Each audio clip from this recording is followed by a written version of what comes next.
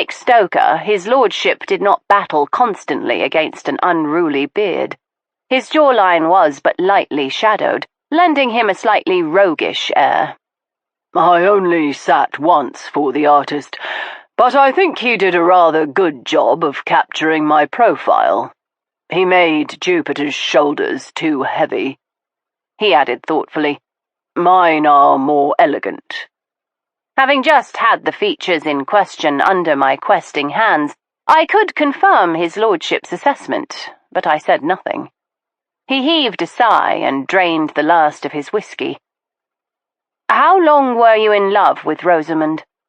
I asked gently. From 2 minutes after I first met her until— What is today? He asked. You were married to another woman, I pointed out in a reproachful tone. I was doing my duty, he countered. But you still loved Rosamund? One could not help it. She was simply the most enchanting woman I ever met, if present company will take no exception. None taken, I assured him. Will you tell me about her? He shrugged.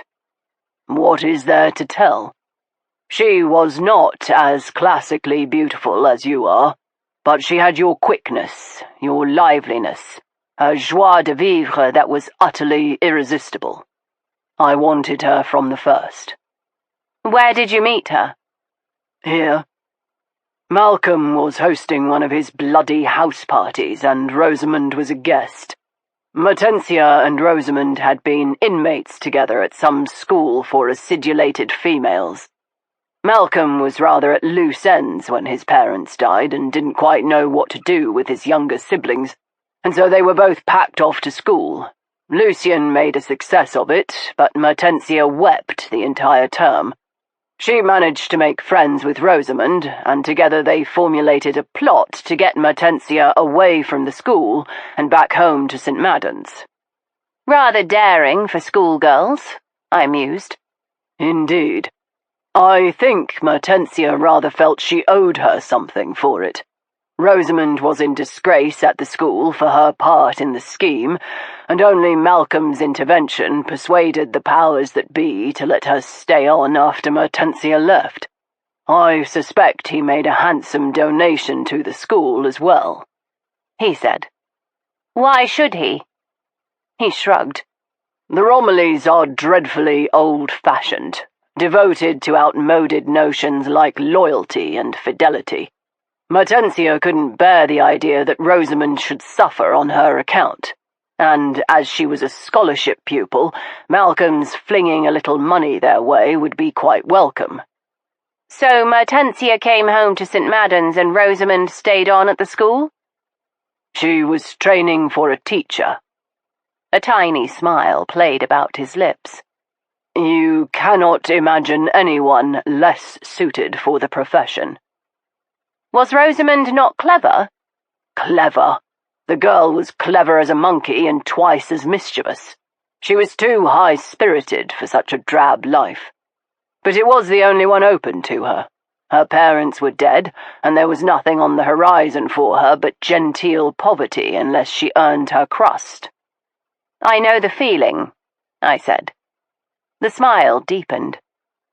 Since making your acquaintance, I have been more than once forcefully reminded of Rosamund. It has been both a joy and a torment. He said nothing more for a long moment, then cleared his throat abruptly. So, Rosamund began her profession as a teacher, but found it did not suit her. She left in order to undertake private employment.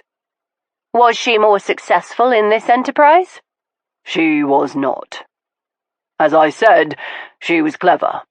Too clever to waste her youth and beauty teaching dull-witted children to lisp their ABCs.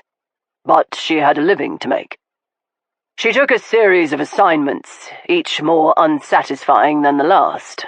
Finally, some 3 years ago, she made up her mind to leave England and accepted a post in India.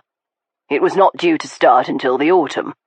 There was a period of some months during which she was at loose ends, with neither home nor occupation. She wrote to Mertensia, who immediately invited her to spend the summer here. It had been many years since their last meeting. That was the summer you met her? His lips twisted. Met. So tame a word for it. It was not a meeting, Veronica. I was introduced to her, and it was like finding part of myself that had been somehow walking the earth without me. She was my other half, when I had not realized I was incomplete. I said nothing. My throat was too tight for words. He went on in a faraway voice, staring into the fire. Malcolm had settled into comfortable bachelorhood, and I was much the same, content to indulge myself with what we shall call impermanent companionship. I believe you understand what I mean. I thought of my own eminently sensible indulgences of the flesh. There is no better remedy for low spirits and a poor complexion than a healthy and revivifying bout of copulation, I believe, and nodded. And yet I was occasionally conscious of a flicker of dissatisfaction. I enjoyed my dissipations thoroughly. I made a practice of them that would have put the most jaded and accomplished reprobate to the blush. But there were times when I was aware of a certain envy beginning to gnaw at me. Envy? Not a word you might immediately associate with the likes of me, I know. I do not inspire pity, as you have so astutely pointed out, he said, making a sweeping gesture with his arm. I am wealthy and titled, and I am not uncomely. I have been dreadfully indulged and have got my way in almost every situation. You are thoroughly spoilt, you mean? Ah, that touch of asperity. You are the only one of my acquaintance who is unafraid to spice her conversation with that particular pepper. It is one of the things I adore most about you. You are proving my point, I warned him. He smiled lazily. Did you know that if you rub a cat's fur the wrong way with a piece of silk, you can make sparks? Little flickers of electricity conjured from your bare fingertips. It is the nearest thing to being a god. That is how I feel when I spar with you. I am glad it amuses you. Amuses. My delectable Veronica, amusement does not begin to plumb the depths of my regard. You were telling me about how you fell in love with another woman, I reminded him. Yes, I was. I have always thought it a ridiculous expression to say that one falls in love, and yet that is precisely how it was. One moment I was myself, as I had ever been. The next I was over the precipice and into the abyss. And she felt the same? She did, he said, a sudden fierceness in his tone. His knuckles whitened on the glass. I know she did. She resisted and she pretended, she prevaricated and she lied. But she loved me. Why resist at all? I asked. As you say, you are everything a woman could want in a husband. You are titled, and rich, and handsome, and charming. I never claimed to be charming. No, that is my personal assessment. A fingertip reached out to touch my cheek, light as a feather. Why, Veronica, perhaps you do care after all. I turned my head and gave a sharp snap of the teeth. Careful, your lordship. I am no tame kitten for playing with. He drew back his hand. No, indeed. You are fully a tigress. He settled into his chair. She resisted me because she wanted Malcolm. I nodded thoughtfully, and he turned an outraged face to mine. Are you not going to protest? Will you not demand how any woman could prefer Malcolm Romilly to me?" I shrugged. "But I understand it perfectly. Malcolm is handsome in his own pleasant country squire fashion. There is something quite jolly old England and roast beef about him. One could well imagine him in Tudor velvets, or perhaps in plate armour, carrying a lance at the side of the Conqueror." "That is the most appalling sentimental rubbish," I broke in. "And of course he has this," I added, sweeping an arm to indicate the castle. "I am sure your country seat is impressive, but it isn't a castle, is it? And you only inherited it last year. You didn't even have a title when Rosamund met you. Besides, I seem to recall that your father kept you on rather limited purse strings." "I managed," he said, through clenched teeth. He rose and refilled his glass. "But your father was not in ill health," I persisted. "He was the head of the family, and there was no indication he would leave you to inherit for another 20 years. What woman would care to wait for her husband to step into dead man's shoes when she could be mistress of this castle right at the beginning?" "You think she wanted him for his castle?" he demanded. "Oh, not entirely. I meant what I said about his personal attractions. Granted, he is a bit careworn at present, but I suspect he is capable of quite pleasurable wooing. And there is something gravely sweet about him. Old-fashioned, as you say. Courtly." "Courtly?" He fairly spat the word. "You think Rosamund preferred courtliness?" I shrugged. I did not know her, but I can tell you that it is easy to see why a woman would rather throw her lot in with a pleasant and easy gentleman of wealth like Malcolm Romilly instead of gambling her happiness on you. It is the difference between walking a paddock with a pony and galloping barebacked over the downs in a lightning storm with a stallion between your thighs.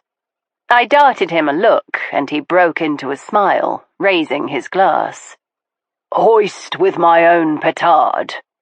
"Well, what did you expect?" I asked, smoothing my dressing gown. "Of course you are the obvious choice for any woman of spirit and verve, but Malcolm is safe, and for many women there is no greater attraction than security." "How dull you make it sound," he observed. "It is not dull to want to know that one will always be fed and clothed and have a roof over one's head. Only someone who has never faced the spectre of the workhouse could think security to be dull. Rosamund was forced to earn her way in the world. That means the greatest luxury imaginable to her must have been Malcolm's stability. His predictability would have consoled her, would have made her feel safe as nothing else in the world possibly could." "You would never do that," he said suddenly. "You would choose the lightning." I turned to look at the fire. "We are discussing Rosamund," I reminded him, "and she chose Malcolm. I presume you did give her a choice. You offered her marriage?" "I did," he told me promptly. "Or at least, I tried. She wouldn't let me finish.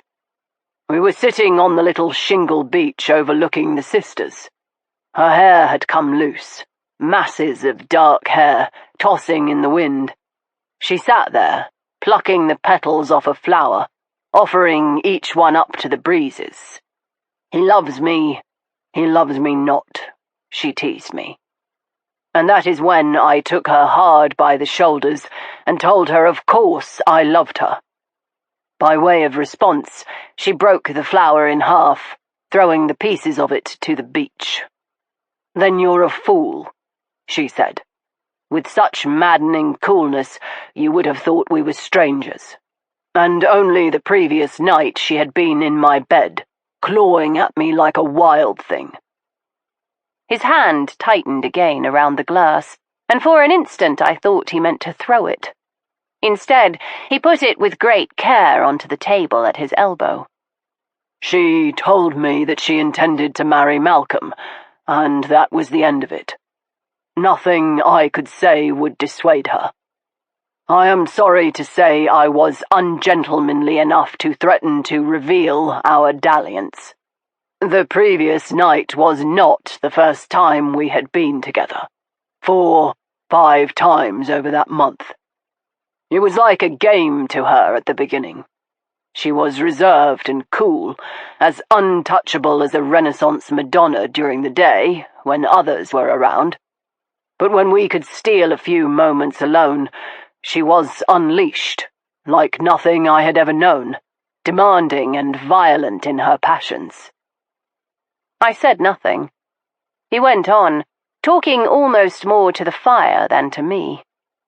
When I threatened to go to Malcolm with the truth, she laughed. She said it was my word against hers, and who would believe a libertine like me? The next morning, they announced their engagement at breakfast. I shall never forget the air of triumph about her as she clung to him. He was so damnably proud of it, making everyone look at the Romilly betrothal ring on her finger. I could not bear the sight of them. I left that same day. I told Malcolm that my father required me to accompany him on a trip to Russia, and that I had left it too long.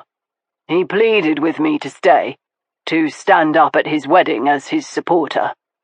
But I told him father insisted, and I went. I never saw her again. When did you give her the harpsichord? A cruel smile touched his lips. I found it in London, just before I left for Russia. It had already been decorated with the mythological scenes, and I thought it would be a grand joke if I had my own face painted onto the image of Jupiter, and the striped roses added to Garland Leader's head. It took the artist only a day to make the changes, and I had it sent on to her, a sort of secret engagement present. Only she would know what it was meant to represent. She practiced every day, you know. I loved to think of her playing and looking down at the image of us together in a way that only we would understand. And so you went to Russia? I did. My father had been increasingly insistent that I travel with him on an extended tour of Russia, where he was bound by his diplomatic interests. He was noticeably pleased when I finally agreed. I could tell he was delighted because he unbent enough to smile at me. Whilst we were abroad, I consented to another of his schemes. I permitted him to arrange a marriage with the daughter of an English duke who had taken a diplomatic posting at the court of the Tsar. He paused, then pushed on, unburdening himself of the last. I loved Rosamund with every atom of my existence. And still I married another woman. A plain and unlovely woman I loathed, and whom I punished with silence and unloving attempts to get an heir, until she died from sheer disillusionment.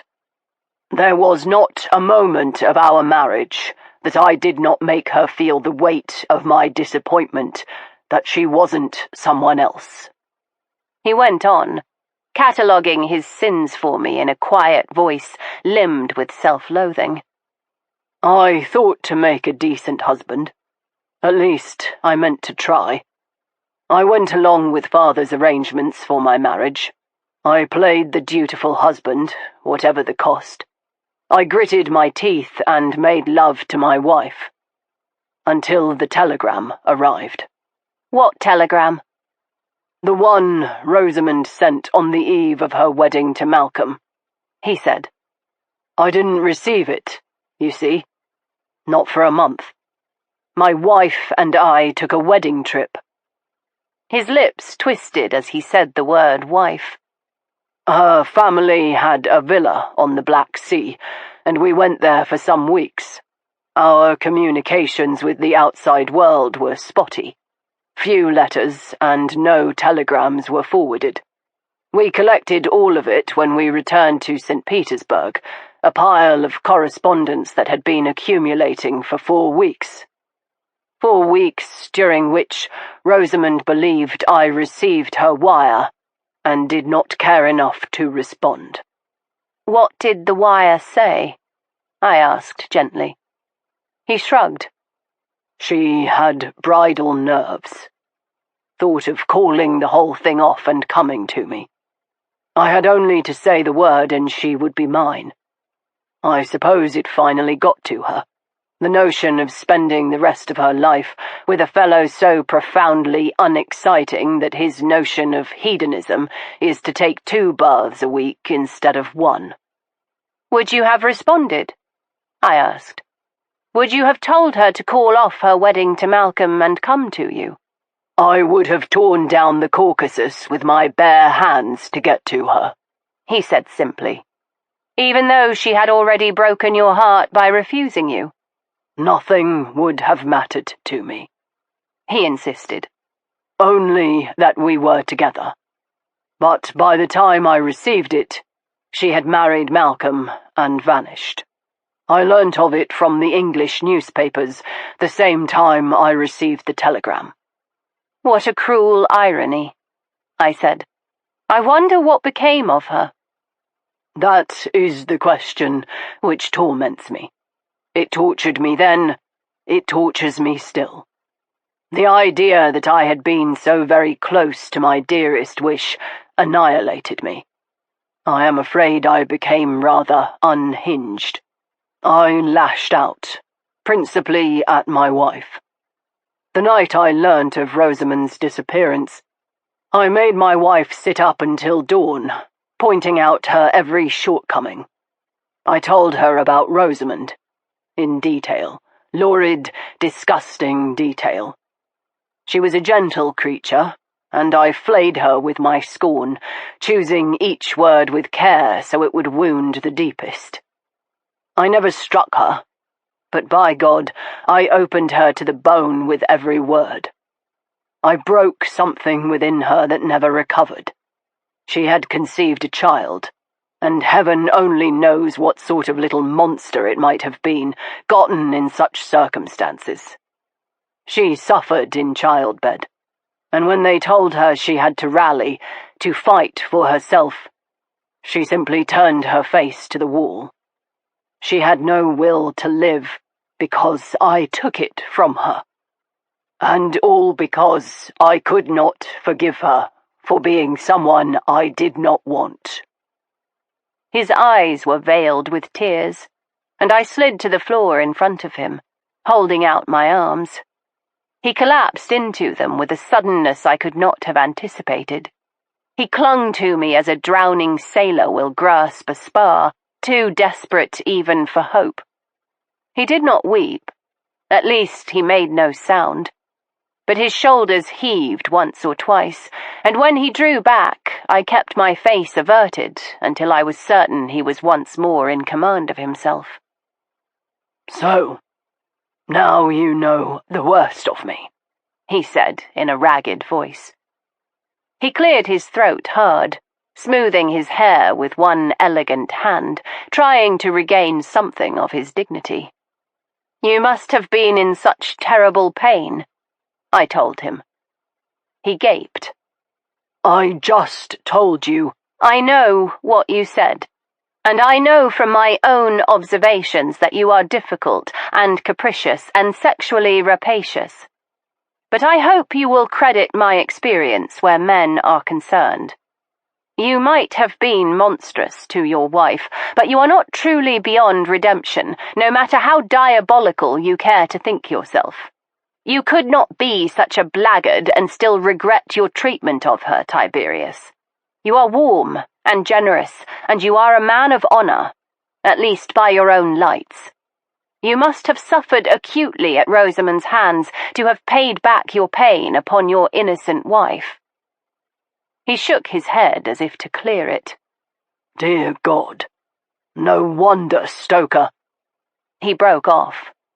I have never, until this moment, known true loyalty, Veronica. He seized my hand and kissed it. Whatever you ask of me, from now until I draw my last breath, I am your sworn cavalier. I retrieved my hand. Tiberius had, as was his custom, taken refuge in gentle mockery. but I knew he was sincere. "What happened after your wife died?" He passed a weary hand over his eyes. "We were still in Russia at the time, so I consoled myself with every imaginable sort of Slavic debauchery. I marinated myself in vodka and slept with half the court, including the Tsar's brother. A few months of that should have been the end of it." "But it wasn't," I reminded him. "No. Rosamund haunted me. I dreamt of her," he said, shutting his eyes. "I used to drink enough to stupefy me into sleep, because then I would be certain of seeing her." "Did Malcolm ever know of your attachment to one another?" He paused. "I don't know. We had to be very careful because of Rosamund's reputation. She had a living to get, and the merest hint of a dalliance would have ruined that. Anything short of an engagement would have spelt doom for her prospects of employment." "But it's possible," he shrugged. "Anything is possible. She might have told him. Someone else may have discovered it. She may have been observed in the act of sending that telegram. It is not significant in any case." He spread his hand in a gesture of magnanimity. "You know why I have come, my dear. I am here because Malcolm requires my friendship and support, and I mean to give it." "Liar," I said pleasantly. His gaze narrowed. "I beg your pardon?" "Oh, don't come over lofty now, Tiberius. I have no doubt you've been called worse by a much better class of woman. You had an ulterior motive in coming here.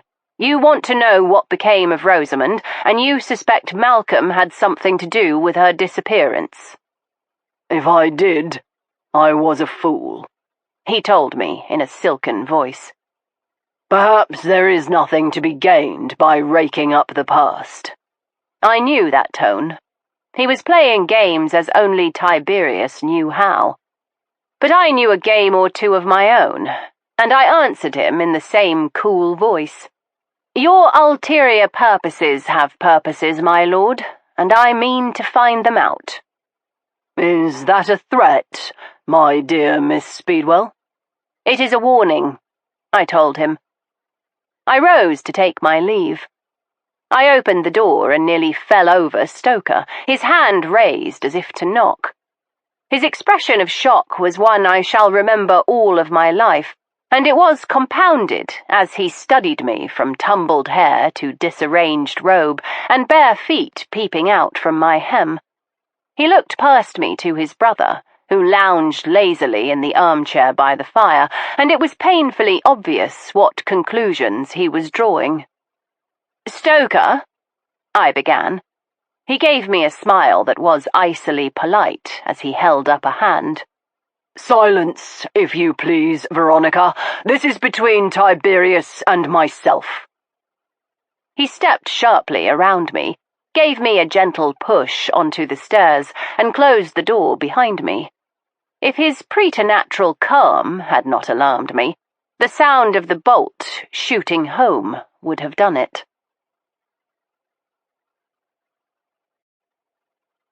Chapter 12. I dared not knock. Such noise might rouse the household, but neither could I retire to my room without knowing precisely what sort of damage the Templeton-Vanes were inflicting upon one another. Stoker had the advantage of inches and weight, but the Viscount was older and frequently armed. I wrapped my nightdress about my legs and seated myself on the stone step, awaiting the outcome. I harbored no illusion they were fighting over me. I might have provided the spark, but the tinder was old and dry. This battle had been brewing from the cradle, and, truth be told, I was rather glad they were finally getting on with it. Few sounds penetrated the stout oak door. I heard breaking glass and a long groan, whose I could not have guessed. This was followed by the sound of splintering wood and an odd gurgling noise, as if someone were being strangled with the belt of his dressing gown, I decided. At long last, silence reigned, and I rose, shaking out the folds of my nightdress. I knocked softly upon the door, and after an impossibly long time it was answered. Stoker sat upon the hearth, covered in ashes and broken glass, with a small knife stuck into his arm, while Tiberius attempted to staunch the flow of blood from his nose. One of his eyes was swollen nearly shut, and his left arm dangled at his side. "I believe you have suffered a dislocation," I pointed out helpfully. "Nothing he hasn't done to me before," Tiberius returned with a lowering glare at his brother. "I told you I would remedy it," Stoker rasped. He rolled onto all fours and levered himself up after a moment, staggering only a little. Without preamble, he grasped his brother by the neck and waist and slammed his lordship's shoulder into the bedpost, setting the joint neatly back into its socket with a growl from the Viscount. "Now, what about this?" Stoker demanded, gesturing towards the knife still quivering in his arm. "The merest scratch," the Viscount assured him. "That knife is hardly more than a child's toy." Stoker curled his lip as he tightened his fist, but before he could lay hands on his brother again, I grasped the knife by the handle and jerked it free. Stoker smothered a howl of pain, and I saw Tiberius's eyes light with pleasure. "Do it again. I like it when he screams."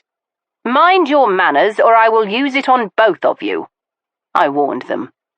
"How you do tempt me," Tiberius murmured. "Is there no end to your flirtations?" I demanded.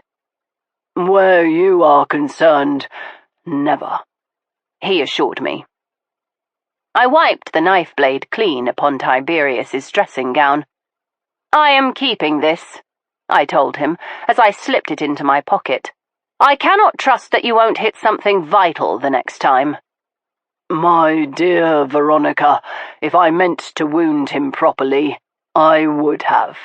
"You did not have to stab him," I pointed out. "Of course I did," Tiberius returned patiently. "It is a widely known fact that the mentally defective are impervious to all but the sharpest pain." "Oh, for the love of Christ and all his pretty angels," Stoker began, but I put up a hand. "Enough! I am glad the two of you have indulged in your little brawl. There is nothing like a healthy bout of coitus or fisticuffs to drain the tension out of a man. But the time to quarrel is finished. We ought to talk about the results of the séance tonight." Tiberius made a gesture of dismissal. "A bit of mischief, nothing more." "I am not certain," I replied. "Helen Romilly seems genuinely distressed, as does Mrs. Trengrouse." "Of course she does," Tiberius shot back. "She is the one responsible for keeping Helen away from the brandy snifter." "Not very gallant," I reproved. "But you raise an excellent point, Tiberius. Helen seems quite upset for someone who ought to be accustomed to such things. She saw me in my nightdress and nearly levitated with fright." Tiberius stirred. "Did you make yourself known to her?" "I suppose I ought to have done so, but I was afraid if I spoke she might shriek down the house or fall into a fit of hysterics. It was almost curious." Stoker lifted a brow. "How so?" "Helen does this sort of thing for a living, Madam Helena and all that. She contacts the dead with the same frequency that the average woman might speak with the butcher, and yet the manifestations this evening seemed to distress her." "Veronica, she does not actually contact the dead," Stoker said flatly. "She is a charlatan." "Perhaps," I temporized. "Perhaps nothing," he said. His tone was always dismissive when we discussed anything that could not be explained perfectly by scientific inquiry. "She takes money from grieving and desperate people to make them think she is doing something which is quite plainly impossible. The woman is no better than a common cutpurse, stealing money from the unsuspecting." "How very uncharitable," Tiberius murmured. "Charitable? What cause have I to be charitable to a person like that?" Stoker demanded. "She sits in a room and puts on a voice, and suddenly everyone behaves as if it were the second coming. It's maddening." Maddening, but not the point. Helen Romilly was deeply shaken. I think she was as surprised as everyone else at that table at what transpired. She seemed sincerely distressed by the music. In fact, that particular manifestation has left everyone closely connected with Rosamund ill at ease, I said, trailing off suggestively. Tiberius's grey eyes widened. "Except me, you mean? Are you seriously suggesting that I have anything to do with that childish trick?" I shrugged. "You have the best motive," I pointed out. "Motive?" Stoker asked, his expression suddenly bright with curiosity. I paused, and Tiberius took a moment to summon his usual sang-froid. "Very well, Veronica. Tell him. He will enjoy it mightily, I have no doubt. But if you don't mind, I would rather not be witness to my own exposure. It is a conversation best conducted in privacy. In other words," Stoker supplied, "get out." Tiberius's handsome mouth thinned cruelly. "Precisely. I will lock the door behind you. Or ought I to try holy water? A little friendly exorcism might send you on your way." I rose and smoothed the skirts of my dressing gown. "Come, Stoker. Tiberius is in a pet, and I cannot blame him. His shoulder must be hurting dreadfully." I turned at the door and blew him a kiss. He responded with a muttered profanity, and I smiled. No matter how much they brawled, the Templeton-Vane boys were the proverbial peas in a pod. A distinctly unpleasant interlude followed, during which I stitched Stoker's wound under his exacting instructions. He gave my handiwork a long, measured look before nodding his grudging approval. "I suppose it will have to do, although it would have been a damned sight neater if I'd been able to wield the needle myself," he grumbled. I dressed the wound, none too gently, and settled myself into an armchair while he stirred the coals. He was silent a long moment as he watched the flames catch, then turned to me, his smile tinged with mischief. "You realize there is no possible way to explain my presence here should I be discovered," he said, mocking my objection of the previous evening. "Whatever would they think?" "I am beyond the opinions of provincials," I retorted. "I thought you liked the Romillys," he replied, taking the second armchair and stretching his feet towards the fire now crackling merrily on the hearth. "I do, rather, but it is difficult to become friendly with people who are cohabiting with a ghost," he snorted. "Surely you do not believe that nonsense?" "No," I said, drawing out the syllable. "I swear upon my mother's mouldering shroud, if you expect me to believe that there is an actual phantom lurking in the corridors of this castle, I will put you over my shoulder like a sack of wool and carry you away," he warned. "It isn't that I think Rosamund is present," I protested. "The trick with the music is the product of a nasty imagination, a human one, I have no doubt. But what if there is something beyond that? A presence from beyond prodding the living to do the bidding of the dead?" His brows knitted together. "A scientist must consider every possible hypothesis," he said seriously. "And after giving that idea very careful consideration, I can tell you that it is the rankest horseshit." "Language?" I murmured. "Well, honestly, Veronica, you cannot seriously believe that." "I did not say I believed it," I pointed out coolly. "I merely suggested it is a possibility." "It bloody well is not." If all scientists were as stubborn as you, we would still be expecting ships to sail off the edge of the world and thinking the sun revolved around the earth. I am not stubborn. Spoken with the obstinacy of a bull, I said sweetly. It is not your fault that you suffer from a lack of imagination. A lack of imagination. To refuse to entertain the possibility of an actual ghost playing harpsichords and blowing out candles. I did not mean those things, I said, striving for patience. Those were clearly tricks. Drafts can be manufactured with ventilators, or candles can be tampered with. As for the music, he held up a hand. It can only have been managed by a human hand. A clockwork mechanism is a damned likelier explanation than a phantom. I shook my head. We searched the harpsichord from tip to toe and found nothing to suggest it had been meddled with. I think someone must have played it and fled through the hidden passage, I finished, which means it could not have been anyone at the séance.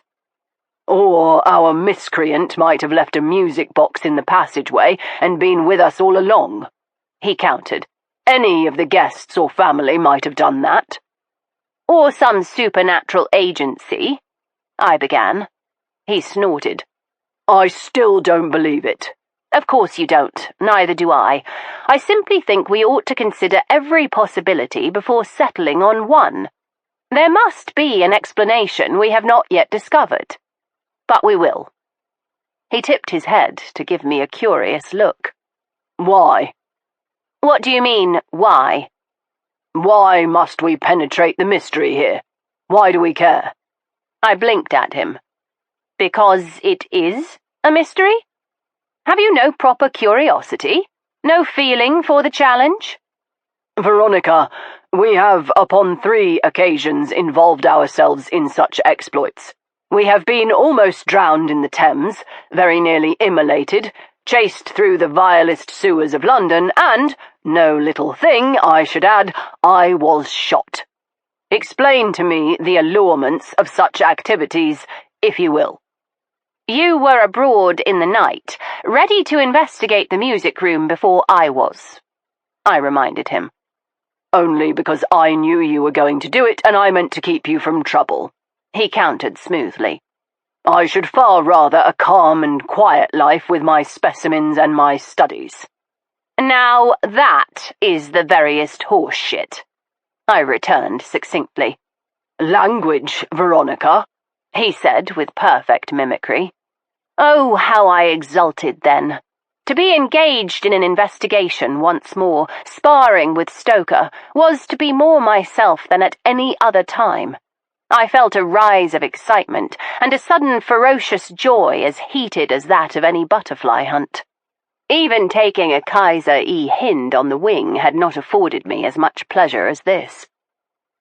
You thrill to the chase as much as I reminded him happily. You simply like to pretend that such feats of bravado are entirely at my instigation, so that you can appear to be the rational and steady one, whilst I am given to flights of fancy and ridiculous adventures. And yet, not a single one of those escapades was undertaken without your eager assistance. Assistance? His voice rose incredulously. I thought I was the hero of our antics. I tipped my head, studying his tumbled hair and bruised face. No, I have always thought of you as my Garvin. Your Garvin, as in Arcadia Brown's half-witted sidekick? He demanded. Garvin is not a half-wit, I reminded him. He is simply less gifted than his female companion, and must defer to her courage, and expertise, and intuition. He said something far fouler than his brother had uttered, and slid lower in his chair. That's a fine how-do-you-do, he muttered. Nothing but a bit of muscle. Nonsense, I soothed. You are also quite pleasant to look at. Not now, of course, with your lips stuck out like a sulky mule and that bruise blossoming on your face, but when you make an effort, you are very nearly handsome. It was the rankest lie. Stoker was not nearly handsome. He was utterly delectable, not in spite of his flaws, but because of them. The scar and the untrimmed hair and the signs of rough living only made him seem all the more real. Tiberius might have presented the picture of a perfect gentleman, fresh from his tailor's bandbox, but Stoker was everything true and vibrant and alive in the world. To my astonishment, he did not continue to sulk. He suddenly sat up straight, fixing me with a sharp eye. "What did you mean about Tiberius? How is he connected to all of this? And how did his portrait come to be on the harpsichord? I presume he was in love with Rosamund." I related to him all that Tiberius had told me of his ill-fated relationship with the lady and his subsequent disastrous marriage. Throughout the recitation, Stoker was silent, studying his feet, his expression inscrutable. When I had finished, he blew out a deep breath. "That unspeakable bastard," he murmured. "Who knew he could actually make me feel sorry for him? I never knew things were so bad. He was father's pride and joy, you know, the heir to the kingdom," he said, throwing out his arms expansively. "I was only ever the cuckoo in the nest." Your father does not sound the sort of man to accept his wife's indiscretion easily, I mused. Why did he acknowledge you as his son? Stoker gave me a thin smile. "Because he knew it would hurt her more to have me there, every day, under his power and her with no means of protecting me. Under the law, I was his child, and he could beat me or starve me, and there wasn't a bloody thing she could do about it. It was a subtle and sophisticated cruelty, like everything he did." Did he often beat you? I asked, careful to avert my gaze. I had learnt some time before that looking upon Stoker's pain was a thing I could not easily bear. "No," he answered. "That was the subtlety at work. He knew it was far more effective to do it only very occasionally and without provocation.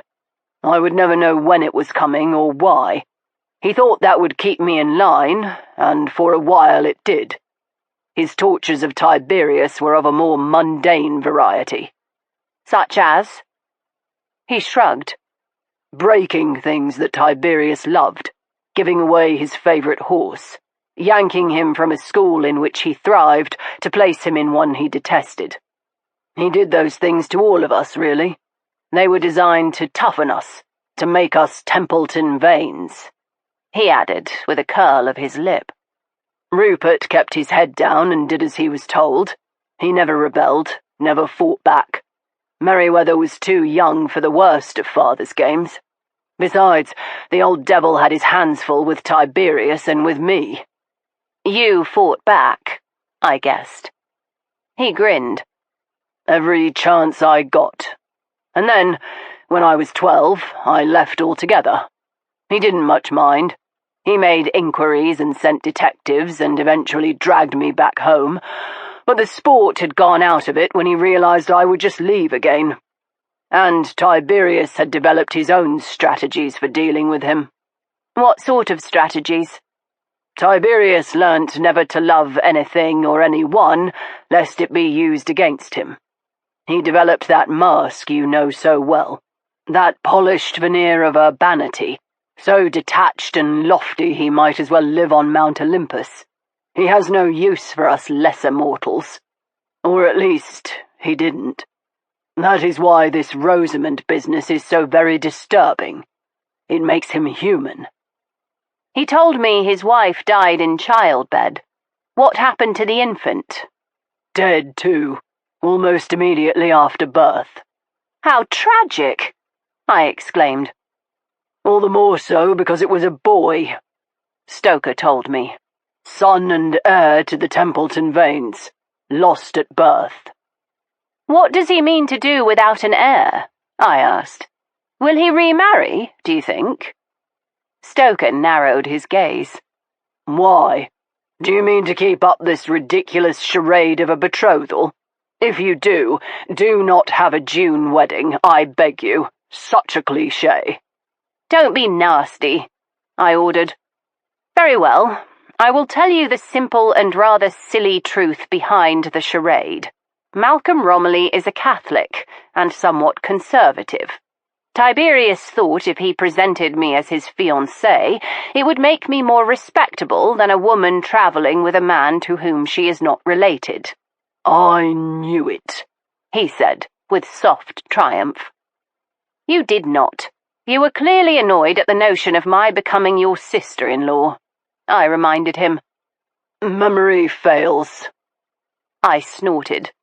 I am very fond of Tiberius, I confess, but that will not dissuade me from my determination never to marry. But Tiberius has a title and an entailment. What will become of them? He shrugged again. Rupert is next in the succession, and he, mercifully, has 4 sons. The line is secure so long as Tiberius doesn't mind it going eventually to our nephew. I cannot see him taking another wife, I told him. He spoke rather bitterly about the state of matrimony, and having his heart broken so badly over Rosamund. Stoker's eyes rounded in amazement. His heart broken? You cannot be serious. Of course I am. Impossible. Why? For Tiberius to have broken his heart, he would have to possess one in the first place. Believe me when I tell you he does not. Feathers, I said succinctly. You yourself just said that he learnt to guard his feelings. People who are forced to such stratagems often experience far stronger emotions for having to bottle them. If you say so, he replied, with maddening calm. How can you be so immovable? A moment ago you said you felt sorry for him, I reminded him. My sympathies are of the fleeting variety. I have remembered too many of his tortures of me during our youth to waste my tears upon his pain. You are in a filthy mood, and if you cannot talk sensibly, you ought to go. He rolled his eyes. What do you want of me, Veronica? Yes, Tiberius has experienced pain and loss. So have we all. His is freshest right now. Being here is dredging all of it up again. His own fault, Stoker pointed out calmly. He needn't have accepted Malcolm's invitation. All he had to do was refuse and spare himself revisiting his greatest tragedy, but instead he comes and sticks pins into the pain. Don't tell me he is deserving of my pity. He has brought this on himself. I was silent a long moment. Too long. Stoker gave me a searching look. What? He has brought this on himself, I agreed. But why? It makes no sense. What are you nattering on about now? Everything you just said. I am agreeing with you. Try not to let the novelty throw you off your stride, I told him. But you were right. Tiberius is as imperious and controlling a character as I have ever known. He has arranged every facet of his life to his own satisfaction, except losing Rosamund. His correspondence with Malcolm has been spotty of late. They were the best of friends for years, certainly, but with Malcolm imposing exile upon himself, they have not met since before Tiberius left for Russia. Yet, as soon as Malcolm asked him to come, he agreed. They both claim it is for the sake of rekindling their old companionship, but is that enough to bring Tiberius here knowing that he would encounter memories of Rosamund? Or does he have another purpose in mind? Stoker threw up his hands. Only the lesser devils in hell could answer that, Veronica. He stayed another hour, alternately ranting against his brother and idly threatening to return to Tiberius's room to finish the thrashing he had begun earlier. It took considerable powers of persuasion to keep him with me until he was calm. You will not beat the truth out of him, and I am bored with stitching you back together, I said. Besides, it is rather flattering, considered properly. Flattering? How in the name of seven hells did you come to that conclusion? He demanded. Well, Tiberius might have brought a professional detective into the business. He could have engaged a private inquiry agent to do his sleuthing. Instead, he is relying upon us. Without telling us, Stoker stormed. That is the difference between working with us and using us. He has exposed you to danger without the slightest consideration for your safety. It was telling that Stoker was more concerned about my own safety than his own. I gave him an indulgent smile. "Do not worry about me. I have brought my knives," I told him cheerfully. "Knives? Plural? I only gave you one, the little fellow to strap to your calf," he said, his expression startled. "And I wear it," I promised. "But a lady likes to have options." I went to my carpet bag and lifted out the false bottom, revealing a compartment that Daisy the maid had not discovered.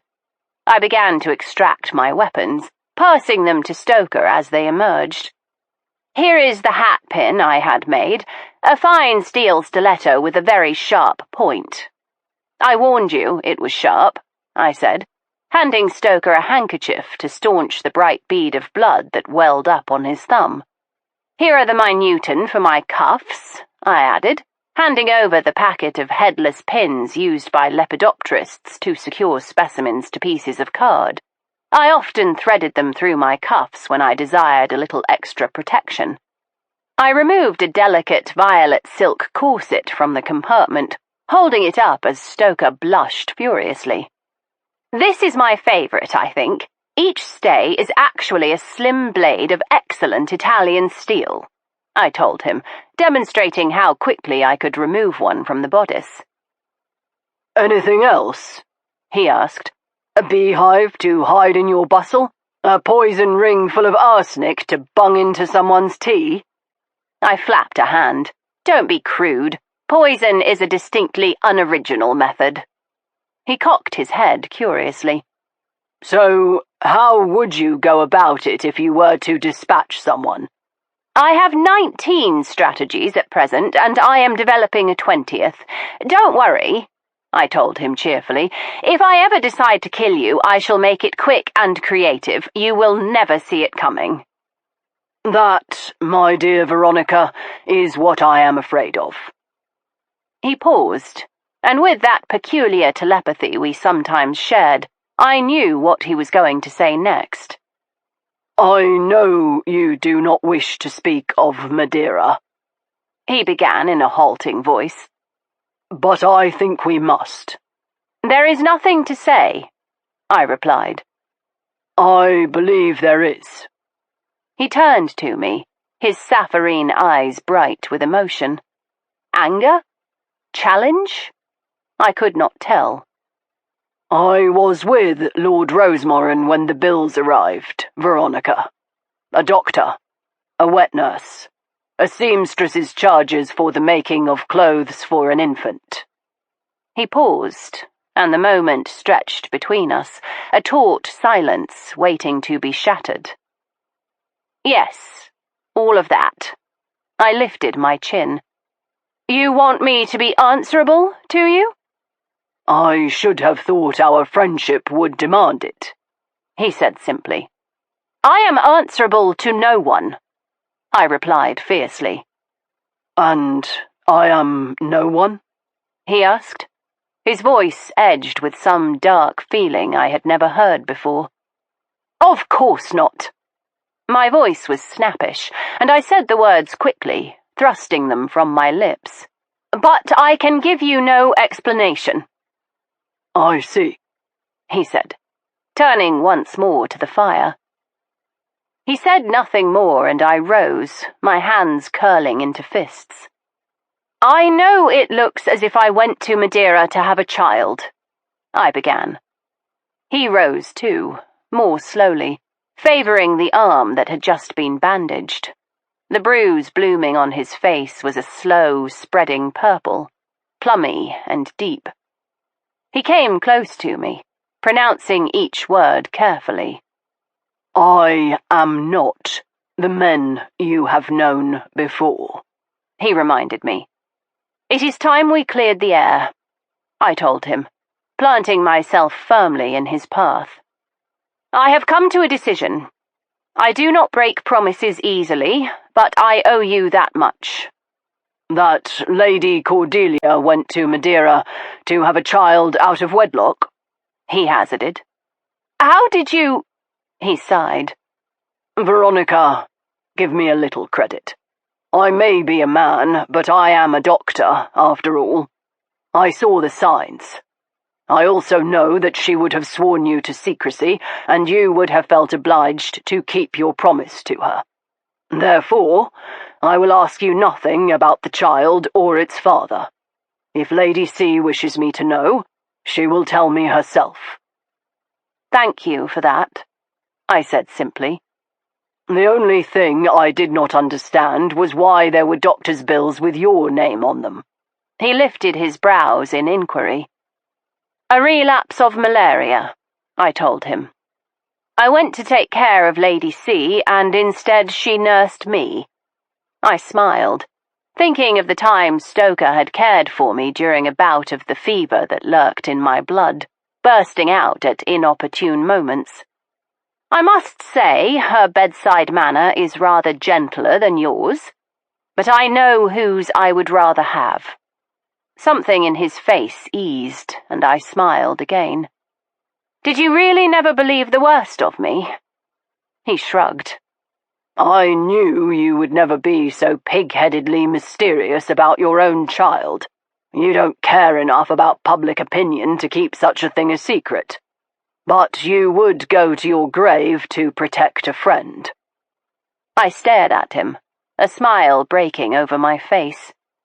You really do comprehend me. Yes, he agreed. And you are a bloody sight more challenging than Latin, believe me. He went on.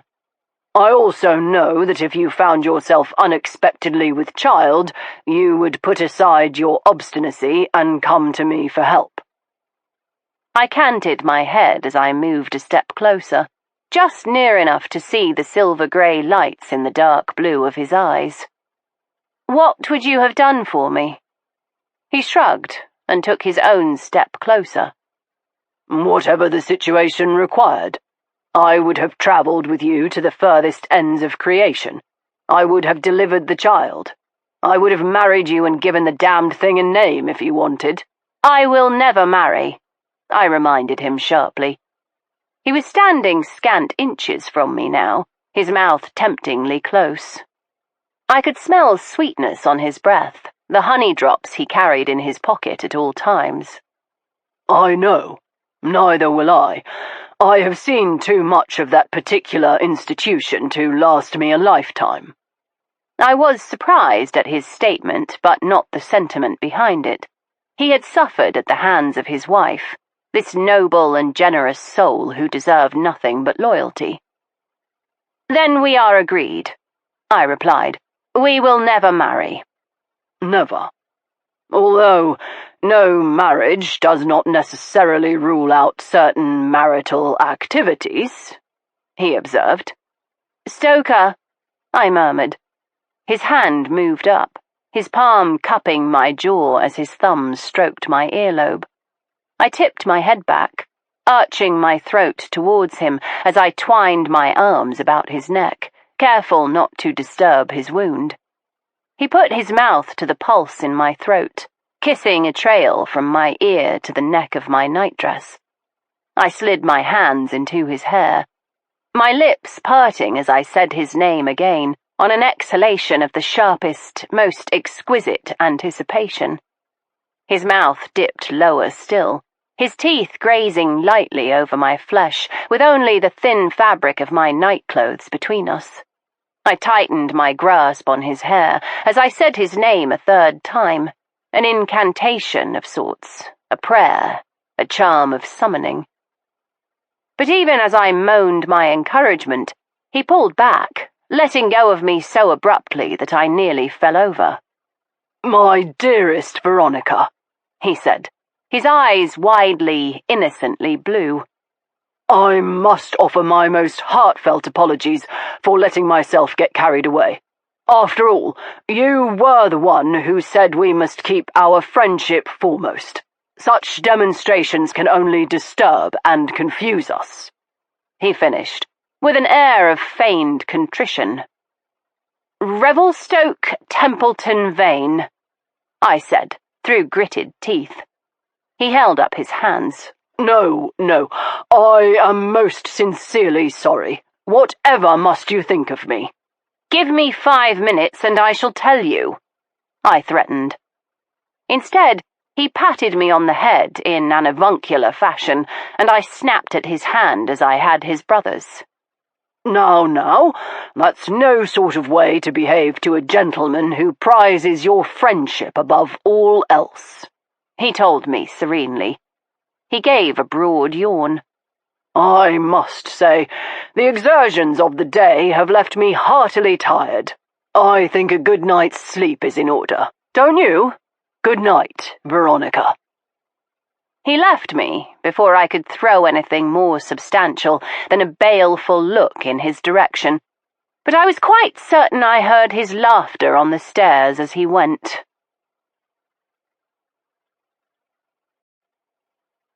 Chapter 13. After Stoker's departure, I put the interlude to the side. Clearly, he was determined to punish me for pushing him away yet again, this time using my own physical desire for him as the instrument of torture. I thought back to his languid disrobing on the beach, the artful way he had pressed against me in the passageway. He had spent the better part of the day arousing my appetites, and yet refused to sate them. I applied a little cold water to my person to cool my heated blood, and put all thoughts of Stoker and his enticing presence from my mind. He was not the only one who could play such games, I told myself. Besides, I reflected, there were more pressing issues at hand. To begin with, I was worried for Tiberius. Our friendship was a new and tenuous thing. We had seldom spoken of truly meaningful matters. As Stoker had noted, Tiberius had cultivated his air of cool detachment as a means of keeping the world at bay, and it had worked. Too well, I thought. It was difficult to penetrate to the heart of the man. Even his openness about his occasional sexual escapades was intended to alarm and alienate rather than create intimacy. He said shocking things in order to be thought outrageous, not to share anything real of himself. If one managed to remove his mask, he would be sure to have another smoothly settled into place before the real man could be glimpsed behind the facade. It was this very elusiveness that made him interesting to me. Shall I explain the similarities between discovering his lordship's true character and following the mazy, winding path of a butterfly determined to escape capture? They are legion, I can assure you, gentle listener. This likeness to my favourite pastime and chosen profession was not designed for my benefit, but there were few people of the Viscount's acquaintance more qualified to appreciate it, I decided. And I had seen enough of Tiberius's true character to see in him much of his younger brother, far more than either of them would have liked. Stoker and Tiberius were wounded things, both of them still carrying the barbs and venom of the attacks they had suffered at the hands of others.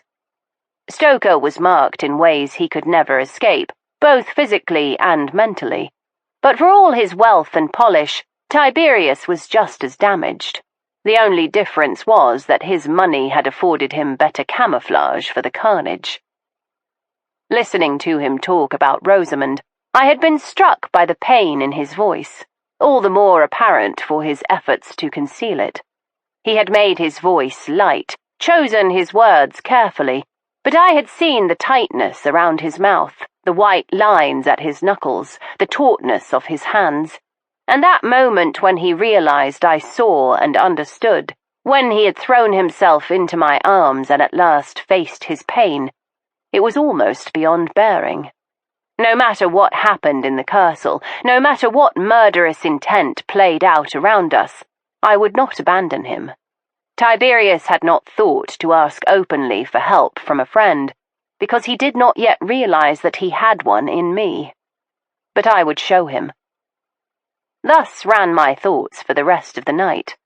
I slipped into a heavy slumber in the smallest hours, waking just as dawn broke. In spite of my night of broken sleep, I bounded out of bed, determined both to enjoy my holiday upon the island and to make headway into unraveling our mystery. Washing swiftly, I dressed in my hunting costume of narrow skirt and jacket over slim trousers, and took up my field notebook and pocket glass. I fitted 6 minuten to my cuffs and laced up my boots. A quick stop in the kitchens for provisions, a few rolls and an apple for my pockets, and I was off, making my way through the dew-drenched gardens and into the orchards beyond. In accordance with my expectations, Mertensia was already about, hands filthy, skirts bemired, perspiration pearling her brow. "Good morning," she said shortly, responding to my greeting with a minimum of civility. She was near the gates of the poison garden, and I joined her without waiting for an invitation. "I had not thought to meet anyone so early," I lied. I offered her a roll, which she took, wiping her hands upon her skirts, streaking the fabric liberally with dirt. "Thank you." She took the roll grudgingly, her hunger winning out over her obvious annoyance with me. "I ought to have brought something with me, but I came out before Cook was awake," she told me, breaking off large pieces of the roll and stuffing them into her mouth. "You've been out here a while, then," I remarked. She chewed and nodded. "A few hours. I wanted to work with my sestrums," she told me. She finished the roll and moved towards the garden. "Are you going inside? I should very much like to accompany you," I said, moving between her and the gates. She paused, then pursed her lips. "Very well." She took a pair of gloves from her pocket. "Put these on and you may come with me." "Don't you need them?" I asked, tugging them into place. "I know what not to touch," she informed me, with a roll of the eyes. "Now, I know you have heard the warnings, but I shall repeat them again. Touch nothing, smell nothing, and for the love of God, eat nothing once inside these gates." I swore obedience, and she led me inside. The very air within the gates seemed different, charged with an almost narcotic heaviness. "Don't breathe too deeply," she warned. "That's the sestrums." "Sestrums are nightshades, are they not?" I asked, as we moved further into the garden. The air was heavy with the warm, vegetal breath of the plants. She led the way as she lectured. She might have been reluctant to keep company with me, but her obvious love of her plants won out over her irritation. She warmed as she spoke of them, dotingly, as a mother will her children. "Together with others, yes. All of my sestrums are toxic, particularly the one whose perfume you can smell. That is Sestrum nocturnum, night-blooming jasmine," she said, stopping short just in front of a massive shrub starred with small white flowers. "I prefer her colloquial name, Lady of the Night." The shrub, in reality a clump of vines tangled together in impenetrable union, reached upwards, snaking its tendrils in spirals that rose far overhead, tangling with the structure behind. As I peered closer through the pointed, glossy green leaves, I saw a woman's face, withered and weathered, the vines wrapped about her throat. I leapt back, causing Mertensia to laugh, a trifle unpleasantly. "Some of the lads in the village make a living by salvage," she told me. "They take what they can from ships lost along the islands. Pieces like that they bring to me and I buy them for the garden." Belatedly, I realized the sculpture was a figurehead, all that remained of some poor benighted ship dashed to doom upon the rocks. "How very unique," I said politely. She pulled a face. "You needn't worry. There are surprises all over the garden, but none quite so startling as that one. I call her Mercy. Sometimes I talk to her whilst I work." The last was said in a tone of near defiance, as if she were daring me to judge her for her eccentricities. "You are fortunate," I told her. She blinked. "Fortunate?" I spread my arms. "To live in such a place, to have full reign here. It is like your own little kingdom, and you are the queen." She gave a sudden laugh, harsh and rusty, like a child's squeeze box that has not been used in a very long time. "I am not the queen. I am nothing but a pawn, moved by the whims of the king," she added, with a glance towards the windows of the castle. "That would be Malcolm," I ventured. "Naturally. The garden, like everything else on this island, belongs to him." She turned and began to tie up a slender green tendril. "Still, he seems to interfere little with you here," I said, sitting on a modest stone bench. I don't know if it was my tone, casually inviting, or my posture, relaxed and unhurried, that persuaded her I was not to be got rid of easily. She gave a sigh, then picked up her secateurs, clipping sharply as she spoke. "Malcolm lets me do as I please," she admitted. "For now." "You expect that to change?" "It nearly did, but that's in the past." The words were spoken with no real desire to confide in me, that much was obvious. But I suspected it had been a very long time since Mertensia had enjoyed intimate conversation with a woman near her own age.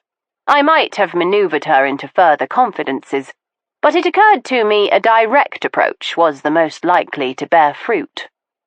"Mertensia, you were cordial enough when I first arrived, but now you seem to have taken against me. If I have offered you some offence, I should like to know what, so that I may apologise, or at the very least stay out of your way. Otherwise, I shall sit here and wait for your apology for being frightfully rude to a guest in your home." I settled my hands on my lap as she dropped her secateurs. She retrieved them, giving me a baleful look. "I was cordial because I thought I could like you." "And you have decided otherwise?" "Obviously," she said, snipping viciously at a bit of the cestrum. "Now we are making progress," I said. She was silent a long moment, the only sound the snap of her shears. Suddenly, she turned to me, bursting out with it. "Helen saw you, on the beach yesterday with Stoker." "Yes, I know. We had a lively discussion of it over tea yesterday." She gaped. "Aren't you embarrassed? Ashamed? I said she saw you." "Yes, I heard you, my dear, and I have nothing with which to reproach myself. Stoker and I are very good friends." "I can imagine," she said, her mouth thinning with real bitterness. "Not that good," I amended. "But we have known one another for some time, and we work together." "You work?" Her eyes were narrow and suspicious. "Certainly. You didn't imagine I wanted the glasswings for my amusement, did you? I am developing a vivarium in central London to be associated with the museum that Stoker and I are establishing. It will be the work of a decade or more, but we are confident." There was a reluctant interest in my work, I could see, but she smothered it swiftly as she turned back to her cestrum. "That doesn't account for you seeing him. Like that." "Naked? My dear Mertensia, how very puritanical of you. I thought Catholics were supposed to be more broad-minded about such things. There is no shame in the human form, particularly Stoker's. His is especially well sculpted." Her hand jerked, and a lush blossom fell to the grass. "Damn," she muttered. She turned to me again. "I meant because of your engagement to his brother." "Oh, that. Well, I suppose it will do no harm to confess that my betrothal to Tiberius is a fiction. He thought it unseemly for us to travel together otherwise. He said it was because Malcolm was rather conventional about such matters, but I suspect it was more to annoy Stoker than for any other purpose." "You really aren't engaged to Tiberius?" Shall I vow on something? I haven't a Bible at hand, but perhaps my word would do." "I believe you," she said finally. "And I think I know why Tiberius would have made up such a story. It isn't because of Stoker or religion. It is because of Malcolm. They have always been competitive with one another, ridiculously so. Malcolm's bride disappeared, so Tiberius appears with a beautiful fiancée. It is a way of keeping score," she explained. "How very childlike men can be," I observed. "Frequently," she agreed. She put aside her secateurs and rummaged in her pocket, withdrawing a slender dark brown cigarette.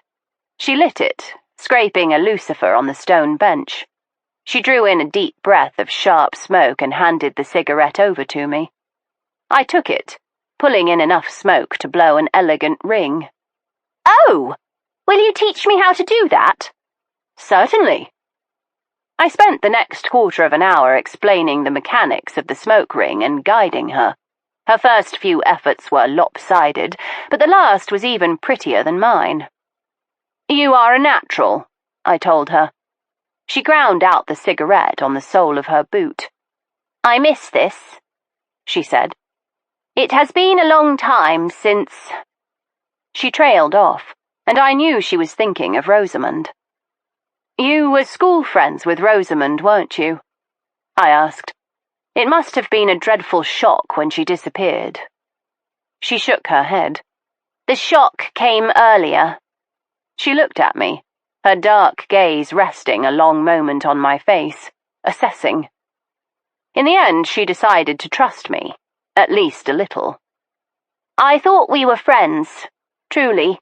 I was so happy when it was arranged that she should spend the summer with us. I had had so little company here. I loved Malcolm's friends, but to have a companion of my own—" She let the rest of the sentence hang unfinished in the air. "But she was different. I saw it as soon as she arrived. There was something hard about her. The posts she had taken were difficult. She was worn and tired, and a little more. Angry. Nothing so obvious that you could put your finger on it, but it was there, a sort of edge to her. She was careful never to make any remarks in front of others, only me, but she would sit here on this bench and look around, and I knew she was plotting something." "What sort of something?" "To marry my brother and make herself queen of the castle," she told me flatly. I ought to have realized it sooner. We had talked about the castle when I was at school with her. Our dormitories were arranged with the girls two to a bed, and Rosamund was my bedmate. We would lie awake, long after the others had fallen asleep. I was too homesick to go to sleep. So I talked about the castle, and she encouraged it. I told her all the legends, the giant, the three sisters, the mermaids and Spanish sailors. And I told her about Malcolm, how he was the loveliest brother imaginable. I think I made him out to be a bit of King Arthur and Siegfried and Theseus all in one. I quite adored him," she said, with an apologetic little smile. "Younger sisters often do.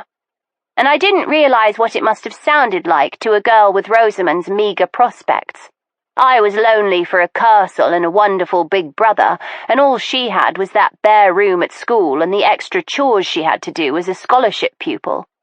I never realized it was cruel." "You were a child," I reminded her. "A fanciful one. I spun her stories and she believed them as much as I did. In the end, she helped me run away. She gave me the little bit of pocket money she had, and she lied for a whole day, telling the headmistress that I was abed with a stomachache. She got into terrible trouble. She was lucky not to be expelled. Malcolm helped with that," she said with a vague smile. "He was so horrified that I had run away from school and so relieved I had made it home unscathed. Poor darling.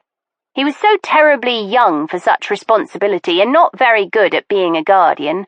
Lucian was running mad at his school, and there I was, halfway to getting my best friend expelled. He did the only thing he knew how. He threw money at the headmistress until she agreed to keep Rosamund on. Rosamund had only a glimpse of him that day when he went to settle things, but it was enough. She made up her mind then and there to live in our castle one day and to marry the prince who had appeared as if out of nowhere to save her. He must have made quite an impression upon her, I said. He did indeed. I am not surprised. To someone like Rosamund, who had known only the stings of privation and no real ease in her life, Malcolm must have seemed like a revelation. He was courteous and wealthy. He represented security. And when he stepped in like a figure out of myth to arrange her future at the school, she idolized him just a bit. She broke off with a small smile. I know it seems ludicrous that Malcolm could form the focus of a young girl's fantasies. To me, he is so very ordinary. But he is not a bad-looking fellow, and Rosamund was so determined to see him as a hero. I think she was quite surprised to finally come to the island and find him a very regular sort of person. Was it a long time between your leaving school and her visit here? Oh, years, she told me. We kept in touch, after a fashion. I am a haphazard correspondent, but Rosamund wrote the first of each month, without fail. When she finished school, she had to take employment. There was never any question but that she would have to support herself. She wrote of her employers, her duties, her circumstances. At first, she was wildly entertaining about it all. She wrote with a sort of archness and made it seem like a lark. But as she changed posts and never quite found a place that suited her, she had to take smaller wages, less congenial employers. The tone of her letters changed. Finally, she decided to go out to India, but she was not due to take up her post for some time. It seemed the perfect opportunity to let her come to the island for a little rest. Let her come? I seized upon the curious phrasing. Did she invite herself? Very nearly, she told me. She sent a rather desperate letter, reminding me a little too pointedly about my promise to have her to stay. It rubbed me up the wrong way, but I realized I was being churlish. I had promised her, after all, and I decided it might be pleasant to have her. I thought it would be a few months only, a summer of working in the garden and sailing around the island, teaching her our ways and giving her a bit of respite before she had to charge into the fray again. But I saw it almost immediately, the way she looked at Malcolm, at the castle, at everything. There was such naked longing on her face. Like a child at a sweet shop window, I guessed. Not quite. This was something altogether darker, more determined. It was as if she meant to have it all or die in the attempt. She broke off, covering her mouth with her hand as she realized what she had said. Mertensia, what do you think became of her? I asked gently. She dropped her hand and rose abruptly from the bench, taking up her secateurs once more. I don't know, and I wish people would stop trying to find out. You don't want to discover what happened that day? No. What purpose can it serve? She demanded. If she ran away, and even with the evidence of the bag it is just possible, it will only make Malcolm miserable. If she died accidentally, it will make him miserable. If someone... She turned her attention to her plants, saying nothing more, her mouth set in a stubborn line. If someone murdered her, I finished. We must acknowledge the possibility that this might have happened. And if it did, who stood to benefit from her death? She remained silent, refusing to answer. Just then, Stoker strode into the garden. "Good morning," he said. "I know casual visitors are not meant to be here, but I heard voices." She turned in obvious pleasure, her mouth going slack when she saw the bruises on his face. "Stoker, what on earth has happened?" "I was sleepwalking," he told her. "A family affliction. My brother suffers from it as well." The lie was a smooth one, but it would never have fooled anyone more worldly than Mertensia Romilly. "I have arnica in the still room. It will help with the bruising," she told him. I am very grateful to you, he replied. She flushed, and I rose, knowing a cue to leave when I saw one. I should be getting on, I murmured. A moment, Veronica, she said. Her face was illumined with a sort of vitality that made her almost attractive. You ought to see the glasswings. The glasswings, I repeated dully. My heart began to thud within my chest. Are they here? She nodded, leading us to a nearby bush. They were feeding earlier upon the Lady of the Night. The caterpillars eat her leaves, and the grown butterflies, what do you call them? Imargos, I replied. Or imagones, if you prefer. Imargos, then. They feed upon the blossoms. The flowers are only open at night, and they are already beginning to close. But if we are still and quiet, they may return. The three of us seated ourselves upon the grass, sharing the last bread roll companionably as we waited. The sky grew overcast as the minutes stretched into long passages of time. The small stars of the jasmine blossoms, mistaking it for dusk, began to fold in on themselves like maidens at prayer, closing their petal hands together and nodding gently upon the vine. Oddly, the scent of them grew stronger as they faded, almost as if, knowing they were about to slumber, they sent out an invitation borne on the wind to come before it was too late.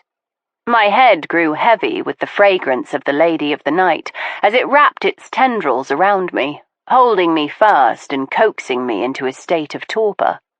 I could not have moved even if I wanted to, so somnolent was I. Mertensia seemed similarly affected, her head nodding quietly upon her breast as the last bit of roll slipped from her fingers and onto the grass. A nimble squirrel leapt out to claim it and scurried back again into the shadows. Stoker stretched out upon the grass, his hands laced behind his head as his lids drooped. My own eyelids were low when I saw the first flutter of movement. It was a suggestion, nothing more, a wisp of something upon the wind, dancing just out of the range of my perception. I snapped my head up, forcing my eyes open wide. And there it was, a glasswing, the size of a man's hand, flapping lazily towards the cestrum, alighting as elegantly as a queen upon the blossom. I could not breathe, could not speak, and even if I had the power, I would not have roused Mertensia or Stoker. For that moment, the glasswing was my own private little miracle. As I watched, transfixed, another came into the little glade, moving with the same slow majesty. Another came behind, and yet another, until the shrub was full of them, their wings of clear cathedral glass fluttering languidly against the dark green of the vines. Each stood perched upon a single creamy blossom, drinking deeply, the black veins of their wings stark against the white flowers. Almost against my will, I rose and moved towards them, my footsteps noiseless in the damp grass underfoot. They did not notice, or if they did not care. They continued to drink, sipping nectar like Olympian gods. On impulse, I put out my hand, brushing gently against the vine. It shuddered lightly, upsetting the nearest glasswing. She hovered in the air, just above my fingertips, as if deciding whether to grace me with a gesture. She alighted upon my upraised hand, as if bestowing a favour, her wings beating double time in case she had need of a hasty retreat. But after a moment she slowed them, walking forwards on legs as slender as lines of ink upon a page. She crept up my arm until she reached my shoulder, perching there and spreading her wings to catch the rays of the changeable sun. For a moment she was gilded by the flame, a perfect living jewel, and the beauty of it was more than I could bear. She would exist for so short a time, but her existence brought something irreplaceable to the world. Perhaps her beauty was all the greater for the fact that it was fleeting. Without warning, she gave one great flap of those heavy wings and was gone, disappearing over the iron gates upon the salty sea wind. Her friends followed soon after, each taking its leave of the little glade, like nuns retreating after vespers. I watched until the last of them had risen over the gates, disappearing from sight. Magnificent, aren't they? I had not heard Mertensia come to stand behind me. I nodded, careful to keep my back to her until I had composed myself. Come back whenever you like, she told me softly. There is a spare key in the still room, if you want to let yourself in. That is very kind, I replied. It isn't kindness to give a thirsty man water, she said. It is human decency. I inclined my head towards a still dozing Stoker. I am certain he would appreciate a tour of your garden. It is most interesting. She blushed a little, in pleasure, I thought. She was a curious soul, Mertensia, I reflected. I would be sorely disappointed if she turned out to be a murderess. Stoker roused himself with a start. My apologies, he said through a tremendous yawn. I must beg your indulgence for my bad manners. Mertensia smiled, and I saw the smallest shadow of a dimple at the corner of her mouth. It is no matter. Island air takes most incomers that way. She dipped her head shyly. By way of a forfeit, you should come to pay morning calls and carry my basket. Stoker leapt to his feet, but before he could respond, I stepped forward. What a delightful idea! I should love to see more of the island. How clever of you to suggest it, Mertensia. She darted a glance from me to Stoker and back again. Of course. Let me go and get what I need. I will be back shortly and we can go. She vanished from the poison garden, and Stoker gave me a level look. That was cruelly done, he said in a soft voice. Cruel. I think it more cruel to encourage her, I replied shortly. He reared back on his heels. I am doing no such thing. I resisted the urge to roll my eyes heavenwards.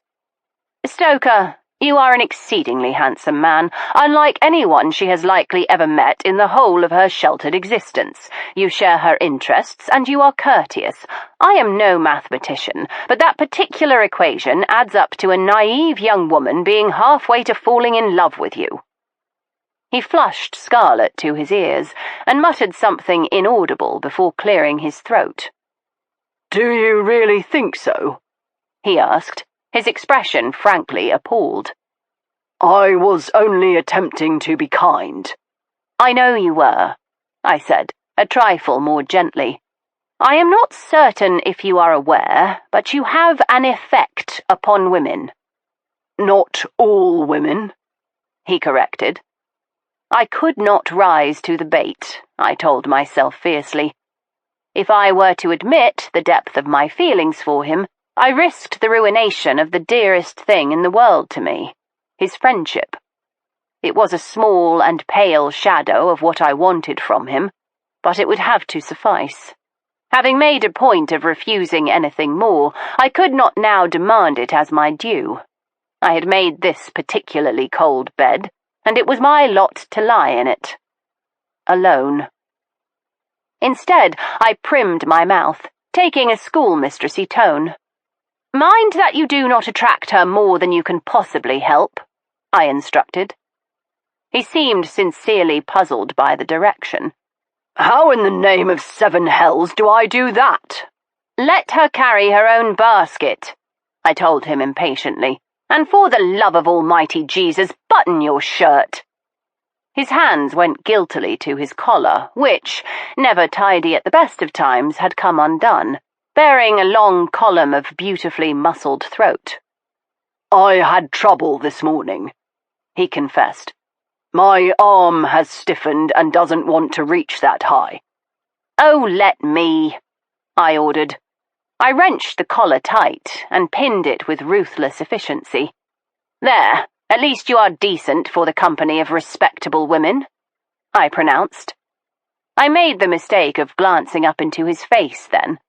A smile played about his lips, and his eyes were bright with amusement. Veronica, he murmured. I stepped back so sharply I nearly lost my balance. She is coming, I told him. Try to be less adorable. To his credit, he did try. He could not leave off his gentlemanly instincts long enough to let her carry her own basket, but he worked neatly around this. I am afraid the injury in my arm is playing up, he said smoothly. But Veronica is hale as a horse. She will be only too happy to carry your basket. He thrust the object into my arms and set off with Mertensia, leaving me to come behind, laden like a donkey. The basket clinked ominously, and Mertensia looked around in some irritation. "Mind you are careful with that," she warned. "Some of the bottles contain remedies that are quite out of season." I pulled a face and set myself to keeping up with them. Not an easy task, given that Stoker was determined to make quick work of the outing. He was destined to be thwarted by his hostess's strategy of keeping him at her side for the whole of the excursion. Mertensia attempted to dally at every possible landmark, pointing out every shrub and outcropping along the path, to which Stoker made artful replies. Unable to bring himself to be rude to her by means of short responses, he instead took the opportunity to give her lengthy lectures of such catastrophic dullness that only a saint could have possibly endured them with patience. I caught snatches of phrases here and there as I caught them up, bits of impenetrable Latin delivered with the sombre air of a Welsh parson. Mertensia's eyes glazed over as he extolled the virtues of the rock formations beneath our feet. "Really?" I heard her ask.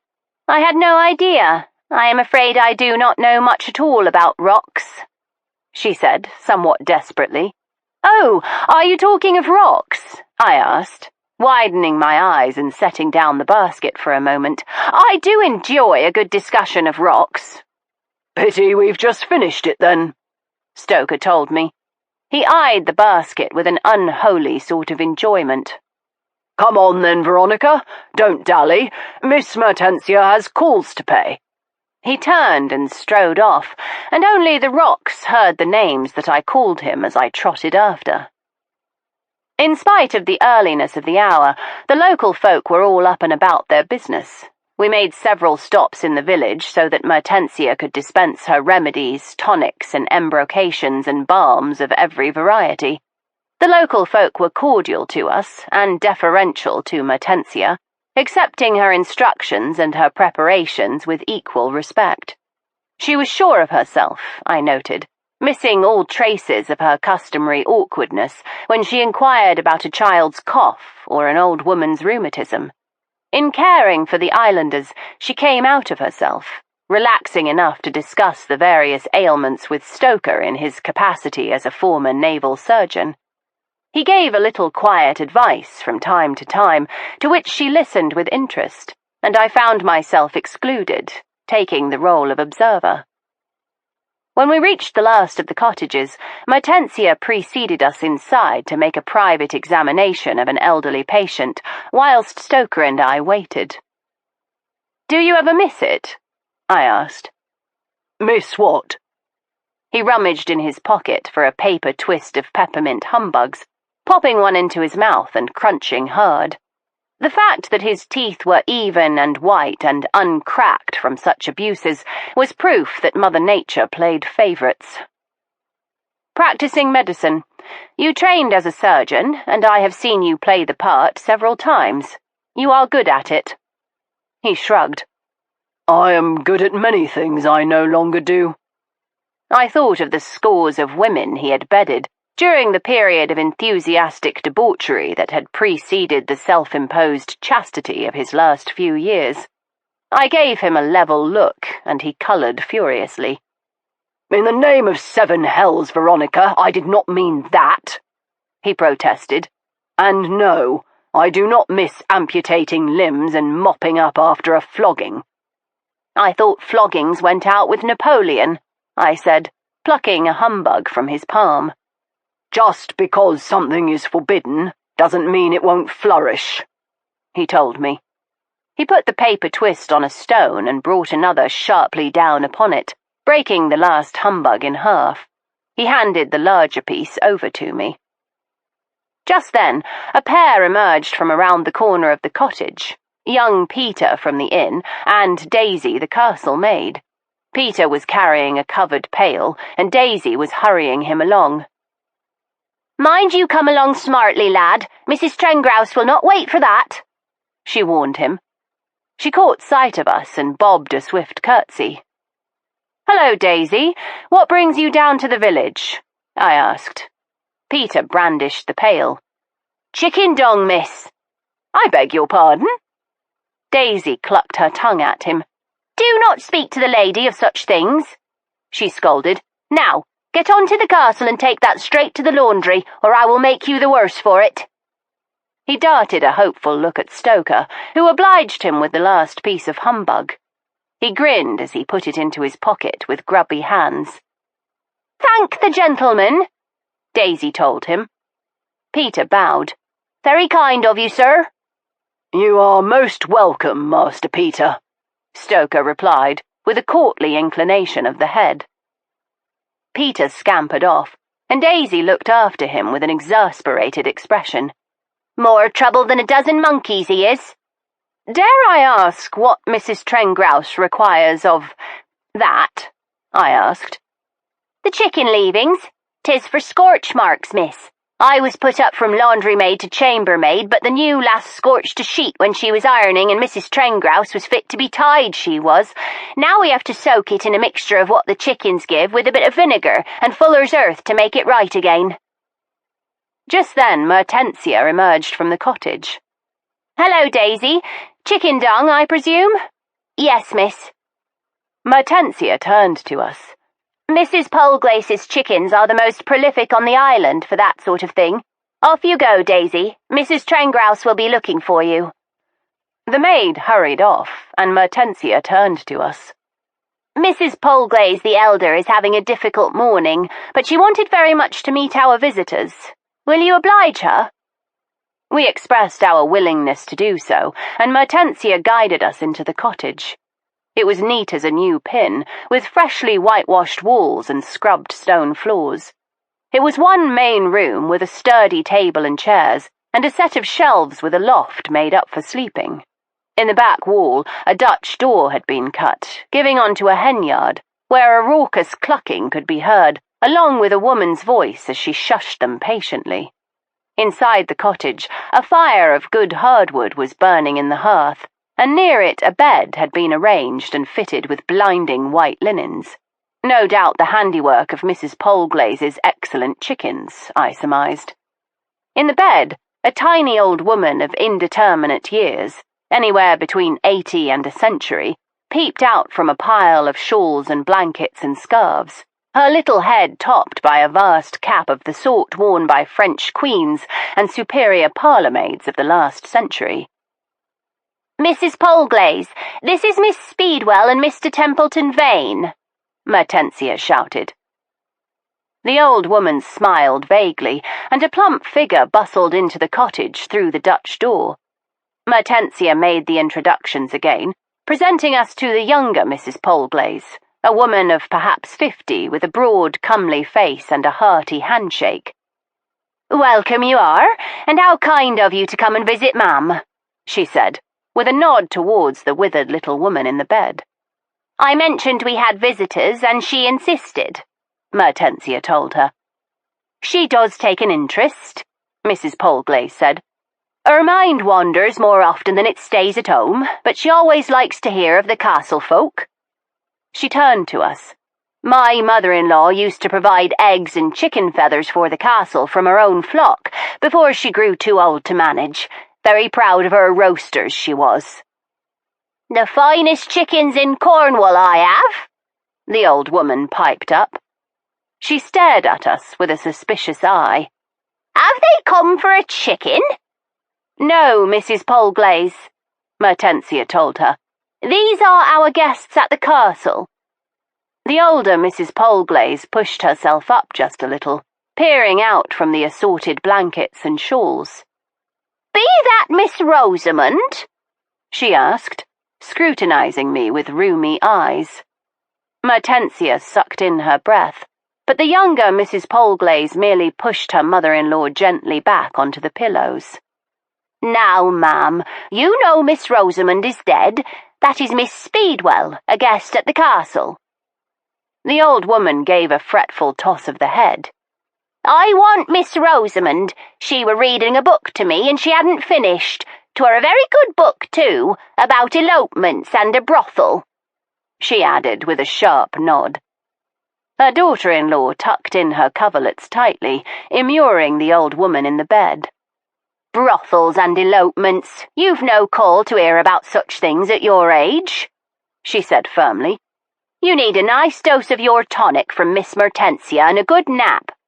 "I need a man," the old woman said, with a long, thoughtful look at Stoker. He stepped sharply behind me. "Save me," he muttered into my ear. "Now, ma'am, have done," her daughter-in-law told her. She gave Stoker an apologetic glance. "Think nothing of it, sir. She does wander in her wits, although she was a bit of a light skirt in her day." "Reading Clarissa cannot have helped," Mertensia put in repressively. The younger Mrs. Polglaze laughed. "Bless you, Miss Mertensia. She has had that book for a decade under her pillow. Miss Rosamund used to read the Bible when she first came calling, but Ma'am told her she would rather hear about Lovelace than Lazarus, and Miss Rosamund saw no harm in it." "Miss Rosamund came often to call?" I asked. Mrs. Polglaze canted her head, thinking. "At least twice a week, miss, I should think. She took a proper interest in the folk around here, as the future mistress of St. Maddern should," she added stoutly. Mertensia seemed to have curled within herself during this conversation. She gathered up her things, leaving behind a green glass bottle. "Mind you give her a spoonful of tonic with breakfast this morning, every meal after, and another dose before she sleeps. It will keep her aches at bay. Send to the castle if you need more." She turned to go, but not before the old woman pushed herself up again. "Where is Miss Rosamund?" she demanded. She looked accusingly to each of us in turn, narrowing her eyes finally at Mertensia. "Did you take her away? Why did you take Miss Rosamund away?" Her daughter-in-law tightened her mouth and did not look at Mertensia. "Now, ma'am, you know that is not true." "I know that is what folks say," the old woman told her, her expression baleful as she stared at Mertensia. The younger woman shushed her and herded us gently from the cottage. "I am sorry, Miss Mertensia. Her mind," she began. "It is of no matter, Mrs. Polglaze," Mertensia told her woodenly. She set off for the castle without a backwards glance. Stoker and I followed behind, slowly, each of us lost in thought.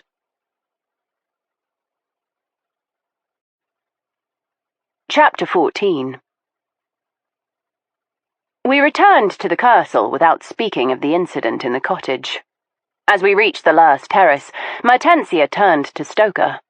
"You ought to come to the still room. I have arnica for your bruises," she told him tonelessly. He agreed, and I left them to it, going to find the household in a state of some excitement outside the breakfast room. Caspian and Helen were standing next to a pile of baggage, arguing strenuously with Mrs. Trengrouse. "I am very sorry, Mrs. Romilly, but I'm afraid there is no accommodation for a trip to the mainland today," the housekeeper was saying as I entered. I went to stand near Tiberius as Caspian, his face empurpled with rage, remonstrated severely with the housekeeper. "What sort of balderdash is that? No accommodation? What the devil do you mean?" "I mean, Master Caspian, that the boat used for trips over is at Pencarron and must be sent for." "Then do it, by God!" he thundered. His mother stood at his elbow, pale and silent as her son carried on. She seemed diminished now and content to let him take the helm, He put a protective arm about her. My mother's nerves are flayed to shreds. We'll not stay here another night. Send for the boat. It cannot be done, Tiberius drawled. His voice was lazy but held unmistakable authority. What's that you say? Caspian demanded. His obstreperousness faltered a little in the face of Tiberius's cool composure, but he held his ground. Mrs. Trengrouse shot Tiberius a grateful look. She had held her own with dignity, but she seemed grateful to have the matter attended to by a figure of authority. I am afraid, Caspian, that Mrs. Trengrouse is quite correct. The sea is running far too high after last night's storm. You can signal until your arms fall off, but no one from Pencarron will come. Of all the bloody nonsense, began the young man. He broke off at a touch of his mother's hand. Very well, then. What of one of the local fishermen? They have boats. One of them can take us over. Not likely, Tiberius said evenly. To begin with, their boats stink to high heaven of pilchards and crab. Not something your mother would find comfortable, I'm sure, he added with an inclination of his head towards Helen. I don't mind, she said in a faint voice. Mrs. Trengrouse spoke up. The local fisher folk won't go out in these waters, not when the horses are running. The horses? What damned horses? Caspian was fairly shouting now. Tiberius replied, It is a colloquial term referring to the white froth on the edge of the waves, like the manes of horses running in the wind. It simply means the sea is too high and the currents too strong. They will not risk a trip to the mainland when their boats could be dashed upon the rocks. But I can see it, Caspian protested. It is less than an hour's rowing. How dangerous can it be? Between the currents and the hidden rocks? Very, Tiberius told him. Even men who have sailed these waters their whole lives won't take chances on a day like today. Now, why don't you let Mrs. Trengrouse have the staff take your things back upstairs and come in to breakfast? I don't want bloody breakfast. I want to get off this island, Caspian said, purpling more than ever. Oh dear, it seems we've missed a bit of theatrics, Stoker murmured in my ear as he came to stand next to me, munching happily on a piece of thickly buttered toast. Mertensia came in behind, pushing a lock of hair behind her ear.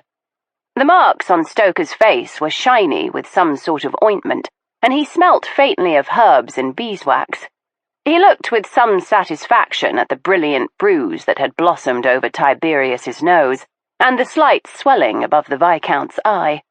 Tiberius returned the scrutiny, permitting himself a smile at his handiwork. Mertensia did not miss the exchange. "My God, Tiberius," she blurted out.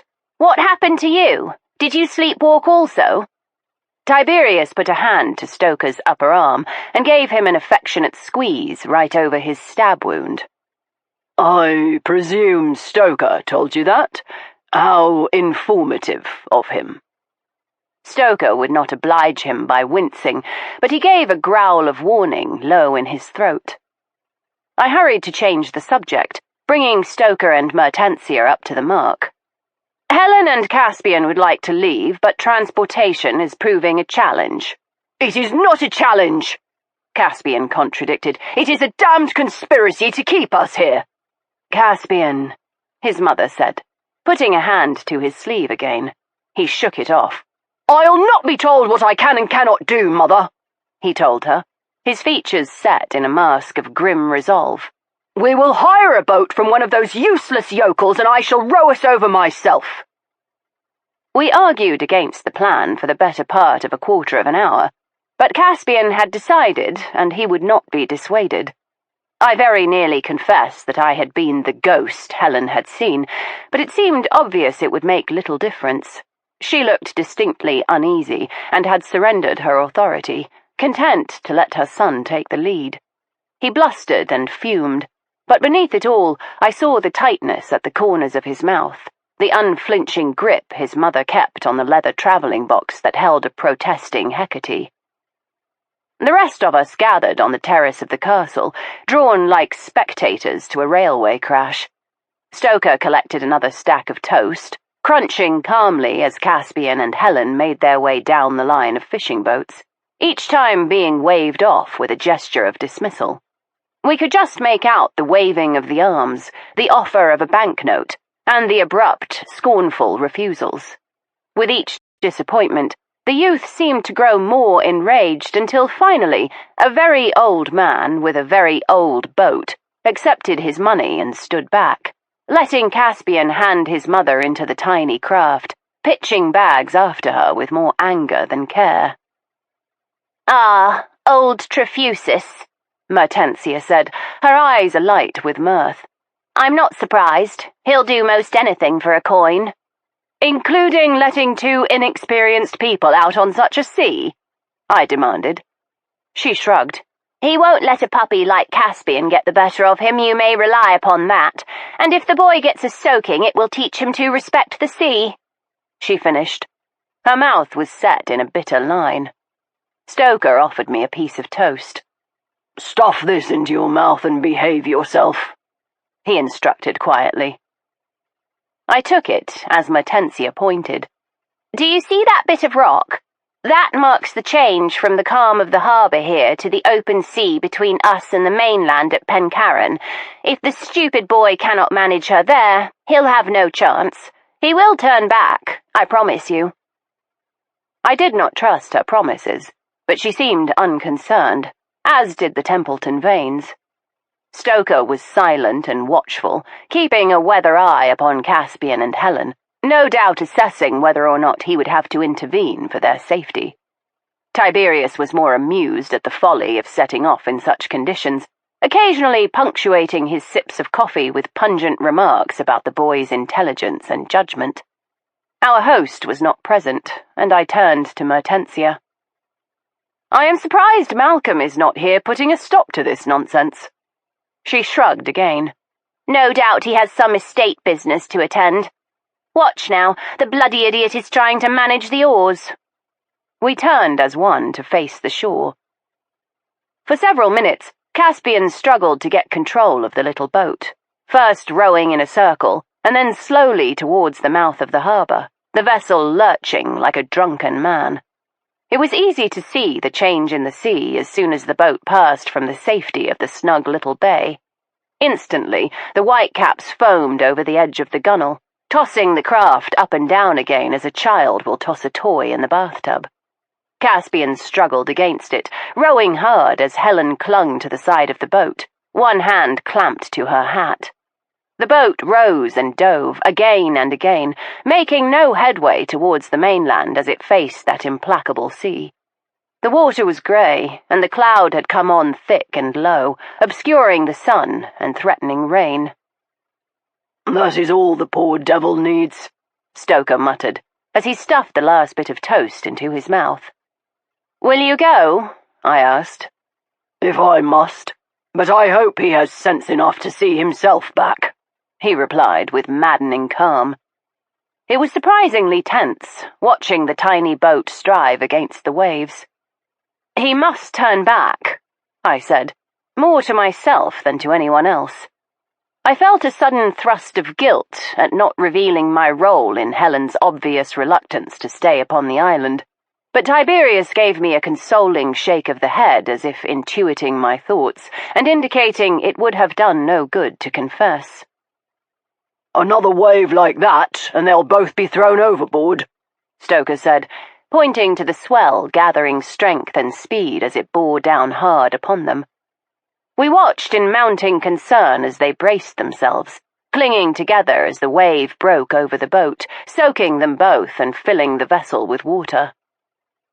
Stoker stripped off his coat, stiffly, thanks to the wound in his arm, but before he could make his way down to the shore, we saw Caspian change tack, making hard for the harbour again, rowing with all of his might. Helen pulled at the oars with him, her hat forgot as they toiled together to bring the boat to safety. "How reassuring," Tiberius said dryly. One does like to see filial devotion at work. Shut up, Stoker said through clenched teeth, as Tiberius studied his cuffs. From behind us I heard a sharp intake of breath. I will go and order hot baths, Mrs. Trengrouse said. They'll be lucky not to catch pneumonia after this, and not one of you with a proper breakfast yet. I had not realized she was there, but I nodded. Is there anything I can do? Bless you, miss, no. Mrs. Trengrouse hurried off. As the little boat drew near the shore, the fisherman dashed out to help heave her in. Helen was in a state of watery dishevelment, and Caspian looked no better, the tails of his coat trailing seawater as he stomped across the shingle. The fisherman took it in hand to help Helen and convey the bags up to the castle, while Caspian argued fiercely with old Trefusis, who refused to give back his money. In the end, the boy left it, shaking his fist as he took his leave of the elderly man, following the men who escorted his mother and their possessions to safety. We moved into the dining room for breakfast, feeling a little deflated now that the drama was ended. We picked at the meal, while Mrs. Trengrouse bustled in and out with pots of tea and clutches of freshly boiled eggs. Caspian and Helen were sent upstairs for hot baths, and in due course they trailed downstairs again for some refreshment. Helen was holding Hecate close to her chest, murmuring endearments and feeding bits of bacon to the outraged cat. She is put out with me, Helen said to no one in particular. She doesn't like boats. I know you've just nearly died at sea, but do you think you might keep that animal away from the table? Mertensia asked in withering tones. Caspian, predictably, jumped to his mother's defense. How dare you? His mother spoke up, in a sharper voice than I had yet heard her use with her son. Caspian, that is quite enough. Leave it. And no, Mertensia, she finished with a long, level look at her sister-in-law. I do not think I will keep the animal away from the table. She has been dreadfully upset and needs consoling. Oh, very well, Mertensia said with ill grace. But Caspian was not to be placated. He flung his napery aside and strode from the room. Helen fed another piece of bacon to the cat and said nothing. After that, everyone drifted from the table, Tiberius back to his correspondence and Mertensia to her still-room. Helen said she would rest in her room, trailing away with the cat still clutched to her chest. I believe resting is a delicate euphemism for getting blind drunk, Stoker said. Don't be horrid. The poor woman has obviously had a fright, for which I am partly responsible, I reminded him. He pulled a face, but followed me out of the dining room. As we passed one half-opened door, we heard the clash of balls and exchanged a quick glance. A peek inside the room revealed that Caspian had taken refuge in the billiards room, idly knocking the balls around with his stick. "Oh, thank God!" he exclaimed when we entered, his expression still thunderous. "We can get up a game now. It seemed wrong to go in search of partners, but since you've come of your own accord, perhaps you won't think too badly of me for wanting a bit of diversion." "Certainly not," I said with a smile. I flicked a glance to Stoker, who went wordlessly to the rack and retrieved 2 sticks. We chalked the ends as Caspian gathered up the balls and arranged them in a triangle. "Shall I play you first, Miss Speedwell, and then the winner can play Mr. Templeton-Vane, and shall we say £1 a game?" There was something hectic about his mood, and I realized then that gambling must be his consolation as drink was his mother's. We all agreed to the stakes, and Caspian gallantly insisted that I have the first turn. I levelled my stick and sighted the ball down its length, conscious of Caspian across from me, watching narrowly as I bent over the table. With a single sharp motion I levered the stick, scattering the balls and sinking 2. Caspian's mouth gaped, and it remained open for the next 10 minutes. I cleared the table, dropping the balls neatly into the pockets. When I finished, I put out my hand with another smile. "My winnings, Mr. Romilly?" He grinned, although the smile did not quite touch his eyes. "My dear Miss Speedwell, you shall have to accept my word as a gentleman that I am good for it. I am afraid I have nothing in my pockets after that villain Trefusis took my last bit of money." "I will accept information in lieu of a banknote," I told him, as Stoker retrieved the balls and set up the table for the next game. Caspian's dark eyes narrowed. "I always pay debts of honour. Besides, what information could I possibly offer?" I waited until Stoker had broken and Caspian had lined up his first shot to step into his sightline. "Information about why you and your uncle were quarrelling so heatedly," I said, just as he moved. His hand jerked and his stick skidded on the green baize, ripping a tiny hole in the cover. He swore under his breath and stepped backwards, ceding his place to Stoker. "I suppose it would be foolish to pretend it never happened," Caspian said with a rueful smile. A single lock of dark hair fell over his brow, giving him the look of a very young, rather sulky poet. "Extremely foolish," I assured him. Stoker broke the balls, dropping one with his first shot. "Laggard," I said. He gave me a wink and moved around the table, taking his time in lining up the next. He was moving at a deliberate pace, giving me the chance to inveigle information from Caspian. I gave the young man an encouraging look and went to stand near him, so near that I had to tip my head back and look up at him from beneath my lashes. "Now, if you tell me the truth, Caspian, you will not find me unsympathetic." He smiled again, but it was a sickly attempt. He looked for all the world like a child in trouble who was not certain if a tantrum or sorrowful confession would carry the day. I put a hand to his arm, and, to my astonishment, he burst into tears, burying his head on my shoulder so heavily that I nearly staggered under the weight of it. I patted him as I looked to Stoker, who threw up his hands in mystification. "Caspian," I began, but this only caused him to sob more loudly. He carried on in this fashion for some minutes, as I continued to pat his back and make soothing noises in his direction. Stoker went on sinking billiard balls and rolling his eyes at this display of emotion until Caspian stuttered to a stop, winding down like a clockwork toy. "I do most sincerely apologize, Miss Speedwell," he managed. "I do not know what came over me." "You are clearly in great distress," I consoled. "Perhaps it would help to unburden yourself." He nodded, gulping a few times as he scrubbed at his eyes with the heels of his hands. "You are very kind. Yes, I think it might." He half turned his back on Stoker, who moved steadily through the game, hitting and sinking and retrieving the balls over and over again, as if he feared interrupting the pattern might cause Caspian to recall his presence and stem the flow of his confidences. The lamplight fell half across Caspian's features, highlighting the noble brow and handsome nose. He looked like a prince from a tragic play, steeling himself to commit some act of self-destruction. "Do you know anything of my father?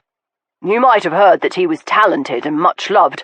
The truth is, he was a sad disappointment to his family, but not to us, my mother and me. He was a second son, superfluous in every way.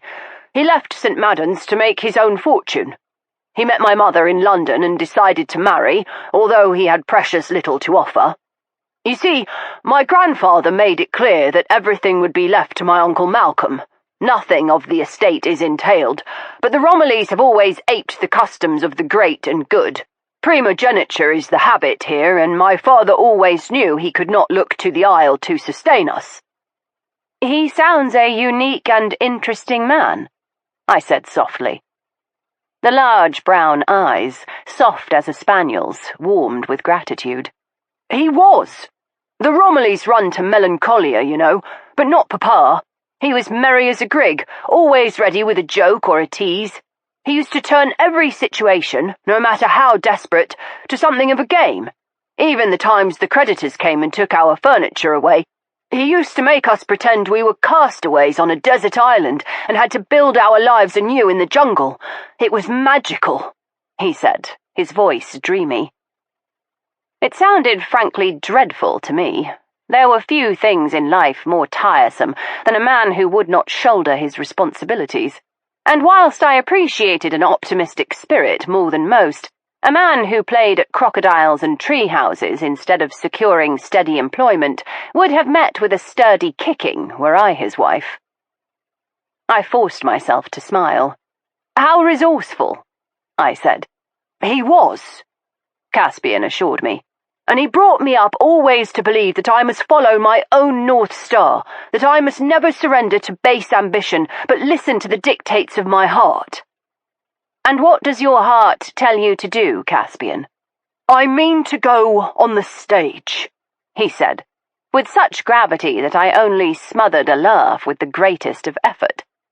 I covered it with a cough, and he put a solicitous hand to my shoulder. "Are you quite well, Miss Speedwell? Shall I pour you a glass of water?" "Thank you, no. I was simply overwhelmed by the force of your passion, Caspian. You are clearly well suited to your chosen profession." He preened, but did not remove his hand. "Do you really think so? I feel it. Here," he said, thumping his chest hard with his closed fist. "This is the seat of an actor's life, here in his breast," he added, taking my hand and placing it flat upon his waistcoat. I could feel the thump of his heartbeat beneath his clothes, steady and quick. "I am overcome with emotion sometimes," he added. "My passions run quite near to the surface, you understand. It must be so, if one is to access them and share them with an audience." "Quite right," I murmured, as I discreetly withdrew my hand. Stoker had not made so much as a sound, but I could sense his feelings as clearly as if he had climbed atop the green baize table and shouted them. Caspian was shaking his head mournfully. "It is difficult to entertain one's dreams without the support of one's family." "Does your mother not approve?" A gentle smile touched his lips. "Well, Mamma would approve anything I wanted, I believe, but she is nervous of the insecurity of the life of a player. There is so little that may be relied upon from one year to the next. This matters not at all to me," he hastened to assure me, "but Mamma wants a guarantee that I will not starve. That is why she insisted we come here," he told me, pitching his voice quite low. "She wanted to secure Uncle Malcolm's interest." "His interest?" "In my well-being. As it stands, Uncle Malcolm is a traditionalist, just like my grandfather. Hortensia may be his sister, but I believe he will leave St. Madden's and all its encumbrances to me as the only male in the direct line. We both, Mamma and I, thought it high time that he make a separate allowance to me as his heir, beyond what he gives to Mamma." I thought of the raised voices, the passionate plea and the cool dismissal, and of Caspian's certainty he would inherit. "And Malcolm refused?" Resentment darkened his eyes. "It is not unusual, you know. Most great estates make a formal allowance to the heir to permit him to establish his own household. A few £100 a year would mean so little to Uncle Malcolm, but it would enable me to pursue my career upon the stage without worrying about taking bit parts and small, unworthy roles. Besides that," he added smoothly, "there is the matter of a few insignificant debts of honour to be paid, but Uncle Malcolm wouldn't hear of it. He said that play acting is beneath the dignity of the Romilly name, and he would have no part in my making a career on the stage." I blinked at the breathtaking arrogance of demanding money from a man he hardly knew, simply because he existed. But Caspian Romilly was hardly to blame. His mother had cosseted and coddled him from birth, indulging his every fancy. Little wonder he had emerged from her tender care as feckless a creature as his father. "Very natural that you should have resented his refusal," I said. He brightened. "Thank you. I thought so as well. So unreasonable of him," he added, with a petulant twist of his mouth. It was a pity about that mouth.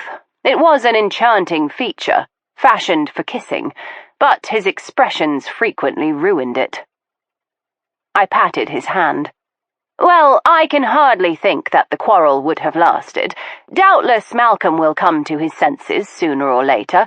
He is much distracted with this Rosamund business at present. Yes, he said slowly. I suppose that is true. He brightened.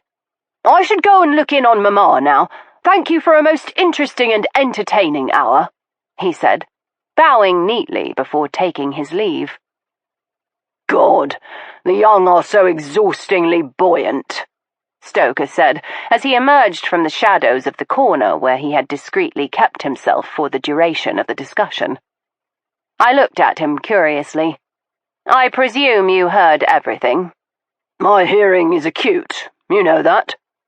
He took his cue and bent to line up the shot. He paused for the space of a heartbeat, then rammed the stick home, sinking the ball with a gentle click. He straightened. You don't really think the boy capable of murder?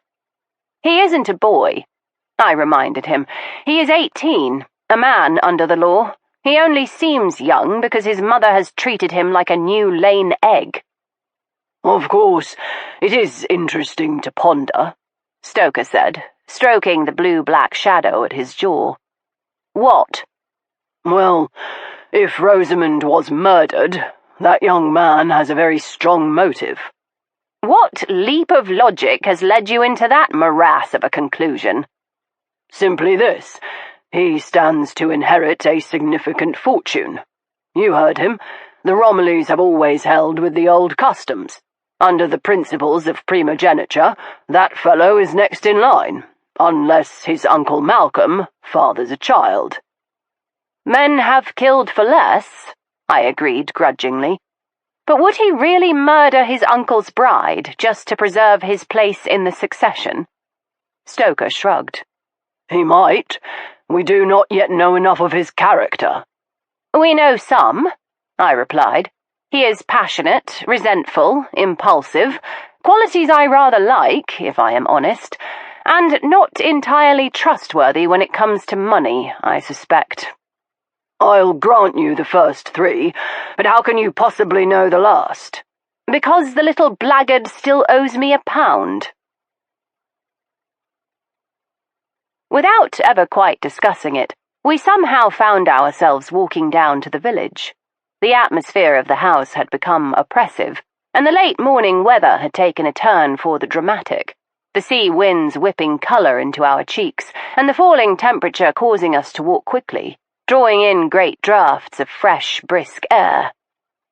That's better, Stoker said, breathing deeply. The air here is different. Do you feel it? I asked. He stopped and breathed again, slowly, savouring the salt-tinged scent. It smells of the sea, like any island, and apples from the orchards.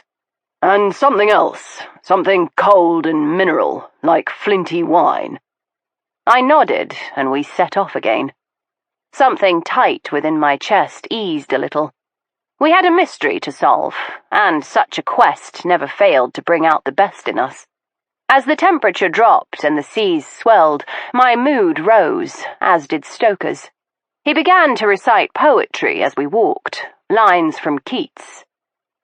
Souls of poets, dead and gone, what Elysium have ye known? Happy field or mossy cavern, choicer than the Mermaid Tavern?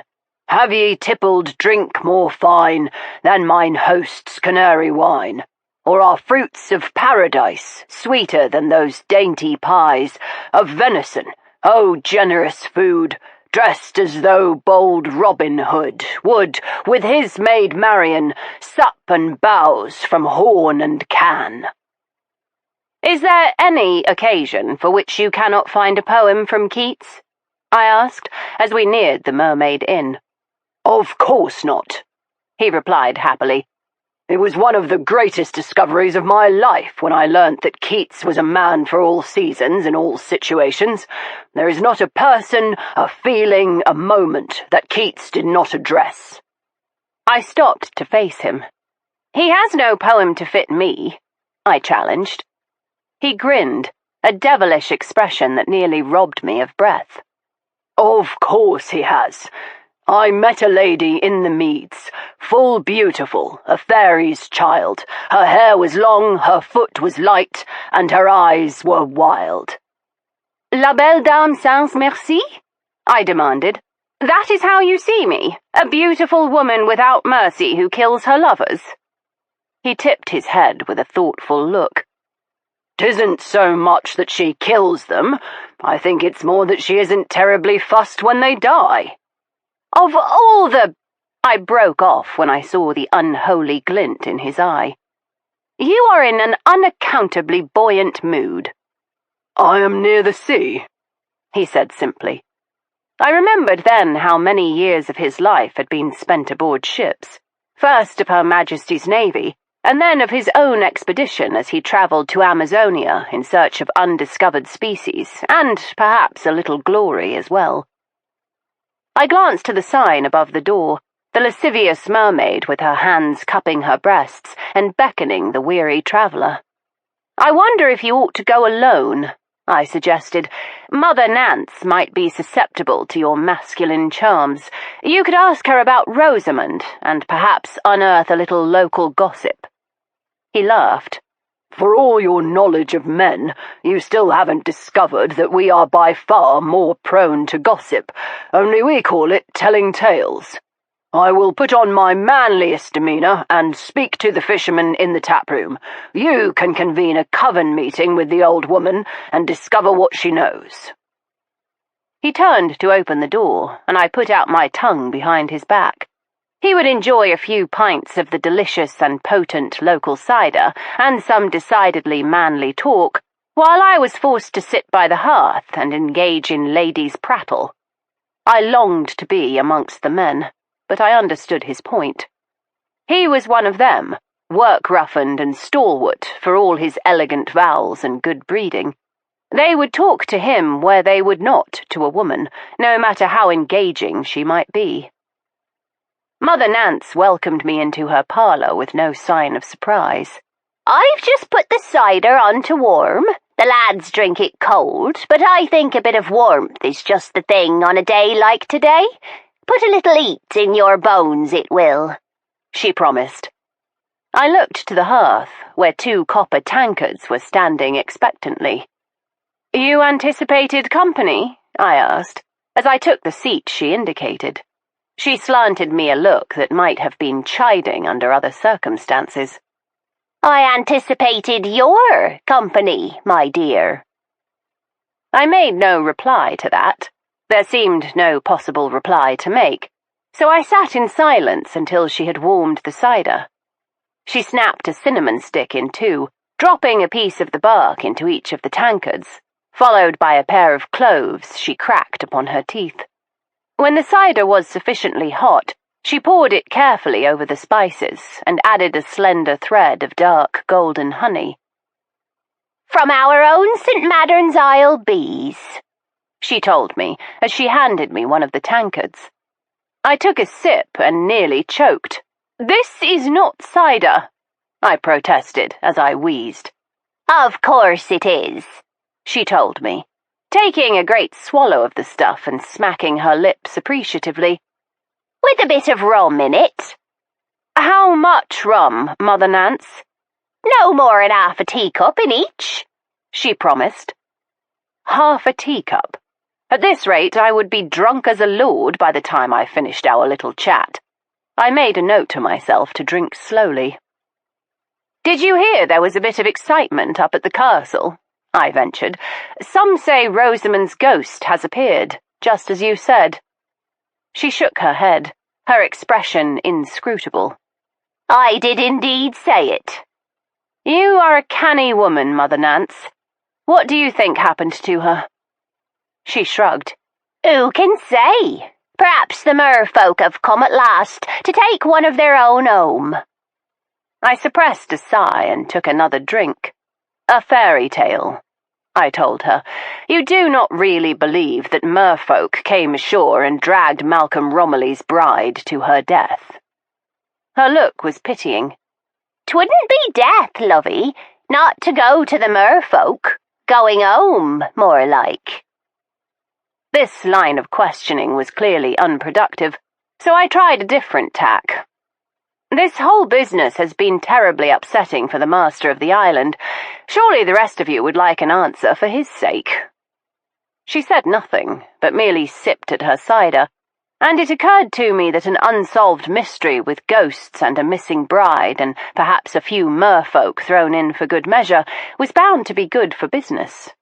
Travellers and curiosity-seekers and other ghouls would be lured from miles around. I suppose he shall simply have to reconcile himself to being a tragic bridegroom, I said. Like your Templeton-Vane, she said, darting me a sly glance over the top of her tankard. I lifted a brow at her, and she laughed. Of course, the question is, which one? She added. They are neither of them mine, I told her. She peered at me suddenly, her curious gaze searching my face. I'd not have thought you blind, my dear, but there are none so blind as they that will not see. I gave her a thin smile. Perhaps we might get back to the subject of Rosamund, I suggested. She flapped a hand. You're a thruster, you are. A thruster? Pushing in where there is no place for you and making one, she explained. I opened my mouth to object, but she held up a hand. I don't say it's a bad thing, so settle your feathers, my dear. You've had to do it, haven't you? All your life, ever since you were born under a shadow. Born under a shadow? 'Tis the sight, she explained. I know when a person has been born in sunlight and when they've been born in shadow. You are a child of the moon, Poppet. That darkness never leaves you. It is your constant companion, and it always will be. And you know it, don't you? Mother Nance, I began patiently. Ah, you don't want to talk about it, do you, love? Mother Nance understands. 'Tis a hard thing for a child to know she isn't wanted. It gets into her blood and bones until she knows that she must always find her own way, for none will smooth her path. But that sort of thing makes a woman strong, you know. Have you ever broken a bone? She asked me suddenly. Yes, I told her, my mind whipping back to the summer I was 8 and I fell from an apple tree. My arm, when I was a little girl. She put out her hand, and I stretched my arm towards her. She cradled the wrist a moment, closing her eyes. Then her hands, cupping gently, moved up the limb, pausing halfway between wrist and elbow. "'Twas here," she said, more to herself than to me. "This is where the bone broke and was mended." She patted my arm. "And it is stronger now. Did you know that? When broken places mend, they are stronger than before."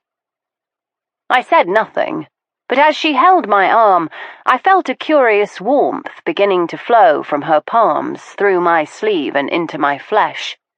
A witch's blessing, I thought wryly. After a long moment, she smiled and released me. "Hearts are the same as bones, you know," she said, as she picked up her tankard again. "Are they?" "Aye.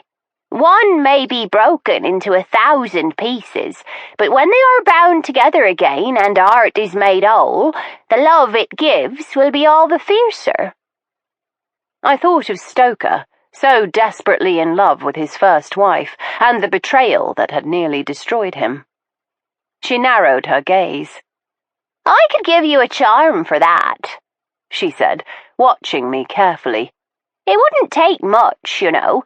Just a suggestion of a glamour, the merest whisper of a spell." She let her words trail off suggestively, and for an instant I was tempted. How easy it would be to tip a bit of potion into a cup of tea or a glass of whiskey. I shook my head, banishing the rum-laced thoughts that were clouding my judgment. "No, thank you, Mother Nance." Her mouth twisted into an indulgent smile, very like the one she gave her grandson, I thought. To her I was a child, and a stubborn one, refusing the help that she offered. Mother Nance, do you know anything about Rosamund Romilly? Anything that might explain her disappearance or what became of her? I burst out. She settled back in her chair, her gaze going soft and unfocused. She does not rest, she told me at last, her voice small and dreamy. She walks and she grieves. She must be buried properly for her spirit to quieten. Do you know where she is? She gave a slight, almost imperceptible shake of the head. I put my tankard aside and prepared to rise. She glanced at it, the fire in the hearth reflected in the polished copper. Beware the sister, she said suddenly, clutching my hand, her eyes round, the pupils dilating wide and black. Mother Nance? Her hand was tight upon mine, the bones grinding a little as she grasped it harder. Beware the sister, she insisted. Mertensia, I murmured. Just as suddenly as the little fit seemed to come upon her, it eased. She dropped my hand and sat back in her chair, giving her head a shake as if to clear it. Don't mind it, child, she said, her voice returning to normal. The sight takes me that way sometimes, a force passing through me like the wind rushing through the trees. I do not even know what it means, only the words that I must say. She gave me a crafty look. Would you like to buy a charm of protection? I tamped down a rush of annoyance. No doubt the old woman had play-acted in order to sell a trinket. Are you certain? She pressed. I sold one just this morn to the one who speaks to the dead. Helen Romilly? She nodded, a smile playing about her lips. She's a silly woman, thinking she can talk to ghosts. The ghosts choose you, she told me decisively. Come here at dawn, she did, to buy a charm. She were that affrighted, and now she knows better than to meddle with things she cannot control. What sort of charm did you sell her? She waved a hand. A trinket, meant to keep the dead at bay. She poured another measure of cider for herself, adding a hefty measure of rum. Will you not have another? No, thank you. I must be getting back to the castle. She nodded sagely. Aye, there are things to be done. Mind you come back if you change your mind about that love charm. I do not think I could bring myself to win a man by slipping him a love potion, I told her frankly, smiling to take the sting from the words. Her expression was sorrowful. Nay, child, the potion is for you. There is no art as pitiable as one that cannot love.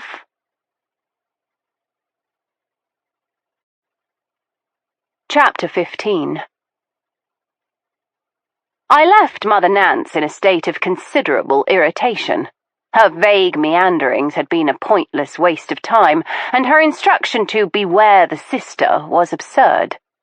Judging from the considerable noise of masculine conversation from the rest of the tavern, Stoker had not yet emerged from the tap-room, so I made my way back to the castle alone, walking quickly as the wind had risen, tossing the tops of the trees about with an unearthly sound. I reached the castle just as the rain started, driving and cold. "Evans, miss," Mrs. Trengrouse said as I appeared in the main corridor. "You'll catch your death in weather like this." I gave her a wan smile. "Fear not, I have the constitution of a donkey, Mrs. Trengrouse. You'll not be landed with an invalid." She nodded towards the drawing-room. "Everyone is gathered for luncheon. I have ordered it laid in the drawing-room, as the fire draws better there and the weather has turned. There will be hot soup as well.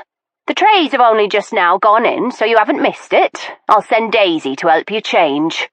"No need," I told her with the flap of a hand. "I can manage more quickly on my own." I hurried to my room and flung off my butterfly hunting costume, donning instead my day gown, a plain dark blue dress frogged with black silk braid. It was severely cut as a hussar's coat and offered the advantage of buttoning up the front, so I had no need of a maid to help me into it. I changed my boots for thin slippers, and I smoothed my hair as I pulled my door closed behind me. To my surprise, Stoker was just mounting the stairs, his black hair sleek with mist, his coat spotted with raindrops.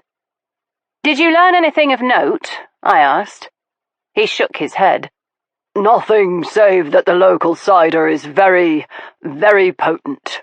Were your inquiries more fruitful?" I shrugged.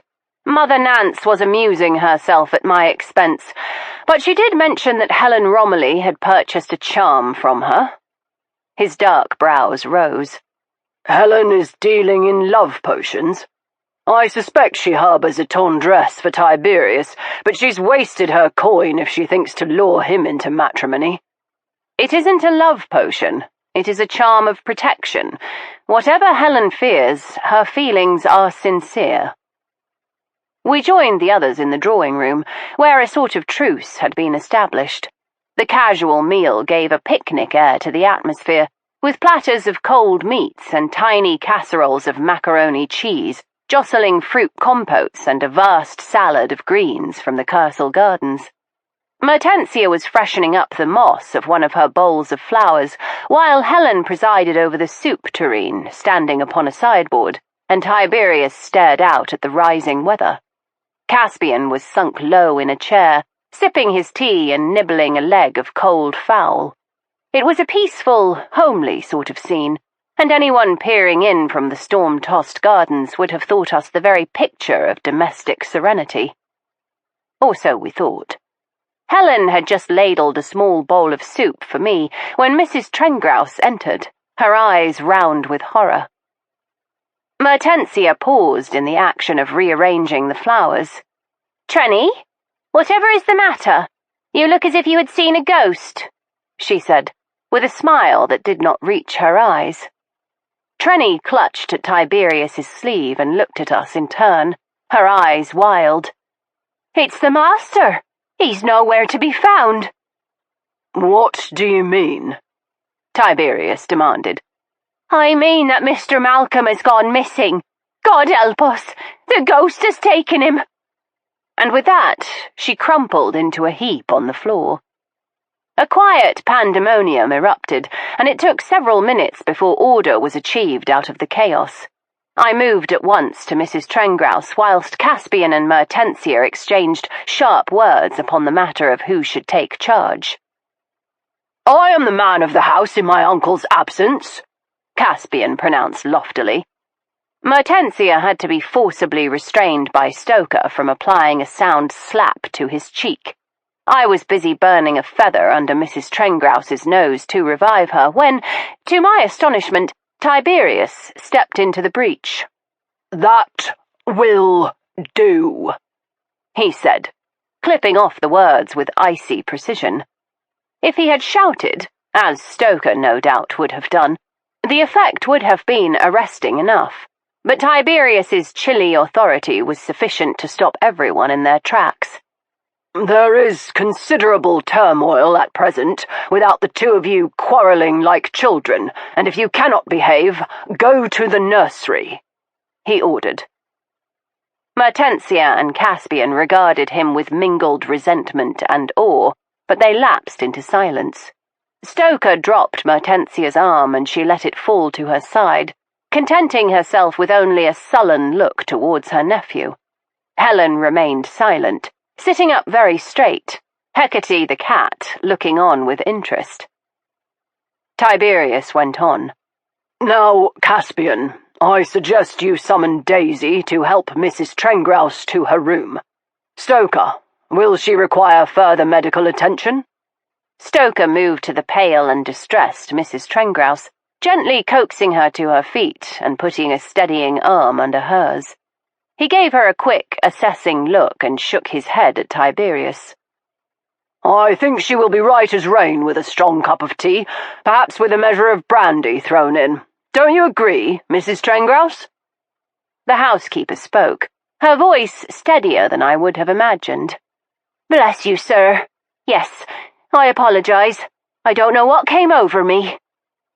She stepped away from Stoker's arm, brushing out her skirts and squaring her shoulders. "You're upset, Trenny darling," Mertensia said. She took the housekeeper's hand in her own, patting it awkwardly. Tiberius turned his penetrating gaze to the housekeeper. "Mrs. Trengrouse," Tiberius said, "when was the last time your master was seen?" She paused to think. "Last night. He was restless and could not sleep, and I heard him walking the corridors." "What time was that?" Her brow furrowed as she worked out the hours.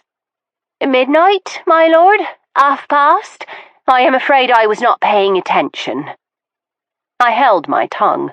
I could give Tiberius the time based upon my own sighting of Mrs. Trengrouse during my investigations of the music room, but that conversation was best held in private. "Does he have a valet or other manservant I don't know about?" "Oh, no, my lord. He is a very self-sufficient gentleman. I attend to his clothing, but otherwise he is content to take care of himself." "And no one noticed he was missing before now?" Tiberius's tone was frankly incredulous. "He always rises early," Mertensia put in. "He often has trouble sleeping, and even after a good night he does not lie in." "You don't miss him at breakfast?" "His habits are not fixed. He will sometimes take a bit of cold meat and walk out early to look in on the crops or the quarry. Other times he will take nothing and break his fast with the tenant farmers. It is not unusual for him to absent himself through the morning, but none of the estate folk has seen him today." Tiberius looked to Trenny, who nodded in agreement with her young mistress. Tiberius gave her a nod of dismissal, and she left, moving more slowly than was her custom. "I do hope Trenny will be all right," Mertensia lamented. "And where on earth can Malcolm have got to?" There, Caspian told her in a surprisingly kindly voice. "It's all right. I'm sure Uncle Malcolm is just off in the village having a laugh with the local lads." Mertensia snorted at the notion of her brother consorting with the local ruffians, but seemed to appreciate his effort at civility. "In the meantime," Tiberius went on, as if no one had spoken, "there is no call for alarm. If it is his custom to be out and about the island, then no doubt he has simply lost track of time and will return in due course." "But, Trenny," Helen began in a halting voice. Tiberius gave her a kindly look. "Mrs. Trengrouse is no doubt upset after all this talk of ghosts and has leapt to a conclusion. The rest of us needn't follow. Still, Stoker and Veronica will have a look around the castle for Malcolm. Caspian, you might send word to the village and farms to see if he has been spotted, while Mertensia can ask the staff. I will be in the library, should any of you discover his whereabouts. I am certain this is all a tempest in a teacup, and he will turn up in time for his dinner. I have never known Malcolm to willingly miss a meal," he finished. It was a testimony to his authoritative manner that no one questioned him. The two Romillys merely nodded and took their leave to do his bidding, the luncheon dishes abandoned. I saw Stoker glance longingly at the casseroles of macaroni cheese before turning manfully aside. "My God, you would have made quite a Caesar," I told Tiberius when the others had gone. "I believe taking a firm hand is the best strategy in all situations," he told me with a meaningful look. I sighed. The vulnerable, confiding fellow of the previous evening was gone. Tiberius had resumed his mask and his custom of saying outrageous things. "I saw Mrs. Trengrouse last night," I told him. "In the music room, shortly before I came to your room. If she were the last to see him, it was most likely at that time." "So 1:45, then?" Tiberius said. "Something like that, and now he's gone missing." "I cannot blame him," Stoker put in.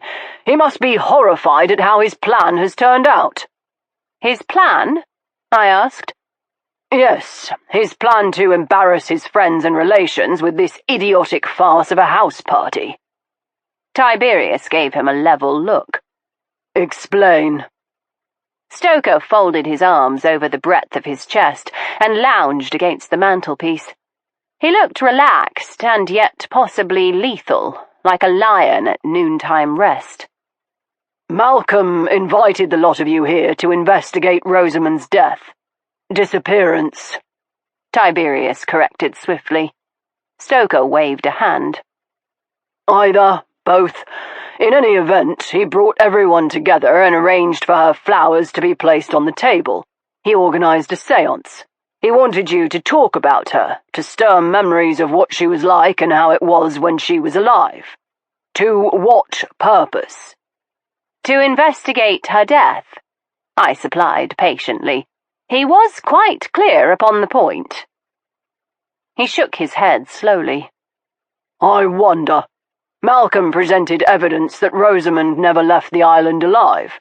What if he has other evidence that he did not share, evidence implicating one of his guests?" Tiberius did not deny it. He flicked an invisible bit of lint from his lapel. "How very interesting," he said blandly. "Do go on." "Very well. What if Malcolm intended to lure Rosamund's murderer to the island to take his revenge?" "You have no proof of that," Tiberius pointed out reasonably. "No, but it is a working hypothesis that fits all of the circumstances.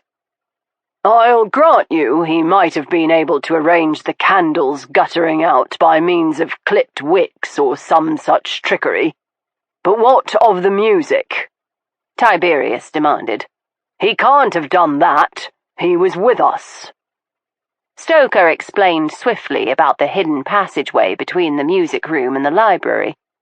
"Anyone might have managed it by means of a hidden music box or a bit of clockwork mechanism we have yet to discover.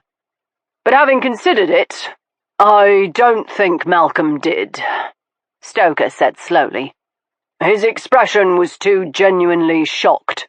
I think the music was a warning to him to let well enough alone." "A warning?" I ventured. I drew in a sharp breath. "From the murderer?" "Precisely," Stoker said. "Suppose Malcolm believes one of you responsible for his bride's disappearance. He summons you here to get to the bottom of things, makes a few suggestive remarks, plans a few little surprises like the flowers to keep everyone on edge. Now, someone who genuinely loved Rosamund and was innocent would be upset, but only the guilty would take action." "By turning the tables," I said, picking up the thread of his idea. "Making Malcolm think that her ghost had actually been summoned." "That is the rankest, most absurd—" Tiberius began. Stoker held up a hand to silence him. "I am not saying it is logical, but if someone were responsible for Rosamund's death, then coming here, being subjected to Malcolm's little suggestions, that would be enough to prod the guilty party to act. The candles are blown out, Rosamund's music comes down the corridor. What is Malcolm to think?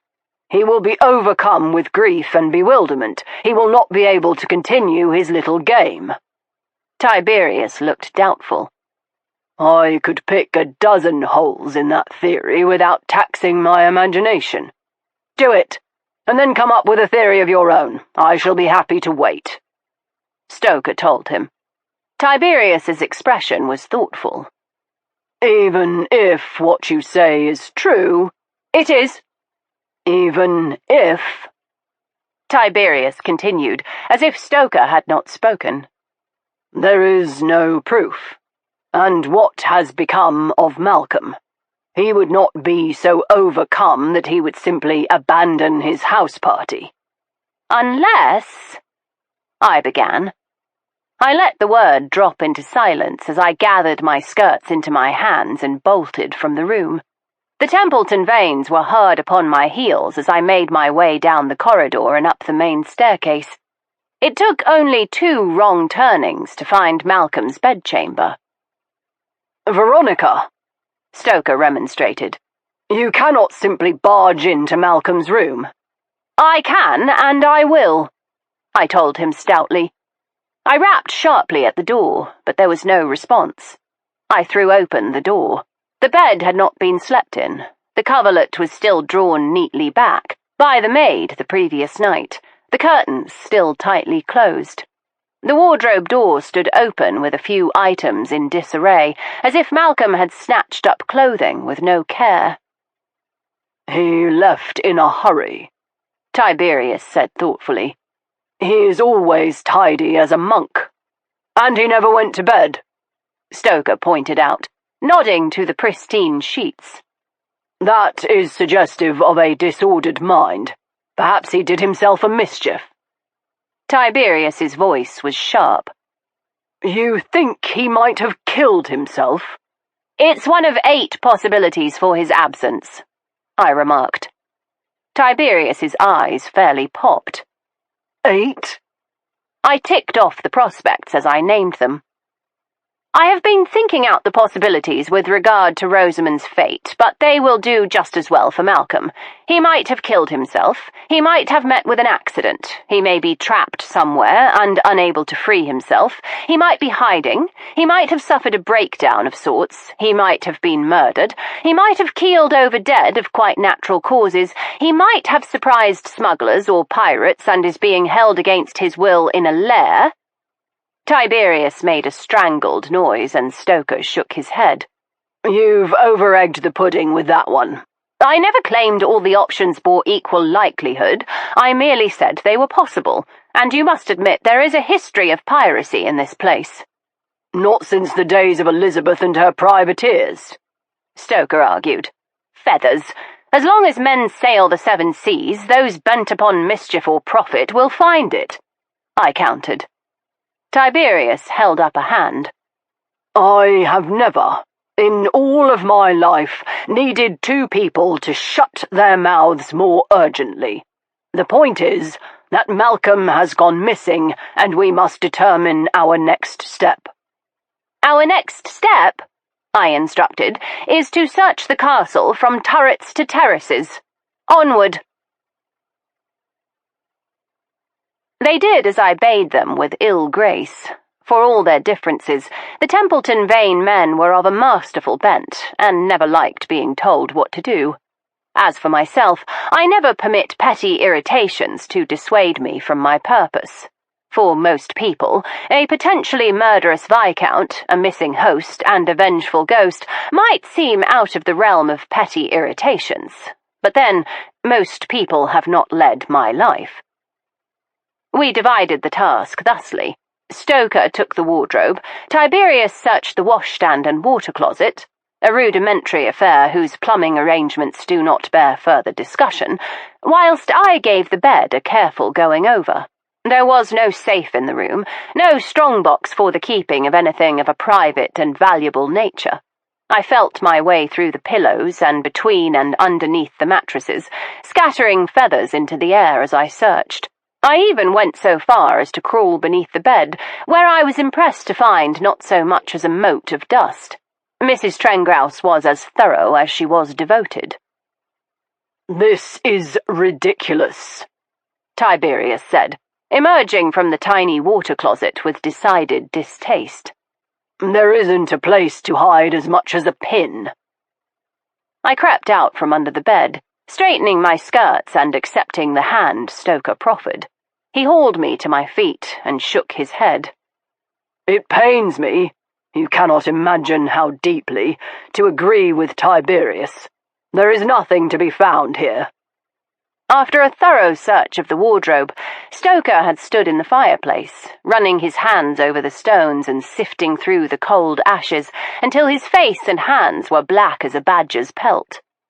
I tipped my head, looking thoughtfully at the wooden panelling on the interior wall of the room.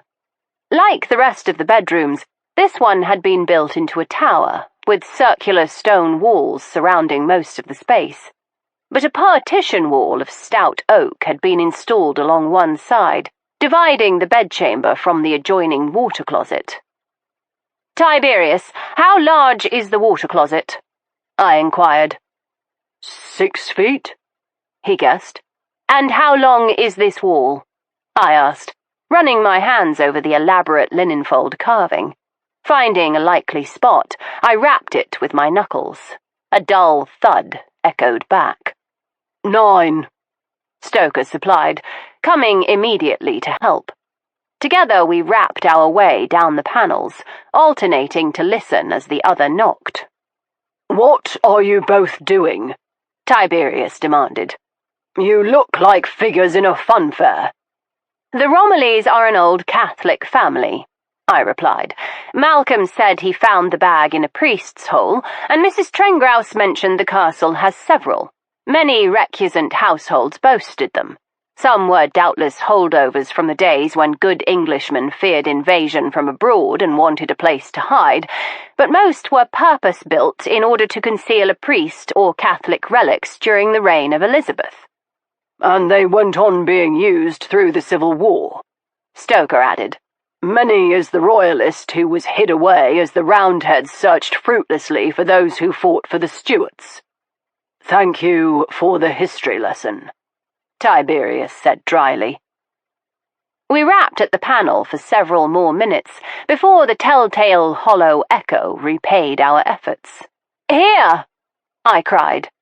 Stoker moved to my side, inspecting the seams in the panel. "It cannot be a large space," he mused. "You couldn't hide much more than a dog in there." He traced the panel with his finger.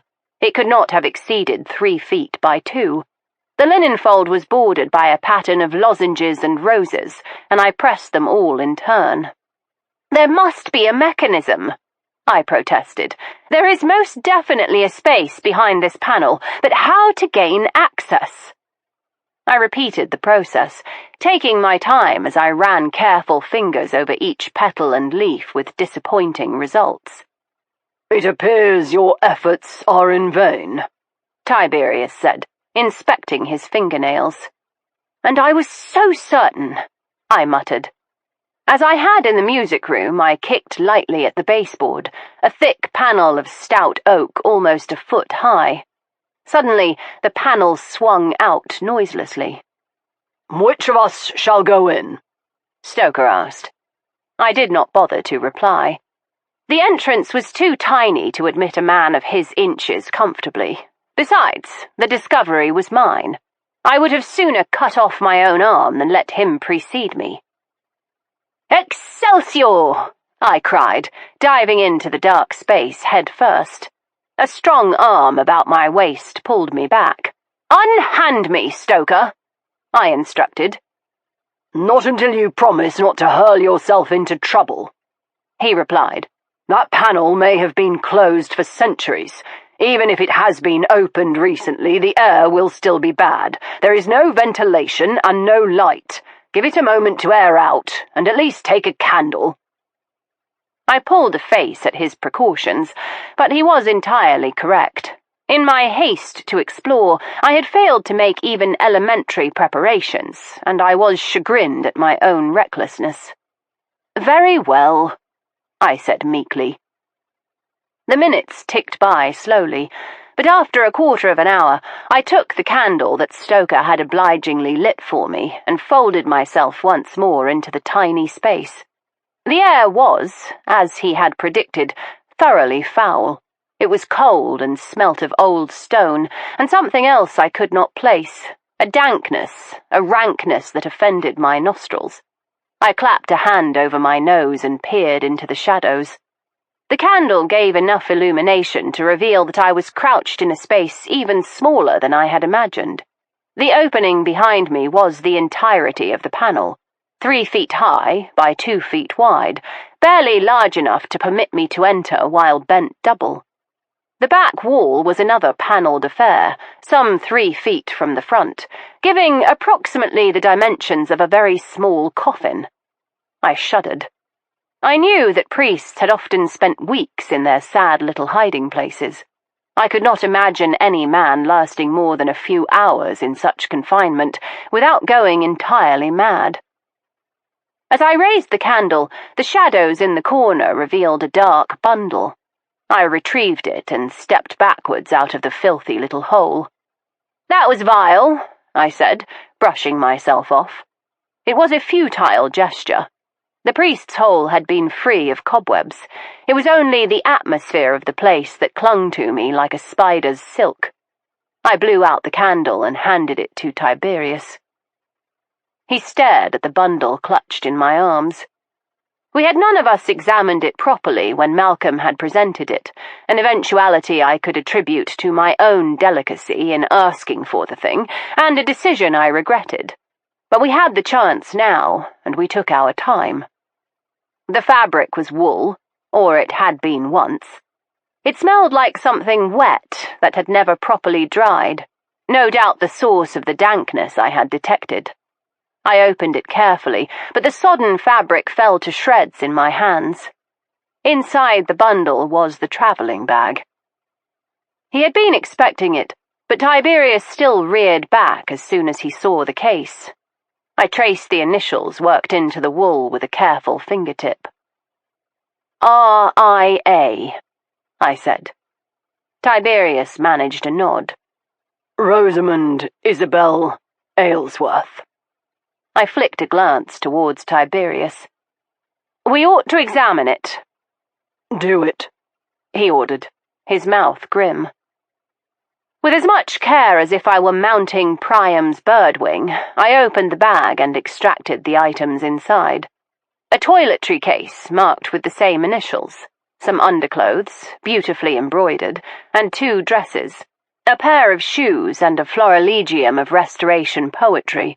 The things were all damaged, the clothing stained and smelling of damp, the book pulpy, the soles of the shoes coming away from the leather. I peeled back the cover and saw a signature inscribed in a flamboyant hand. Rosamund Aylesworth. Tiberius said nothing, and I repacked the bag silently. When I had finished, I sat back on my haunches. It would appear Malcolm told the truth, at least with regard to the travelling bag, I said gently. This is indeed proof that Rosamund never left the island on her wedding day. Without a word, Tiberius strode to the door, closing it quietly behind him. I think I would have preferred if he had slammed it.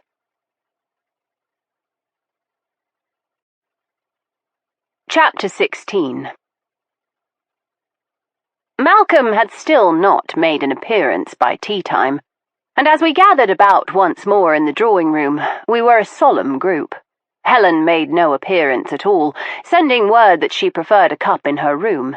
Mrs. Trengrouse, pale and fretful as a mother hen, had ordered heartier fare than usual, fruitcake and sandwiches thick with roasted beef, to stand with the scones and pastries, and she lingered as Tiberius, Stoker, Mertensia, Caspian, and I settled to it. The rest of us seemed to have little appetite, but Stoker helped himself to a liberal assortment of sandwiches, giving a happy sigh as he bit into the first. "Is there anything else you require, miss?" Mrs. Trengrouse asked Mertensia. Caspian might be the heir presumptive, but her loyalty clearly lay with her master's sister in his absence. Mertensia flicked her eyes to Caspian, but he seemed lost in thought. "I don't think so, Trunny," Mertensia replied, giving her a little gesture of dismissal. As Mrs. Trengrouse closed the door gently behind her, I turned to Caspian. "Has there been any word from Malcolm?" He shook his head. "No, but I am certain he will turn up. The locals said he is forever wandering about the island. It is part of his responsibility as Master of St. Madden's," he said. Is it part of his responsibility not to sleep in his own bed? I asked. Caspian choked slightly, and Tiberius murmured, My dear Veronica. But Mertensia stared at me as she stirred sugar into her tea. How do you know where my brother was last night? Because Tiberius and Stoker and I took the liberty of searching his room. He did not sleep there last night. Mertensia put her spoon into the saucer, rattling it a little. This is bad, she said. Caspian protested. Don't be silly, Mertensia. The weather was vile last night. What if he went to check on one of the islanders? He might well have stayed through the storm. But the rain had stopped by this morning, she pointed out. He would have returned. The storm is rising again, Caspian said, with a nod towards the rain-spattered windows. He might well have decided to remain right where he was, snug and warm. Would he not have sent word? Stoker asked. Mertensia nodded. He would. He is terribly responsible in that way. He knows we would have worried. Besides that, someone in the village would have seen him. Unless you never actually asked them, Caspian? How do we know you looked for him at all? Of course I looked. Mertensia shrugged. So you say. But if anyone had a good reason to wish Malcolm ill, it is you. The four of us turned curious eyes upon him, and he looked to each of us in turn, his eyes rolling white. I say, you all don't believe I had anything to do with this nonsense. You can't. I didn't even know Rosamund. Not really. You stood to lose your inheritance if she produced a Romilly heir, Mertensia went on. That would have been motive enough to do away with her. Do away with her? His eyes turned heavenwards, and then he looked to the rest of us in mute appeal. The lady has a point, Tiberius said evenly. I was still a boy when she disappeared, Caspian protested. I hadn't even left school yet. Do you really think I would have murdered my uncle's wife just to inherit this cursed pile of stone? And who the devil said anything about murder before Mertensia's imagination went galloping off of its own accord? For all we know, Rosamund left of her own free will and is living in the Argentine right now. He finished this rejoinder with a magnificent arch of his brow, the sort of gesture that Tiberius had mastered in the cradle. But Caspian did not have quite the nerve to pull it off. His voice had quavered a bit at the end, and the look Stoker gave him was not unkind. Steady, lad. No one's accusing you of murder. She is, Caspian said with a jerk of the head towards Mertensia. Yes, I rather think I am, she replied. You damned beastly— Now who's being insulting? She asked with a triumphant air.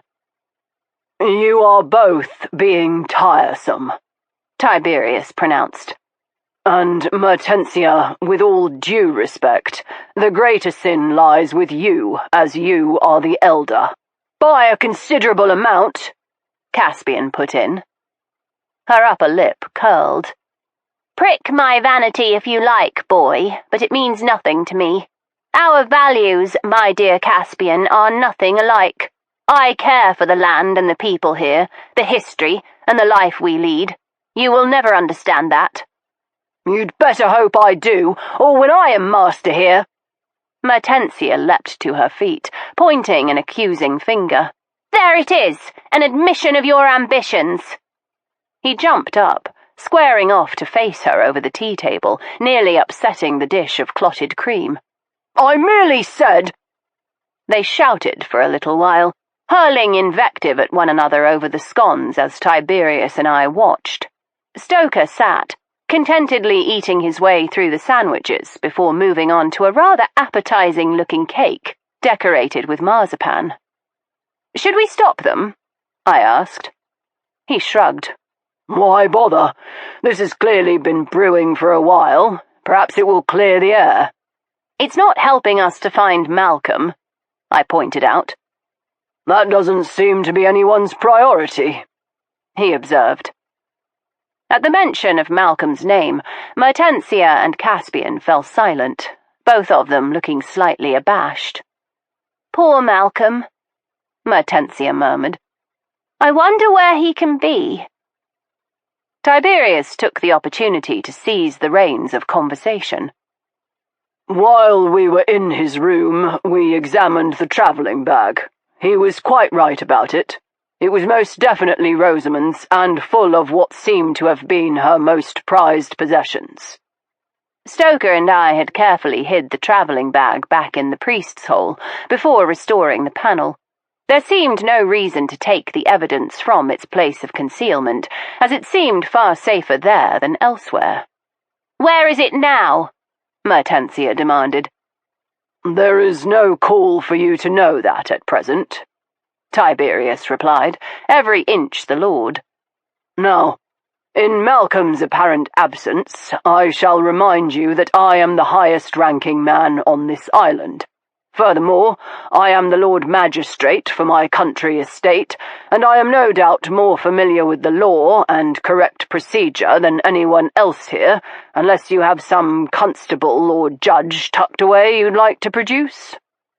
He looked from one blank Romilly face to the other. "No? Good. Then let us be clear. I am taking control of this matter. I will authorize an island-wide search for Malcolm Romilly. Not a stone will remain unturned while we look for him. My brother and Miss Speedwell will assist me, and the pair of you will either help or keep bloody well out of my way. Do you understand?" Caspian merely nodded, but Mertensia clenched her fists against her skirts as emotions warred upon her face. Tiberius's tone turned silken. "You must forgive me, but I am afraid I could not hear your replies." "Yes, my lord," Caspian said swiftly. Mertensia gave a sharp nod, seemingly against her will. "Yes, my lord." Her voice was harsh, and 2 spots of bright colour burned high in her cheeks. "Excellent. Now that my brother has demolished that entire cake, I suggest we make our preparations and begin the search, as we will get nothing more to eat here." Under Tiberius's capable direction, the entire island was searched. The fishermen and villagers scoured the buildings and fields, not omitting the various nooks and crannies and smugglers' caves that were inevitable in such a place. Mertensia and Caspian formed an unlikely alliance, and made a careful search of the grounds of the castle. Tiberius remained in the library with the understanding that anyone who discovered anything of note would report immediately to him, and Stoker and I were left with the task of searching the castle itself. "It's a ridiculous notion," I muttered, after we had climbed our 14th staircase and inspected what felt like our 27th empty bedchamber. "He might be anywhere. Has anyone even counted the boats? He might have sailed to one of the 3 sisters." "Impossible," Stoker replied, as he poked his head into a mercifully empty water closet. "He knows these waters. He would never have attempted such a suicidal act." I stopped what I was doing and levelled my gaze at Stoker. "Don't," he ordered, intuiting my thoughts. "Do not even suggest it." "We must consider the possibility," I insisted. "You will admit he has suffered a great deal, and he seems a sensitive sort of man. Who is to say that finding Rosamund's travelling bag was not the final straw? It has clearly preyed upon his mind. Perhaps having that proof that she did not leave of her own accord was too much for him. He might have brooded on it ever since he came upon it until he could stand it no more. Just imagine. He was deeply in love with her, and losing her must have been a heart-wrenching experience. After years of uncertainty, he finally discovers evidence that she did not leave this island, that she must be dead. He invites a dearest select group of guests to help him discover the truth of her disappearance, and instead he seems to have raised a ghost. What horror that must have kindled within him! He must have been nearly out of his mind with grief and shock. What more natural thing than that he should decide to join her? "You are forgetting 2 things," Stoker pointed out reasonably. First, if Rosamund's travelling bag never left the island, neither did she. Your point being? That she was clearly murdered, he stated. Feathers. She might have met with an accident. She might have died of natural causes. She might have been swallowed by a whale, but it's not bloody likely, he retorted. I forgot your tendency towards melodrama. My tendency to melodrama? You are the one insisting Rosamund was the victim of a crime worthy of a penny dreadful. He folded his arms over the breadth of his chest. Veronica, I realise that your feelings for Tiberius have clouded your judgment, but do try not to be quite so much a woman. I gaped at him in mute outrage. He went on in a tone of such maddening calm that I was tempted to bring an andiron down on his head. You have, upon many and various occasions, persuaded me that a woman might be just as capable of rational thought as a man. I might even be so generous as to point out that you have, once or twice, been possessed of more sang-froid than I myself, but I find you sadly lacking in any matter that touches my brother. Of all the cheap and desperate insults to attack my scientist's brain, I began. He held up a hand. If you mean to rage at me, can you do it whilst we search? Otherwise we shall never finish the entirety of the castle. He left the room, and I had no choice but to trot after him, my footsteps clipping sharply on the stone floors. We continued to search in silence for some time, neither of us speaking beyond necessity. We discovered nothing of note until we came to the last room. I pointed to the little card written in tidy script. Mrs. Lucian Romilly. I rapped gently, but there was no reply. We slipped into the room, closing the door noiselessly behind us. The bedside table was littered with tins of pastilles, moist handkerchiefs, a tiny crystal goblet suitable for liqueurs, and a little flask of green glass with a chemist's label. Stoker lifted it and gave a tentative sniff. Some sort of medicine? I asked. Only to a Scotsman, he said with a snort. It's rather fine single malt. I thought of her gin-filled bottle of hair wash and wondered how many other caches of spirits she had brought. Her slippers, ridiculously high-heeled affairs embellished with feathers and a satin ruffle, had been left where she dropped them. Hung by the washstand was her dressing gown, an impractical confection of lilac silk. Curious, I said, running a finger over the watery silk. I should not have thought her the silk dressing gown sort. What would you have thought her? Stoker asked, as he rummaged slowly through the drawers of a low chest beneath the window. Black satin, a sober velvet at a push, but not something as frivolous as pale purple silk. She is a fantasist, Stoker said flatly. She would rather believe in her own imagination than in reality. How can you know that? I demanded. He held up the book he had unearthed beneath her shirtwaists. Her taste in private literature. A rather racy French novel with a dashing hero who risks all for his lady love. He's always selling himself into piracy to rescue her, or renouncing holy orders to clasp her to his manly breast. I narrowed my eyes at him. How do you know what the book is about? I've read it, he said simply. I trade books with the parlour-maid at Bishop's Folly, and she has a penchant for French romances. You wouldn't like them, he added with a malicious smile. And why not? Because they always feature couples who trust one another. Before I could respond, he canted his head, studying the trunk. What is that doing here? Perhaps it hasn't been carried back to the box room, I offered. It was doubtless packed when they intended to travel today and meant to be sent on after. He knelt in front of the trunk and attempted to raise the lid. It is still locked. Do you see a key? We made a hurried search of the expected places, but there was no key to be found. I suppose she carries it upon her, I told him. Many women do. Then give me a pair of your hairpins, he instructed. I did as he bade, knowing he would make quick work of the lock. Mind you don't scratch it, I warned. We do not want to tip our hand and let her know that her things have been searched. He gave me a pitying look. Do give me a little credit, Veronica. I have been lock-breaking since before you were born. One of the many advantages of having elder brothers who locked up their pocket money. You mean you stole from them? Every chance I got, was the cheerful reply. There it is, he said, with some satisfaction as the catch clicked open. He lifted the lid, and together we stared into the trunk. What on earth? I pulled out a piece of material, unlike anything I had ever seen before. It seemed fashioned of cobwebs, almost like a sort of cheesecloth, but infinitely lighter and more gossamer.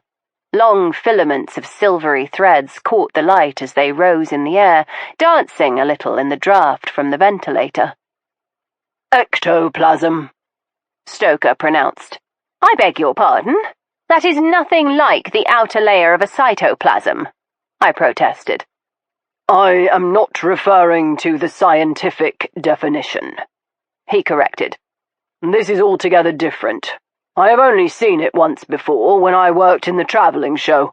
We had a medium for a few months who would deliver manifestations, and one of her little tricks was conjuring this mess. Tricks? Then she was not in communication with the spirit world?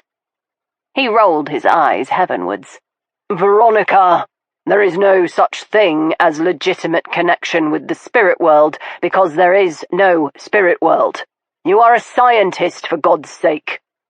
I am scientist enough to believe that there is much we cannot explain, and that it is arrogant to presume we know more than we do, I replied.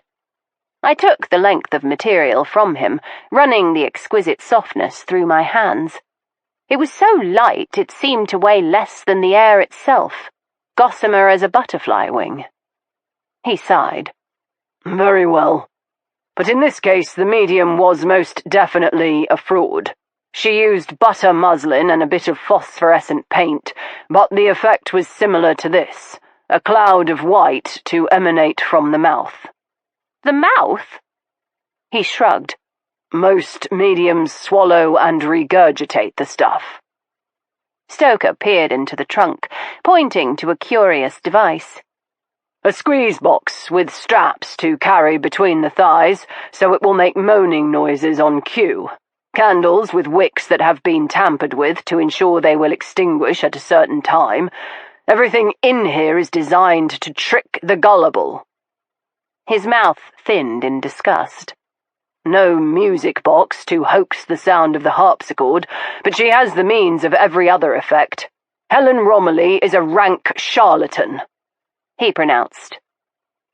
I see you have discovered my secret, Helen Romilly said from the doorway. She stood silhouetted against the light from the corridor, cradling her cat against her bosom. Before we could speak, she entered, closing the door.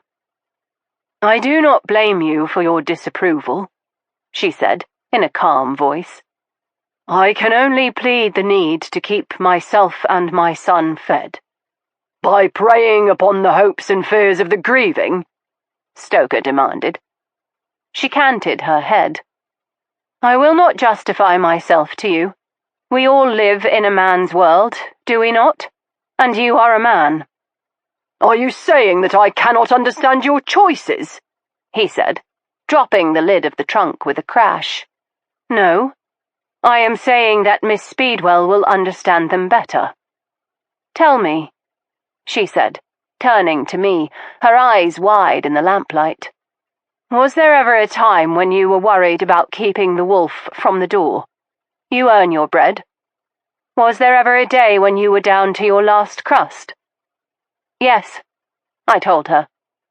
Stoker's head snapped up, but I kept my eyes fixed upon Helen Romilly's.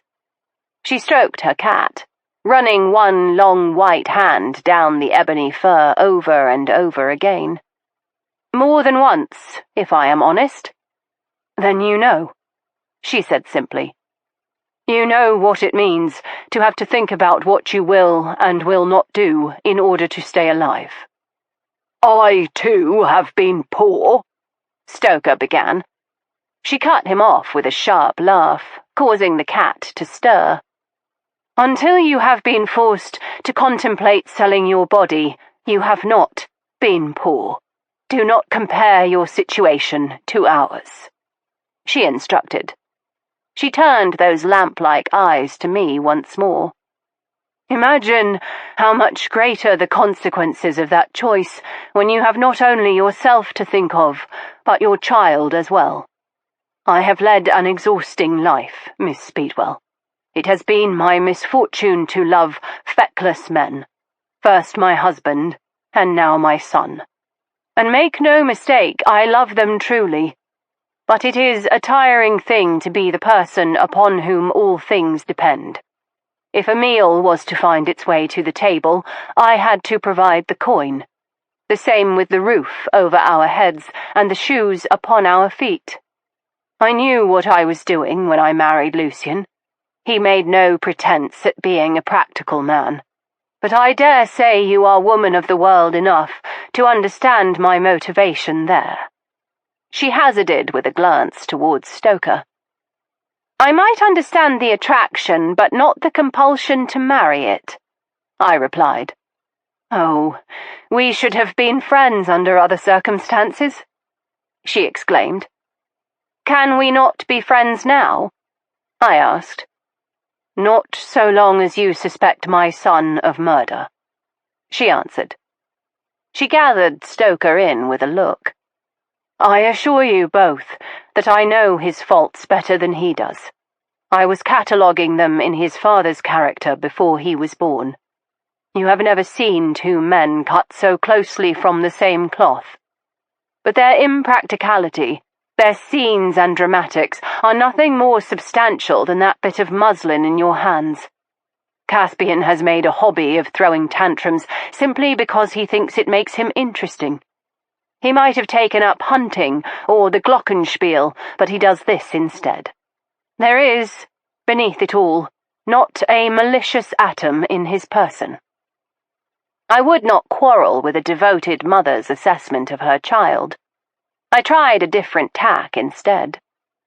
Surely Malcolm would have helped if he had known there were difficulties with money, I ventured. Malcolm. Bless you, he was unable to help himself.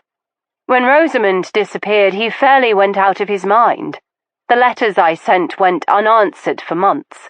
By the time he was able to respond, I had already chosen. I did not wish to sell my body, so I sold my soul. That is when you became Madam Helena? I asked. There was an annuity that Lucian had secured for us from the Romilly estate, but he left debts as well, heavy ones. I have struggled to pay them. In the end, I thought it best to bring Caspian here to see his uncle, to remind Malcolm that he had a ready-made heir in his brother's son. And perhaps to feel guilty enough about cutting Caspian out via his marriage that he might make him a separate allowance? I ventured. She shrugged. Why not? It was possible. If nothing else, it meant a few months of room and board I did not have to pay. So I wrote, and Malcolm invited us for the summer. We stayed through the wedding, and when Rosamund disappeared, it was clear there would be no additional money for us. Malcolm asked us to go. In London, it became apparent that we could not continue on as we had been. I considered every possible method by which I might assuage our financial difficulties. In desperation, I went to a medium and attempted to contact Lucian. I'll admit I was influenced by the effects of the last of Lucian's excellent wine cellar, but I had my wits about me. I knew the woman for a fraud within the first 2 minutes. I was never going to hear from Lucian, but as I left, it occurred to me that I had discovered an answer after all. I was more presentable and better spoken than that charlatan, and I had a better way with people. I needed only a few props and a new persona. Thus, Madame Helena was born. She finished with a flourish. "Why have you come now?" Stoker asked. Her smile was mirthless. "Because I may have kept the wolf from the door, but I can still hear him howling. With Rosamund gone, Malcolm's only heir is Caspian. He needed reminding of that. If he wanted to invite me here to conjure her spirit, I was too happy to play along." "You have never actually been witness to a ghost?" I asked. Her expression shuttered, and her hand stilled on the cat. "Only once." "Rosamund's," Stoker said gently. "I don't know what happened. I began the séance as I always do, invoking the spirits. And then things began that I cannot explain." "How did you manage the wrapping?" I inquired. "Simple," Stoker said. "She slipped her hand out of Caspian's and knocked on the underside of the table." Helen nodded. "Most people are too suspicious to permit such an easy trick, but I knew Malcolm would not think it peculiar if Caspian were seated next to me." "And the candles, they were fixed to extinguish themselves?" I asked. "Yes. We have them timed perfectly, so that I know just when to ask a question. The sudden guttering of the candle looks like an answer then. It is most effective under the right circumstances." "You did not trouble to use the ectoplasm," Stoker pointed out. "Or were you saving it for later?" Her smile was wry. "One of the guiding principles of my success.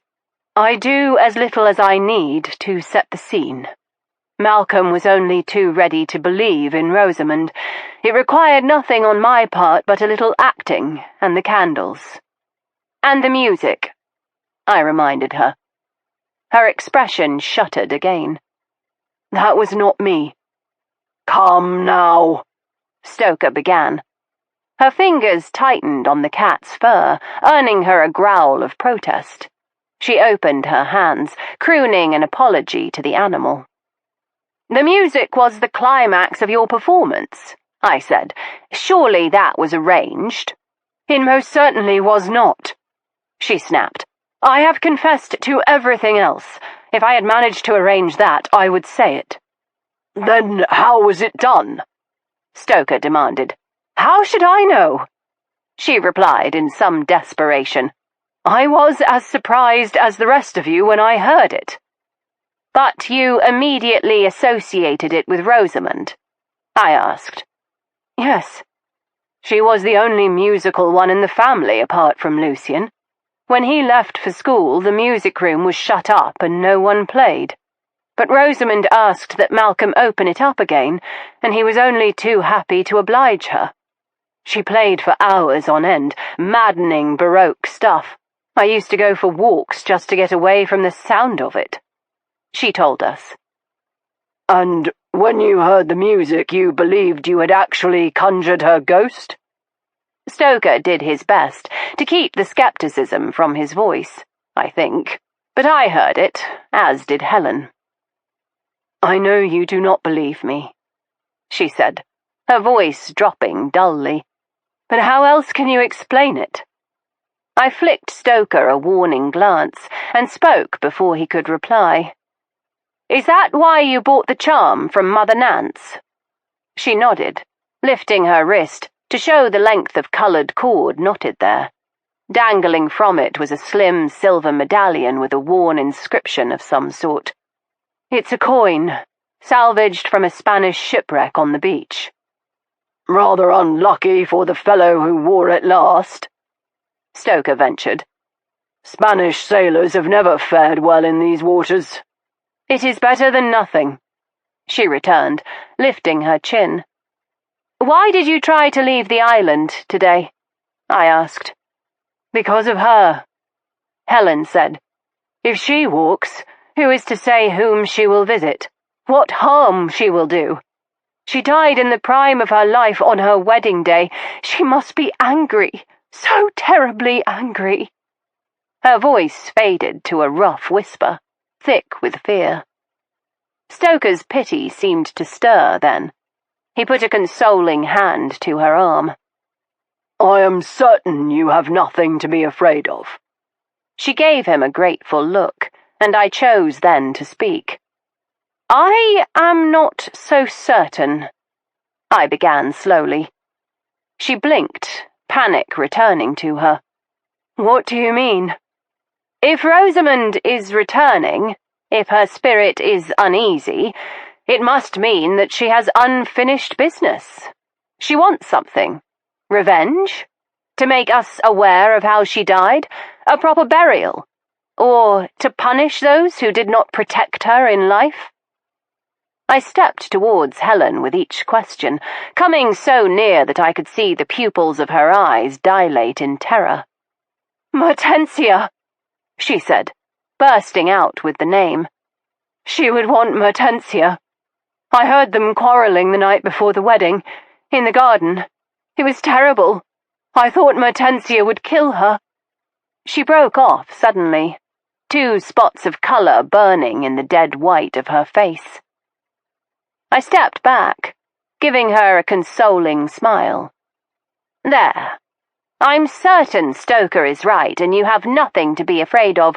All the same," I added, "I would not leave this room after dark, if I were you."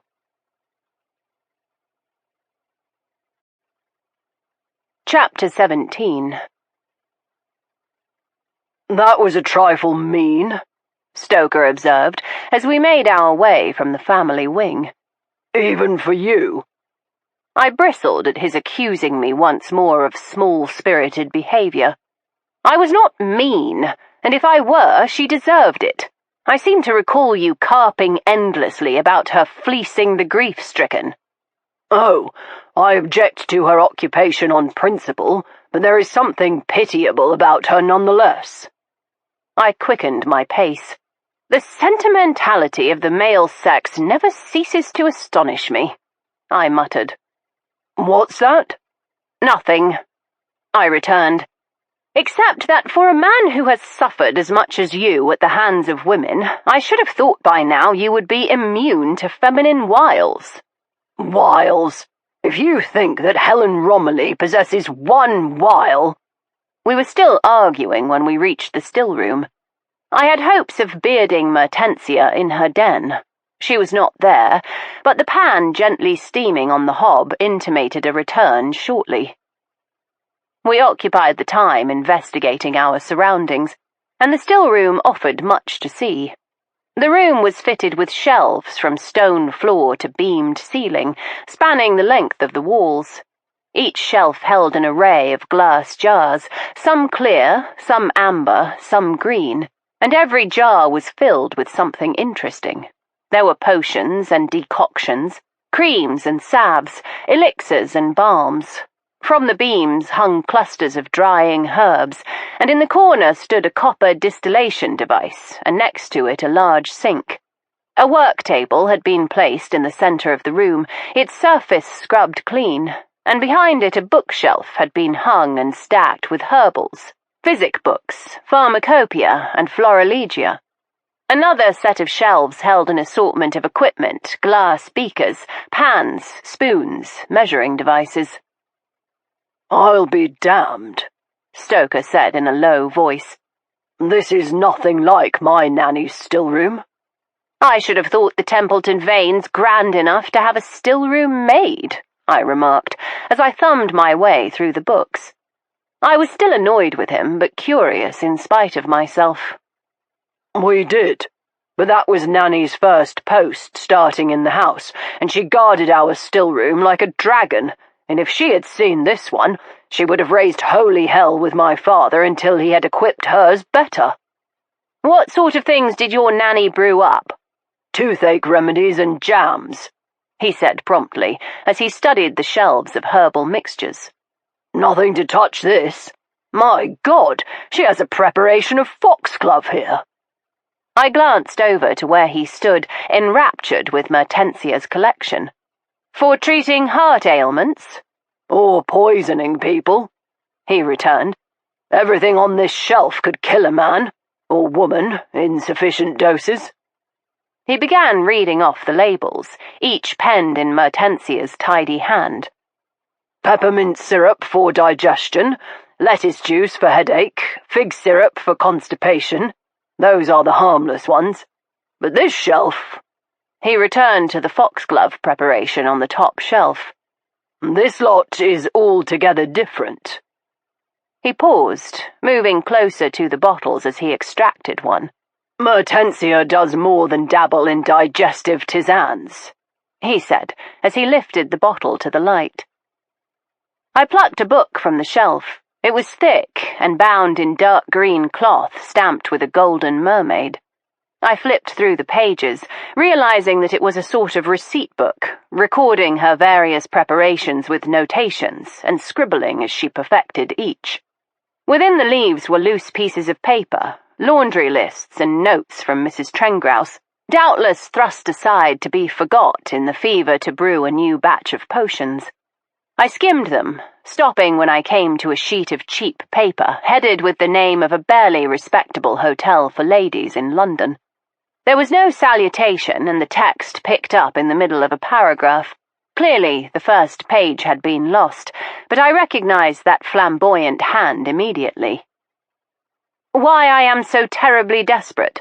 I cannot describe to you the awfulness of this place. There are beetles in the beds and black flies in the bath, and oh, Mertensia, how much better I could bear it all if you were here. Remember what jolly times we had at school, a few short months, but the happiest I have ever known because of your friendship. The lumpy porridge and lumpier beds were nothing at all when I could listen to your stories of St. Madden's, mermaids and giants and piskies. I remember them all, just as you told me. How I envied you, my dear, having such a place to call your own. I used to think that nothing in the world could possibly be as wonderful as seeing it for myself, if only to know that splendour like that exists somewhere in the world. I should not tell you this, sweet Mertensia, but I am afraid and a little sad to think of what the future holds. I need not imagine. I know it as clearly as if it were a picture someone painted and hung upon the wall. I shall grow old as a governess, each year thinner and sadder as I hurry to do the bidding of others. Never a home of my own, never a husband or children, or a single square inch of land that belongs to me. Nothing of mine except a shelf of books and a handful of handkerchiefs. What a desolate thought.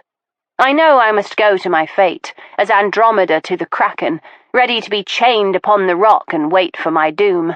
But there is no heroic Perseus to wing to my rescue. I must break my own chains, Mertensia. Will you help me? For the sake of our friendship, I recall to you the promise you made. The letter stopped there, the following pages not to be found. This is fascinating, I breathed. I read the letter to Stoker as he poked about the bottles upon the shelf. A genteel bit of extortion, he said when I had finished. I thrust the page back into the book and replaced it where I had found it. I feel rather sorry for her. She was clearly dreading her next post in India. Her prospects were grim. Not as grim as this, he told me, as he scrutinized a bottle plucked from the shelf. What's that? I asked. Henbane, he told me. Used to treat rheumatics or breathing troubles, but even a drop too much is fatal. There's any number of deadly things here. Jimsonweed, nicotiana, poppy, each with medicinal properties as well as toxic. She has taken great care to mark them as dangerous.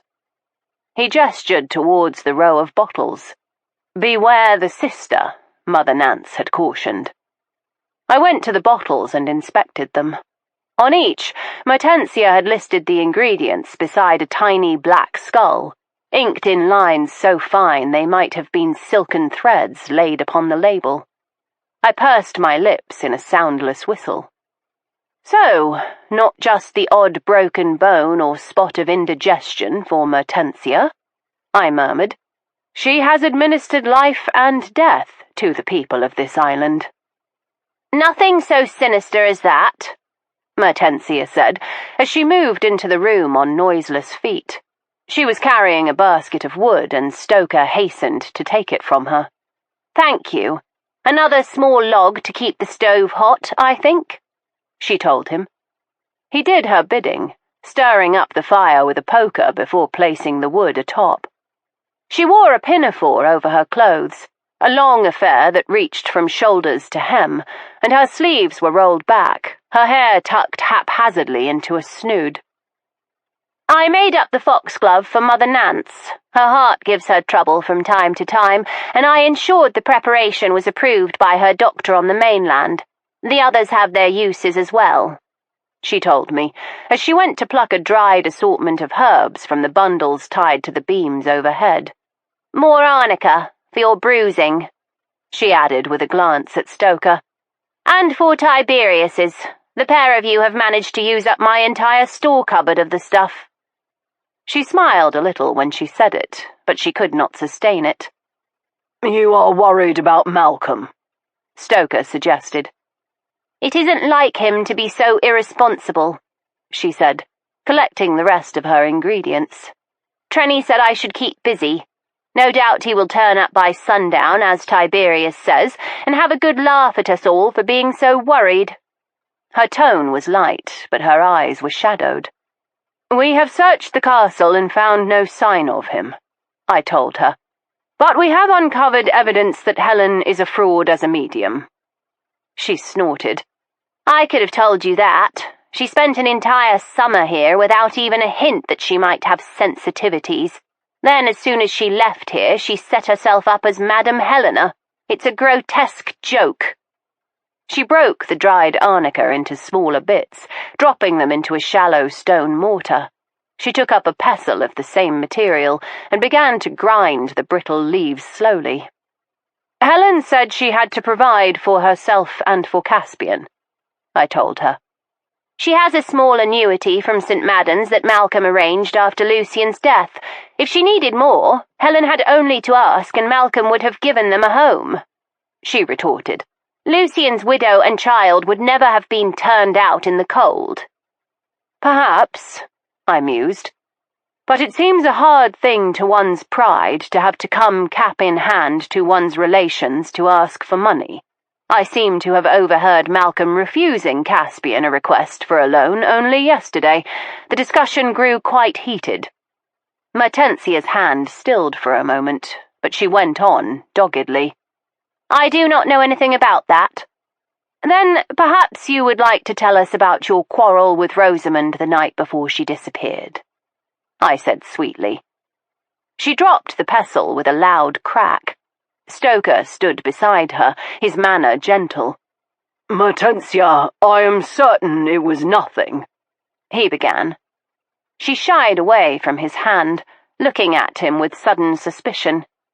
Is that how the two of you play at it? She hurls accusations and you settle the ruffled feathers? Stoker did not look at me. I know it must seem that way. Seem? You are her creature, she spat, dancing to her tune, pretending to be kind when all the time you are waiting like a spider. You did not answer the question, I said sharply, calling her attention back to me. She returned to her work, taking up the pestle with shaking fingers. Yes, we quarrelled. Rosamund decided to show her true colours at last. How? The fight seemed to have gone out of her. She ground her herbs as she spoke, her eyes never quite meeting mine, her back half turned to Stoker. She told me that things would be different after she married Malcolm. She said she had plans. For the village, for the household. I told her I did not mind if she wanted to make changes in the castle. It was her right as mistress. As long as I had my garden, I would be happy. Her voice faltered, and I saw her knuckles whiten as she pressed the leaves to powder. She wanted your garden, didn't she? All those years of work and she meant to tear it out. She wanted roses and peonies, Mertensia said, fairly spitting the words. She meant to pull down the whole poison garden, have the entire thing planted with flowers, pretty things, she said, instead of all those nasty poisonous plants she didn't like. Stoker held himself quite still, but his voice was warm. That must have felt like a betrayal, he said. It was, she admitted. She looked at him then, reluctantly, it seemed. I thought I was going to have a sister of sorts. I've never had the knack of making friends easily, but Rosamund attached herself to me at school, and for the few short months I was there we were never apart, but the summer she came to stay here was different to what I expected. How? I asked gently. Difficult. Tiberius and Malcolm were always making such a fuss of her, dancing and riding and rowing. She monopolized them, but I was not surprised. Tiberius and Malcolm had always had a healthy rivalry. It was just the pair of them showing off. When Tiberius left, everything was quieter. I saw almost nothing of Malcolm, but I still never believed anything would come of it. He is just so proud of the island, and she was interested in everything. She looked down at the dirty green powder in her mortar.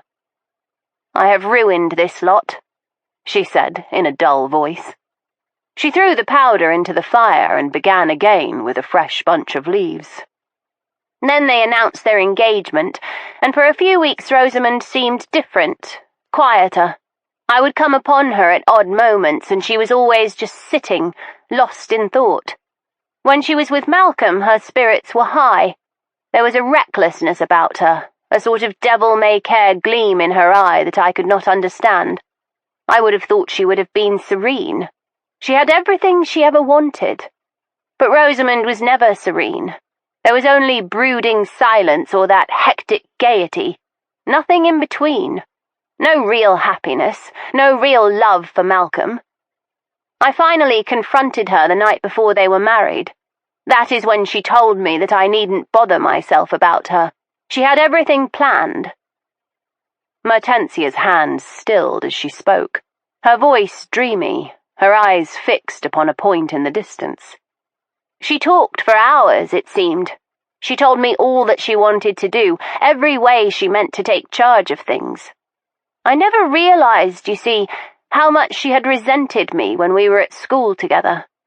I thought we were equals, miserable little girls bound by our unhappiness. But Rosamund saw things differently. There was a watchfulness to her I had never seen, a brittleness. It created a strange atmosphere that summer. The air was heavy, as if waiting for a storm to break. And then I discovered that she had been taking my place. In what way? Stoker asked, his voice low and coaxing. It has always been the family's responsibility to take care of the villagers. My mother did it, and before I was old enough, after her death, Trenny used to make the calls.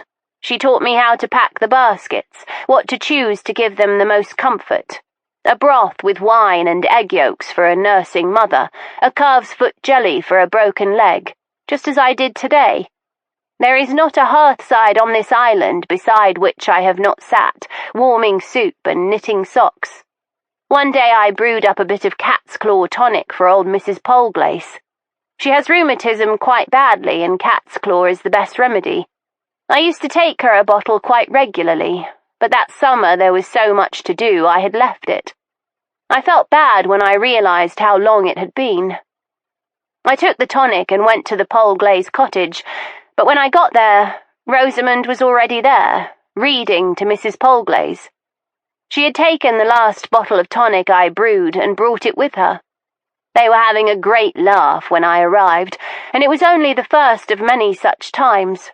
I eventually forbade her from coming into the still room to take my remedies, but it did not stop her. She merely smiled like a cat with a cream pot and went about her business. She persuaded cook to bottle up soup for her, and she knitted shawls and carried books with her. People started to talk about how thoughtful she was, how considerate. She even took to arranging flowers in the church, taking my best roses before I had a chance. Everywhere I went, she had got there first. It was as if I were being erased. You saw what it was like with Mrs. Polglaze. The villagers adored her. I began to see what it would be like for me once she married Malcolm.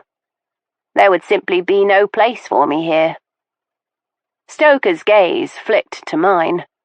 Mertensia seemed entirely unaware that she had just confessed to a powerful motive for murder. I gave an almost imperceptible nod, and he moved forward slightly, careful not to touch her, pitching his voice to a soft, honeyed tone that had always sent shivers down my spine. "She must have broken your heart," he said. "You could not leave St. Madden's. You are as much a part of this place as the sea itself." She gave a slow nod, the pestle slipping once more from her hand. Tears stood in her eyes as she turned, almost against her will, it seemed, burying her face in his shirt. Stoker embraced her, settling those muscled arms firmly about her as one large hand cradled her head. He murmured something soothing, I could not hear what. The words were for her only. She sobbed for a long while, then her shoulders stilled, and she relaxed into his grasp. "I am sorry," she said brokenly, trying to regain her composure. But Stoker kept one arm securely about her as he retrieved a handkerchief from his pocket, one of his enormous affairs of scarlet linen. She took it with a grateful, watery smile. "I am sorry I was so rude to you," she said. "I do not really believe you are her creature." She did not even look at me as she spoke. Her eyes were fixed adoringly on Stoker. "I am very much my own man," he assured her. I tasted sourness and said nothing. "Did you ever confront her? Tell her how you felt?" Stoker asked. She nodded. Precious little good it did. She merely laughed and said I was being ridiculous, and then she made some casual remark about things changing for the better on St. Madden's, and I went off to have a good cry in the garden. Helen found me there, and I told her what had happened. She took me along to Trenny, who gave me warm milk and put me to bed. She said it was all a tempest in a teapot, and everything would seem better with a good night's sleep. "Excellent advice," Stoker told her. The feeble smile deepened. "I suppose. The wedding was fairly miserable for me, pretending to be happy for them. But then she disappeared, and it was so much worse. I thought the most difficult thing would be for Rosamund to live here, but that was nothing compared to the suspicion, the whispers, the newspapers. The not knowing was diabolical." "It seems to have affected Malcolm quite badly," Stoker offered. At the mention of her brother, her face shuttered. She pushed gently out of Stoker's embrace and picked up her pestle. "I am certain Veronica has better things to do than listen to me moan about my family," she said with a forced smile. "Not at all," I replied.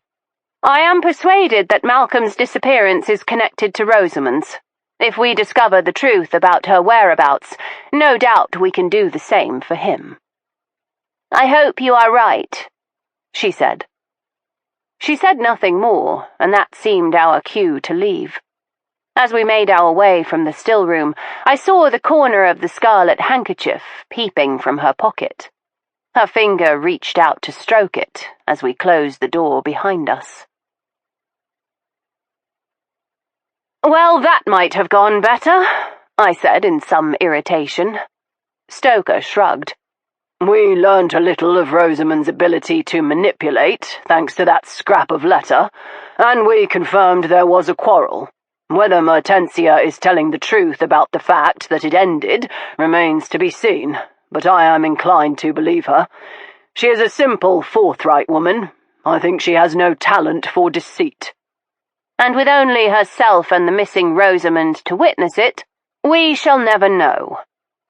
His expression was reproving. "Can you find no charity in your heart for her? Mertensia is a sterling character." I made no reply to this. I started off down the corridor, the tiny heels of my slippers ringing irritably on the stones. Stoker caught up to me, his hands thrust deeply into his pockets. "Where are we going now?" "To find Mrs. Trengrouse," I told him. "She saw Mertensia after the quarrel with Rosamund. Perhaps she can shed some light on the matter." "Excellent," he said, patting his flat belly. "I could do with a bite of something." "If you're hungry, you needn't have come with me," I told him irritably. "Go and stuff yourself like a Michaelmas goose for all I care." "Because you can do this all on your own," he replied, stopping short in the corridor. I turned to face him. "Forgive me. I quite forgot your refusal to accept anyone's help, your insistence upon never needing anyone, ever, for any purpose. Very well, I have a few things to investigate on my own." "Such as?" I demanded. "Do not concern yourself about it," he instructed, the muscle of his jaw tight as he ground the words through clenched teeth. "But I think it is time we held my brother's elegant feet to the fire." With that, he turned smartly on his heel and left me staring after. "Whatever has got into him?" I muttered. Just then Daisy turned the corner, her arms full of freshly laundered sheets, smelling, one thanked the Almighty, not at all of chicken manure. "Oh, I beg pardon, miss. Was there something you needed?" "I was looking for Mrs. Trengrouse," I told her. "I had a question about Miss Rosamund." "She is about somewhere, no doubt," Daisy assured me. "Probably looking in on the dinner preparations." She paused, giving me a close look. "I hear as you went to the village proper today, miss, besides Polglace Cottage, and had your palm read." "How did you—" I broke off, suddenly seeing the resemblance to the village witch, and remembering how she had scolded young Peter with an air of familiarity. "You are related to Mother Nance? Granddaughter?" "Great niece," she said with a grin. "And I suppose that is how she gets her intelligence of everything that happens at the castle? You keep your ear to the ground and feed her information, so when the Romilly guests come, she seems omniscient?" "Oh, 'tis just a bit of fun, miss. She earns a little extra coin, and she always sends a few coppers my way for it." Her look was puckish, and I could not hold a grudge against this enterprising pair. "You told her that Mrs. Helen was afraid of ghosts, didn't you? And that's how she knew to offer her a protection charm?" She grinned. "It weren't no protection charm, miss. Just a bit of old coin Mother Nance has had banging around since God were in leading strings. But Mrs. Helen feels ever so much better for having it, don't she?" I thought of Helen's desperate clutching of the charm. "I suppose so." I glanced down the corridor, making certain we were alone. "Daisy, did you ever tell Mother Nance anything about Miss Rosamund? Was there anything you observed about the lady that you found curious?" Her mouth tightened. "I don't like to say, miss.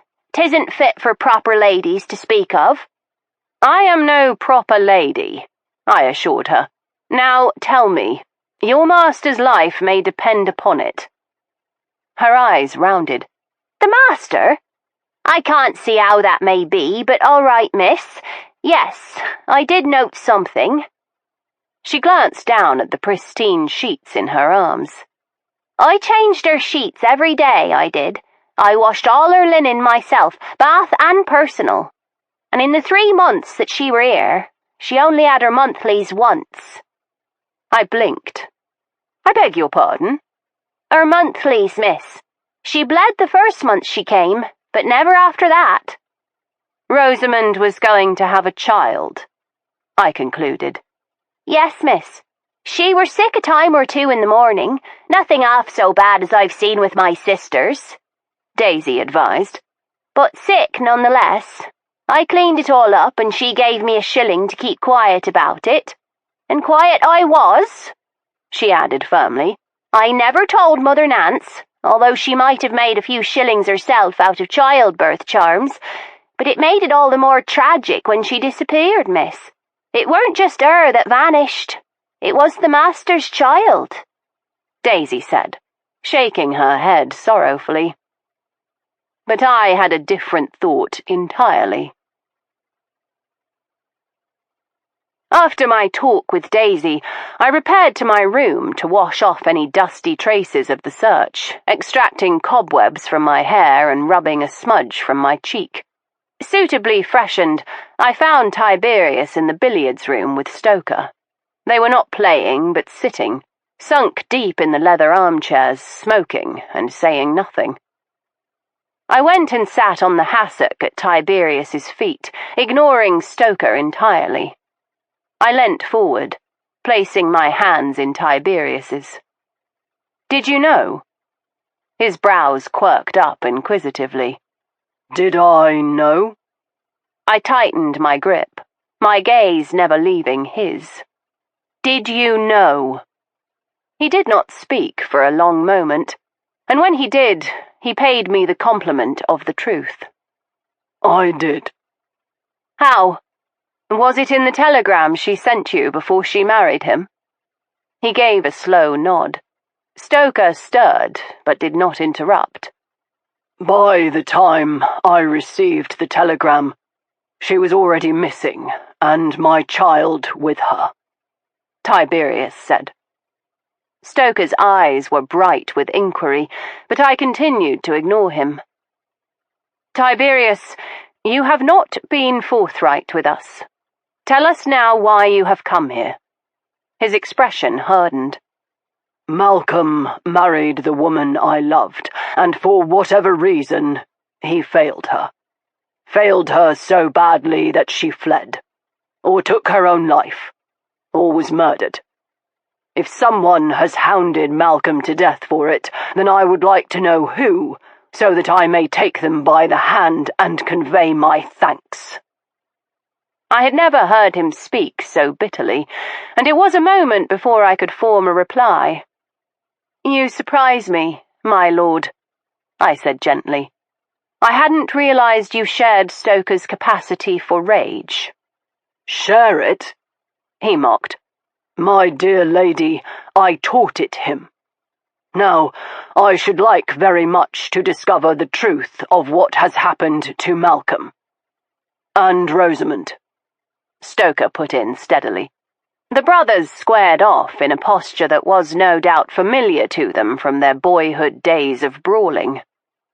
"Yes, I do want to know precisely what happened to her." "Well, I am glad you are man enough to concede you have an ulterior purpose." Tiberius's handsome mouth curled. "Brother mine, I thought you learnt long ago. Even my ulterior purposes have ulterior purposes." Stoker returned the smile. "Such as murdering Malcolm Romilly?" I blinked at him. "Stoker, what on earth—" "I searched Tiberius's room when you were talking to Daisy.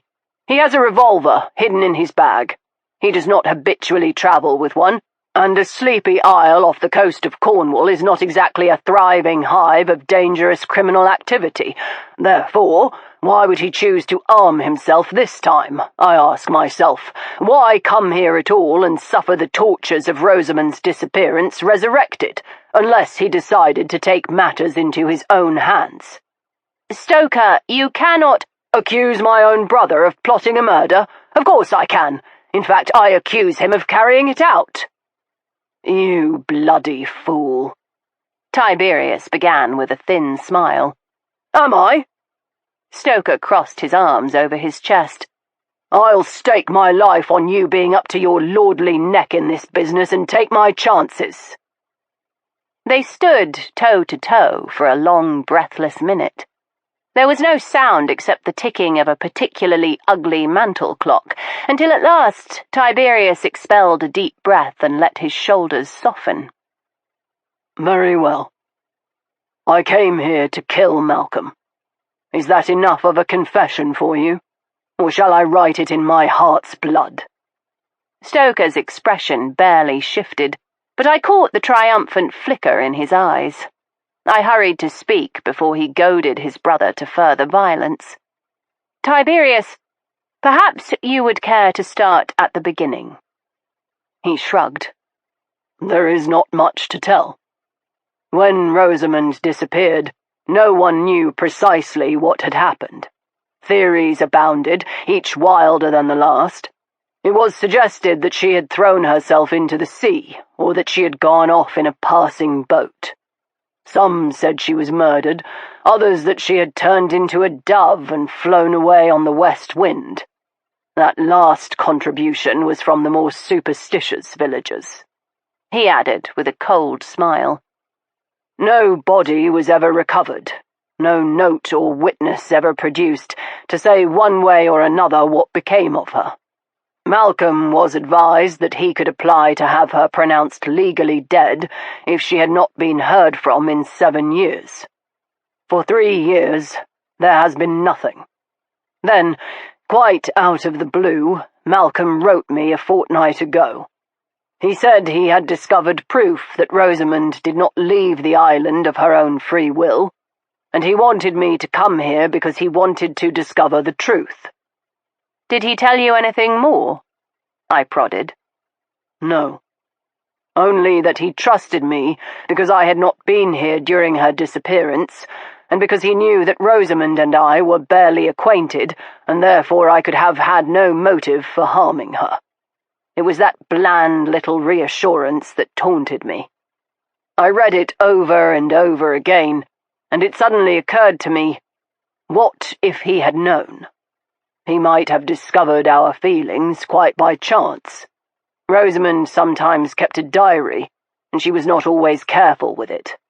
What if it had come to light and Malcolm learnt of our relationship? Might he have intended to lure me here under false pretenses? Could a maidservant have known? Had Rosamund confided in her schoolmate Mertensia?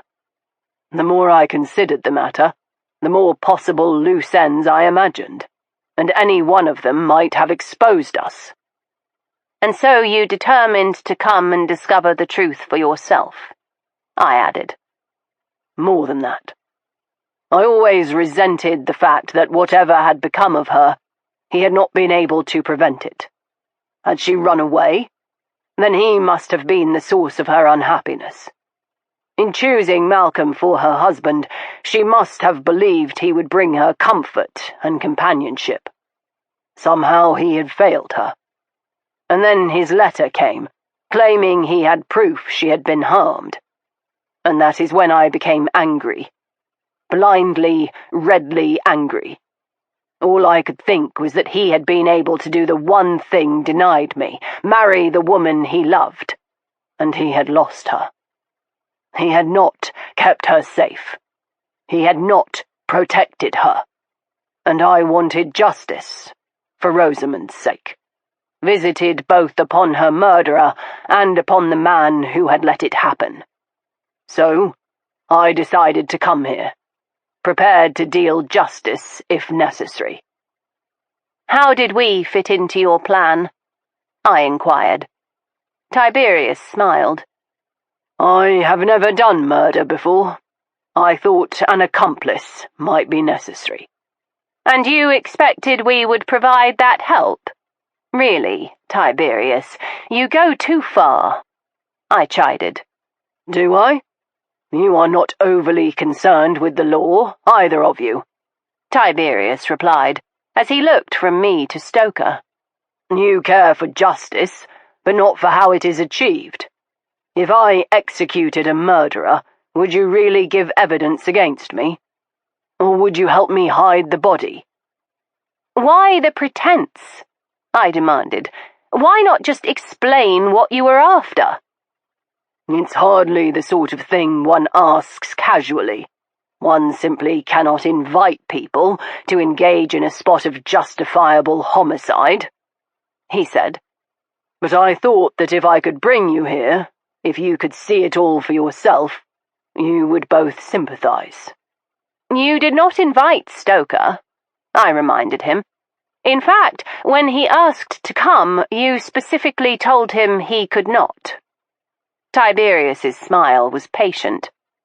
My dearest Veronica, have you not yet learnt that the surest way to guarantee that Stoker will do something is to tell him he may not? He was twice as eager to come for being forbidden the invitation. Of all the bloody manipulative...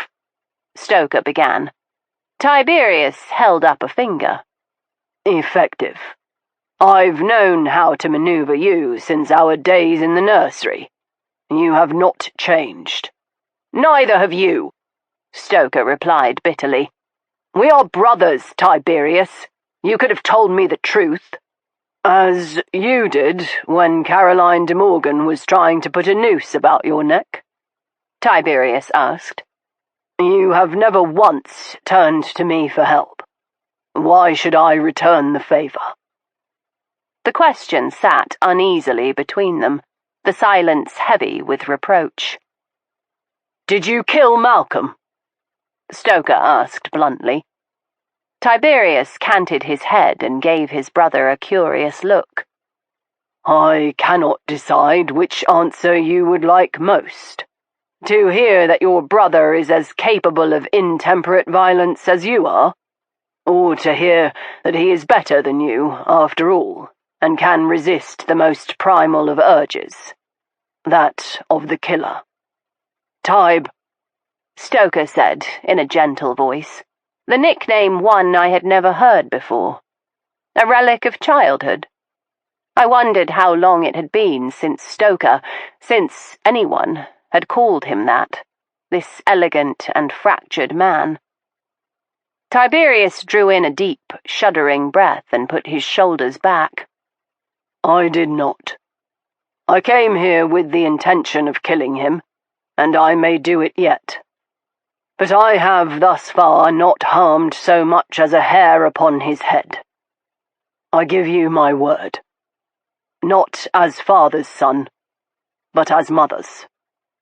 Stoker gave him a long, level look, then nodded. I believe you, and I will do everything in my power to keep you from making a murderer of yourself.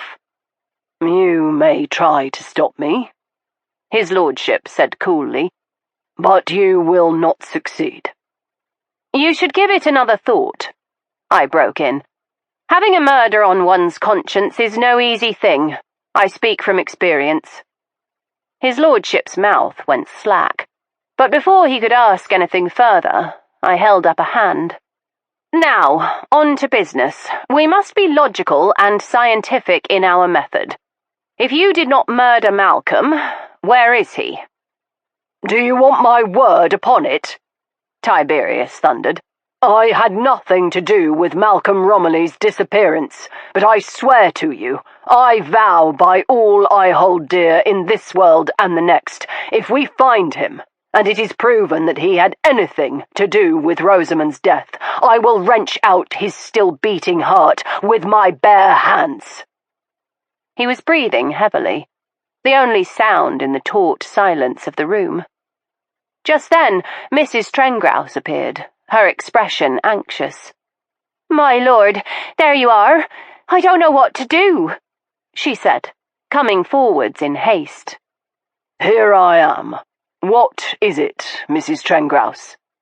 She hesitated. 'Tis probably nothing, my lord, but I found something on the western beach, outside the tunnels, she said. I don't know what it means, you see, and I am afraid.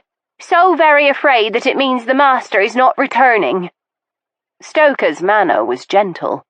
What did you find? She shook her head, the threads of silver gleaming in the lamplight. I cannot rightly say.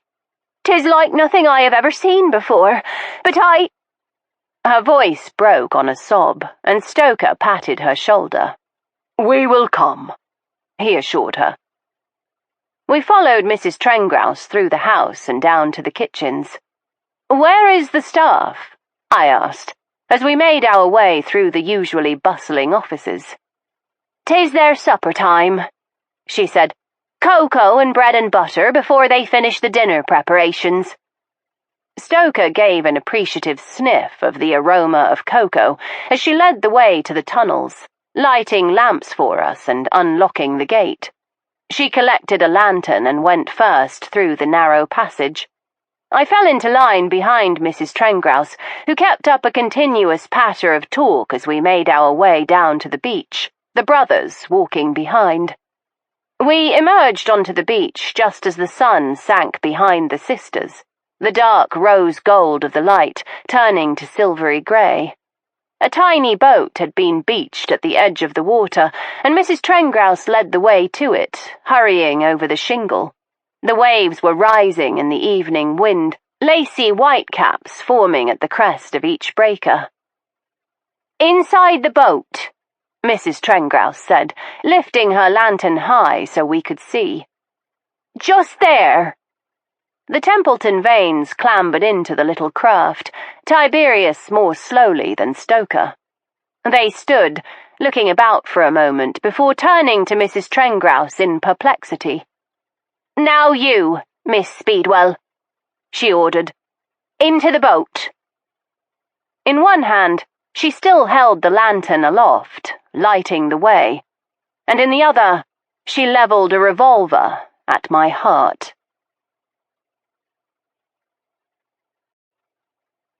Chapter 18. "Well, this is unexpected," Stoker remarked, with a bit of his old hauteur. "I know," she said, smiling thinly. "If you had expected it, sir, you'd never have come. Now, into the boat, miss. I'll not ask again." I did as I was bade, for the simple reason that I could see no plausible alternative. I was too far away to disarm her, as were the Templeton-Vanes. Stoker put out an arm and braced one booted foot upon the gunwale, hoisting me swiftly to stand in between them. "What now?" he asked. "You will row the boat to the first sister," she said, nodding towards the rock. "And if we refuse, you shoot us?" he guessed. "Beginning with Miss Speedwell," she assured him. "What if we row out a bit and turn back?" Tiberius inquired. "Then I will shoot her before you reach the beach," she promised. "Your choice is simple, my lord. You and your brother row Miss Speedwell to that rock, or risk her life." Tiberius opened his mouth, but Stoker thrust an oar into his hands. "Shut up and row, Tiberius," he ordered. "I have a number of questions," I said to Mrs. Trengrouse. She smiled again, but it was a tremulous, anxious thing. "I imagine you do, but I am no ardent criminal, Miss Speedwell. I am not steeled to enjoy this sort of thing, and the longer you linger upon this beach, the more nervous I become," she said, waving the revolver again. "For Christ's sake, sit down," Stoker told me, tugging my skirt hard enough that I tumbled to the bottom of the boat. Without preamble, he leapt from the boat and gave it a mighty shove, launching it into the water. He gave Mrs. Trengrouse a long, level look, assessing the distance between them, but she merely kept the gun fixed upon me, and he resumed his position in the boat, taking up his oar. We were, perhaps, halfway to the island before we dared to speak, keeping our voices low lest they carry across the water to the villainess waiting upon the beach, watching our progress with her lantern lifted high. "So much for your arsenal of knives," Stoker said. His face was a mask of pain as he rowed. He had removed his coat with difficulty, and a bloodstain was blossoming on the white linen of his sleeve. "I can only presume that your bad temper is the result of the rowing pulling loose your stitches," I told him coldly. "As it happens, I am not wearing my boots or my purple corset, and it seemed a bit excessive to strap a knife to my calf just to sit down to tea. I shall know better next time." "Next time," he said, in a hollow echo. "Now, let us turn our considerable energy and intellect to the problem at hand. We might row around the island," I suggested. "We will soon be out of distance for a decent shot, and we could risk pulling for the other side of the island. We would find help there." "The current will carry us the wrong way," Stoker said flatly, "and we cannot row against it all the way around the island. Then what if we— Stoker gave a jerk of his head. We cannot do anything other than what she has ordered, he said. He looked down between his feet, and I realized that the rising sensation of cold I had been feeling was not simply nerves. Seawater was seeping into the boat, filling the tiny hull. Tiberius swore and began to pull harder at his oar. She means to drown us. No, she means us to comply, I corrected. If she meant us to drown, she would have made a bigger hole. I inspected the series of small punctures drilled into the hull. Sawdust was floating on the top of the water, and I realized she must have damaged the boat just before coming to find us. A few other granules floated on the surface, and I rubbed them between my fingers, dissolving them. Sugar, I pronounced. She must have packed the holes with plugs of sugar to keep the boat afloat long enough to get us away from the beach. Stoker and Tiberius pulled hard for the little isle, and we reached it just as my skirts were beginning to float. We were wet through to the waist. Tiberius vaulted over the side and onto the slippery rock, putting out his arms to me. I jumped, rocking the boat dangerously as Stoker steadied himself. The water was nearly to the gunwale in the boat, and with a single nimble rush, Stoker leapt to the rock, the quick motion thrusting the boat under the water. Well, that lets out any idea of rowing back, Tiberius mused. I looked around the island. It was a single large rock, mostly flat, rising a little way out of the water. It was covered in seaweed and dreadfully exposed to the rising wind. I shivered in my wet clothes, and without a word, the three of us huddled together in the center of the rock. We were silent a while, watching the last of the grey light fade and the stars begin winking to life. Across the narrow channel, the warm golden light of Mrs. Trengrouse's lantern hovered like a firefly in the gathering darkness for a long time, before at last it bobbed away. Stoker turned towards the horizon, where the sea stretched away as to the end of the world. The vast, salt, dread, eternal deep, he pronounced. Keats? I asked. Byron, actually. While the two of you natter on about poetry, I should like to point out that Mrs. Trengrouse is well and truly gone, Tiberius said. And we are castaways. And me without a flask, Stoker said lightly. I reached beneath my skirt. Have mine, I told him, passing over the small flat bottle of aguardiente I always carried upon my person. Thank Christ, Stoker said, taking a long pull. He offered it to Tiberius, who refused with a shudder. It is not a very good plan, this scheme of Mrs. Trengrouse's, Tiberius said. She has got us out here. Now what? We pass an uncomfortable night and then hail a passing boat. She might have purchased a few hours' peace for herself to finish whatever diabolical machinations she intends, but she cannot hope to escape us. Stoker gave me a long look in the starlight before looking to the horizon, where a moon, enormous and glimmering white as an agate, was rising, casting its light across the shimmering sea. "'Tis the full moon," he said slowly. He picked up a piece of seaweed in his hand and held it. "And the kelp is damp." "What does that signify?" Tiberius demanded. "I vow, when I get my hands on that witch, I will make bloody well certain she goes to Newgate for this. Who does she think she is, forcibly detaining a peer of the realm?" He went on in that vein for a few minutes, but I picked up a piece of seaweed for myself and looked at Stoker. "Oh," I said quietly. He nodded. Tiberius paused in the middle of his diatribe. "What?" he said irritably. "It is bad enough that I am marooned out here like bloody Robinson Crusoe, without the pair of you doing that enraging thing where you seem to read one another's minds." "The tide is rising," I said calmly, marking where the waters had climbed since our arrival.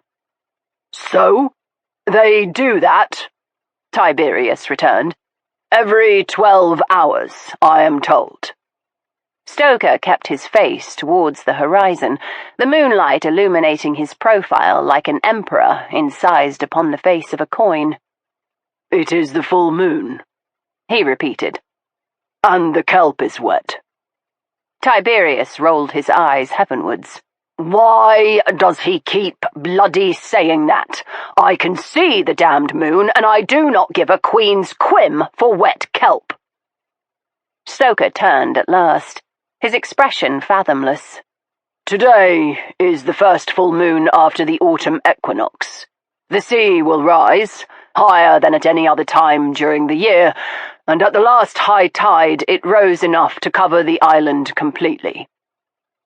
It took a moment for Tiberius to grasp the full implication of what he was saying.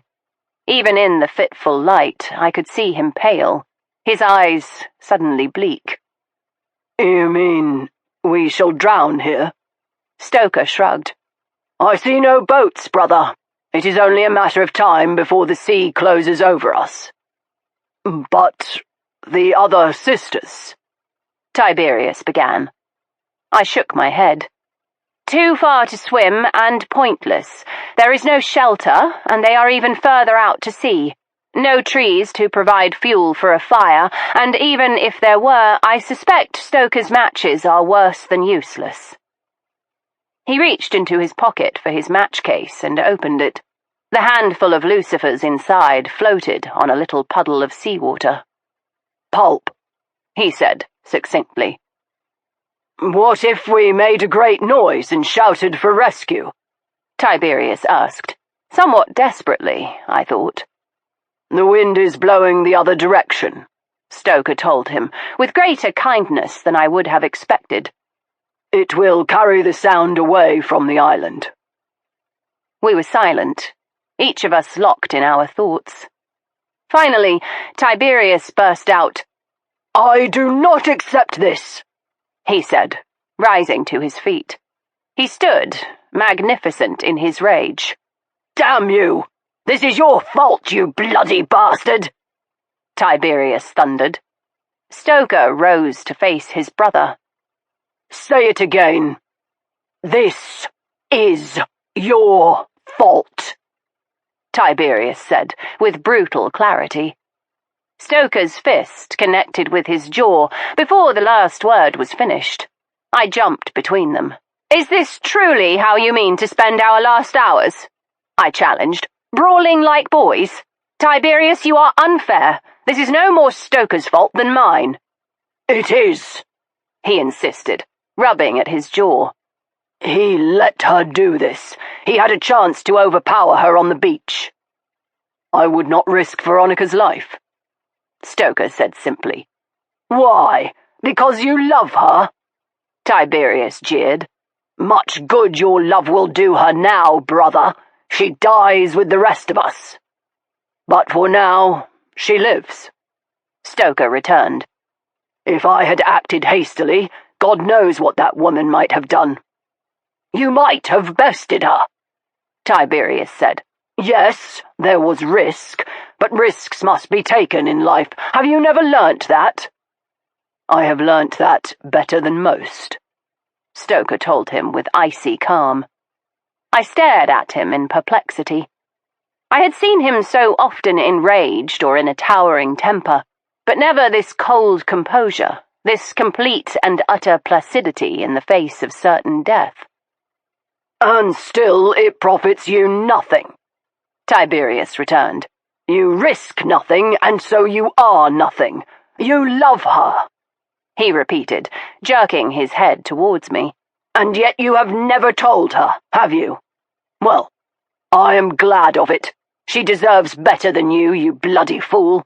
She deserves a man who would kill for her. Stoker's smile was slow and terrible. You think that is love, brother? That I should kill for her? He shook his head, his eyes locked with mine. You are the fool, Tiberius. because you still do not understand. I do not love her enough to kill for her. He stepped to the edge of the rock. I love her enough to die for her. And without another word, he disappeared over the edge of the rock and into the blackness of the sea. For a long while I felt nothing at all, only a bone-deep numbness. Eventually, I came to feel Tiberius's arm roped about my waist. I pushed at it, none too gently. Let me go. Only if you promise not to try to jump again, he warned. I did not. You did.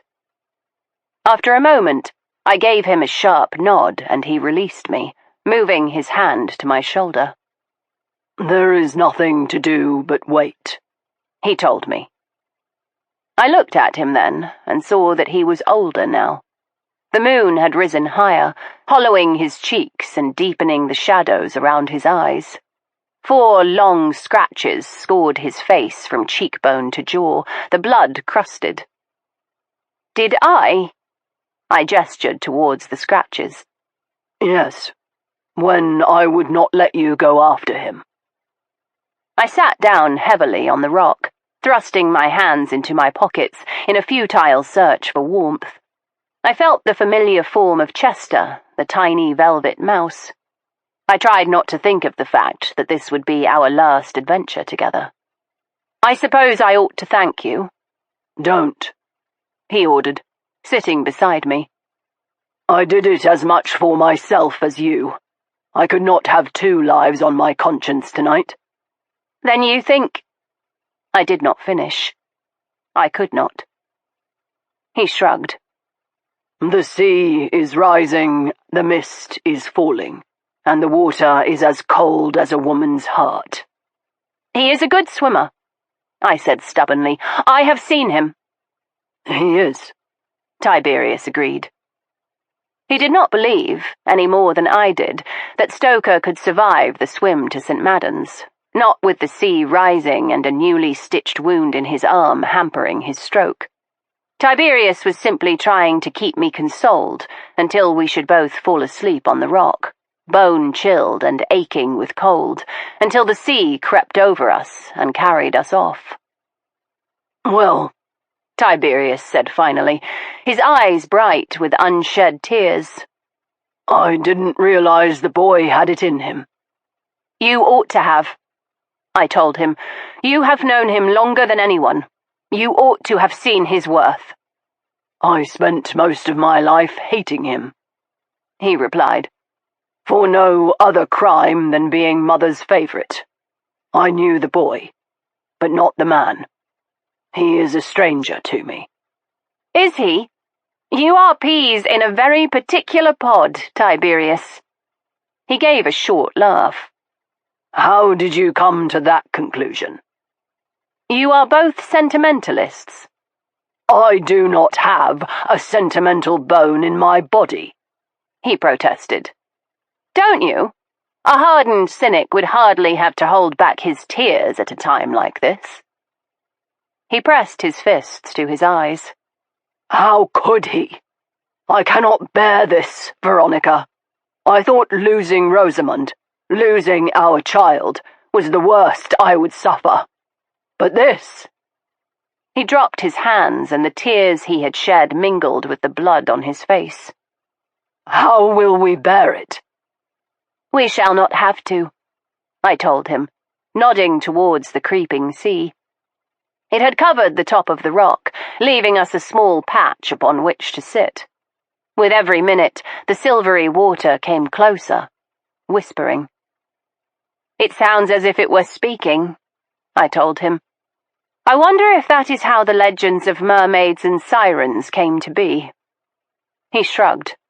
I suppose. I wonder if Rosamund...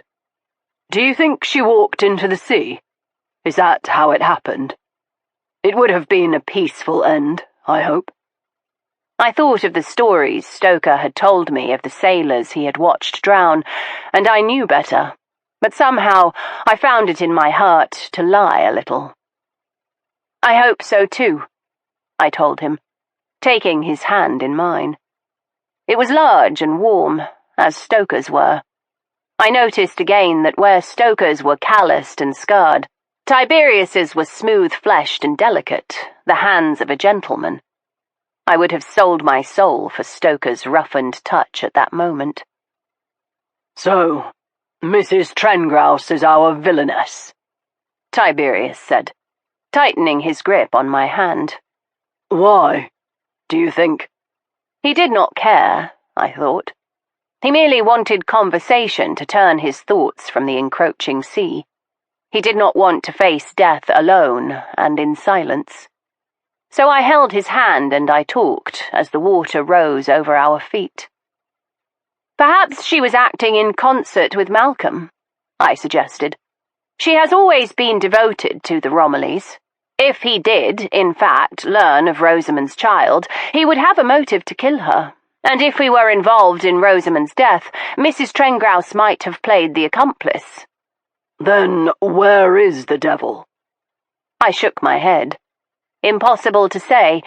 He might have taken fright that he would be discovered, and Mrs. Trengrouse is hiding him somewhere we have not found.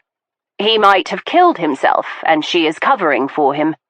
He might have fled to the mainland. We discussed the possibilities, batting around theories and abandoning them as the tide rose.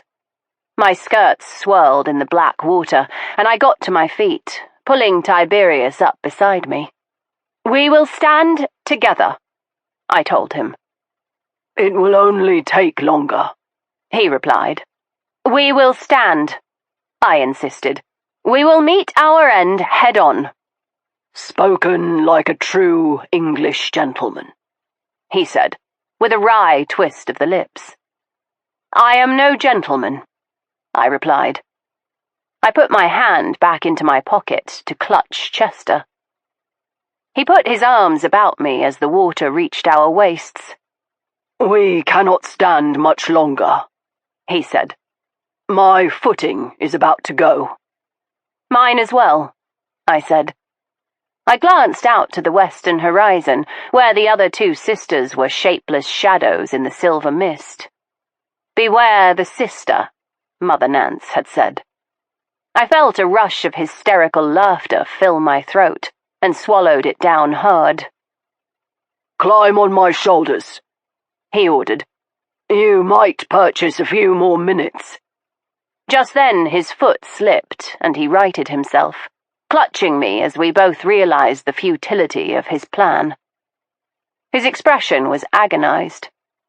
"You would not be here if it were not for me," he began. "Do not," I told him sternly. "I came of my own volition. I made my own choice, as I have always done. And if I must go, I am glad not to go alone." The sea swirled hard about our waists, tugging at us. Tiberius straightened his shoulders and lifted his chin. "And if I must go, I am glad to go with you, Veronica. It has been my honor." A wave crashed into us then, dragging us apart and tearing us from the rock. Tiberius's fingers slipped from mine, and I opened my mouth to call to him, but seawater filled it. I turned my face up just in time to see the moon, that beautiful pearled moon, drift from a cloud and shed her light like a benediction. And then the sea closed over my head, and I saw nothing except the great black emptiness of the deep, the vast, salt, dread, eternal deep.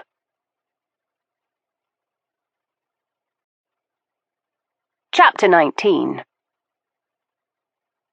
I woke to a hot stripe of sunlight on my face and a cool compress upon my brow.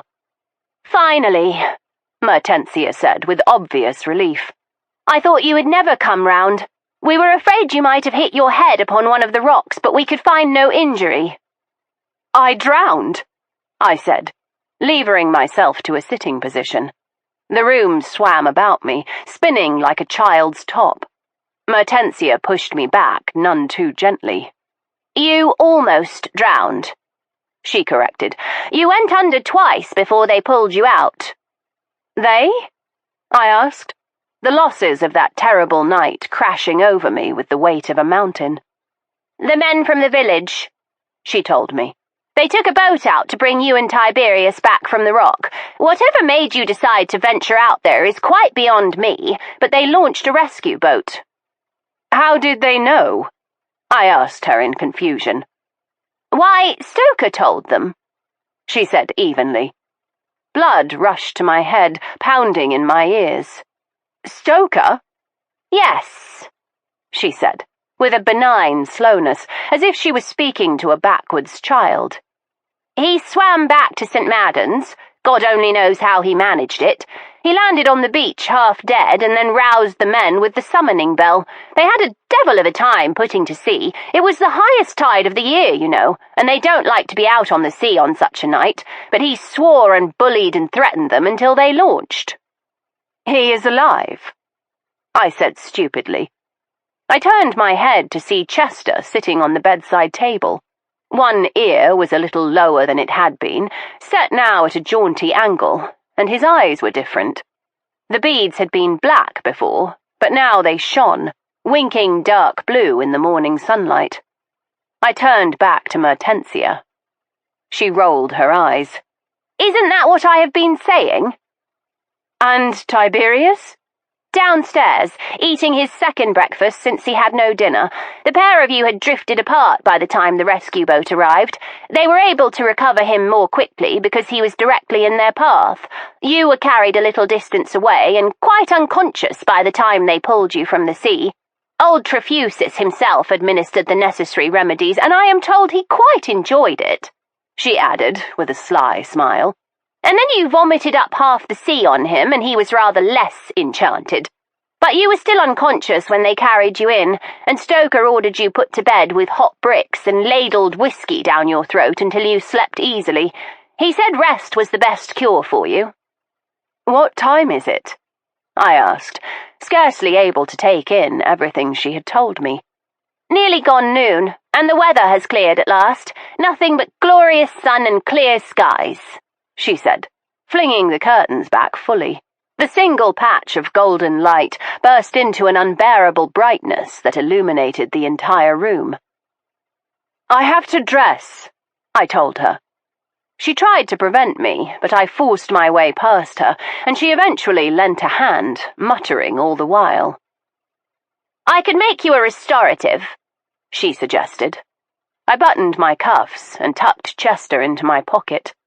Where is Mrs. Trengrouse? She shrugged. I do not know. First Malcolm and now Trenny. I do not know what strange happenings are at work here, but I hope soon to have an end to them. You will, I promised. I flung open the door and rushed down to the breakfast room, taking the stairs as quickly as I dared. Tiberius was, as she had told me, sitting in state, helping himself to plates of eggs and kidneys and piles of toast. As soon as I appeared in the doorway, he rose. He came to me, his expression a mixture of relief and something more. "My dear Veronica," he murmured, "you are looking a fair sight better than when last I saw you." I grinned in spite of myself. He held out his hand, but I pushed past it and went to embrace him. His arms came around me and he murmured into my hair. "We are more than family now, I think." More than family, I agreed. Where is Stoker? He resumed his breakfast, taking his seat at the table and buttering a fresh piece of toast. "He took himself off to the village to thank the lads who came out last night." I plucked the toast from his fingers and headed for the door. More than family, I reminded him as he protested. I met Stoker on the path from the castle to the village.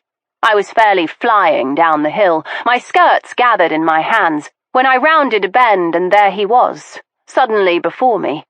I strode towards him, not slowing my pace. I came upon him like a cataclysm, taking his face in mine and raining kisses upon him until we were both short of breath as if we had run a foot race. "Veronica," he said at last. his expression so full of emotion I could not speak for the fullness of it. I put my arms about him and pressed my face to his chest. "Don't. Not yet," I pleaded. "Tell me something mundane." A low laugh rumbled through his chest, and I felt his lips upon my hair. "Very well. I have just been to see the village men, to thank them for their courage and skill last night." I nodded, and he went on, speaking of things that mattered not at all. "They were reluctant to go, but in the end they overcame their fears, and if it were not for them—" He broke off, and his grip upon me tightened, so that I knew I would never breathe again. "Stoker." The word was weighted with everything I meant to say and could not voice. I retrieved Chester from my pocket. I held the little mouse towards him on my palm with a question in my eyes. "You were clutching him when they hauled you aboard. One of his ears was nearly off and the eyes were gone, but I still know my way around a needle," he said lightly. I thought of the hours he must have spent, sitting at my bedside, putting each stitch into the velvet, slowly and methodically, marking them off like the pearls on a string of prayer beads. "Stoker," I repeated, turning my face to his, offering, asking, waiting. He ducked his head, suddenly elusive. I turned his face towards mine, almost able to master my emotion. "You think we will not speak of what you did?"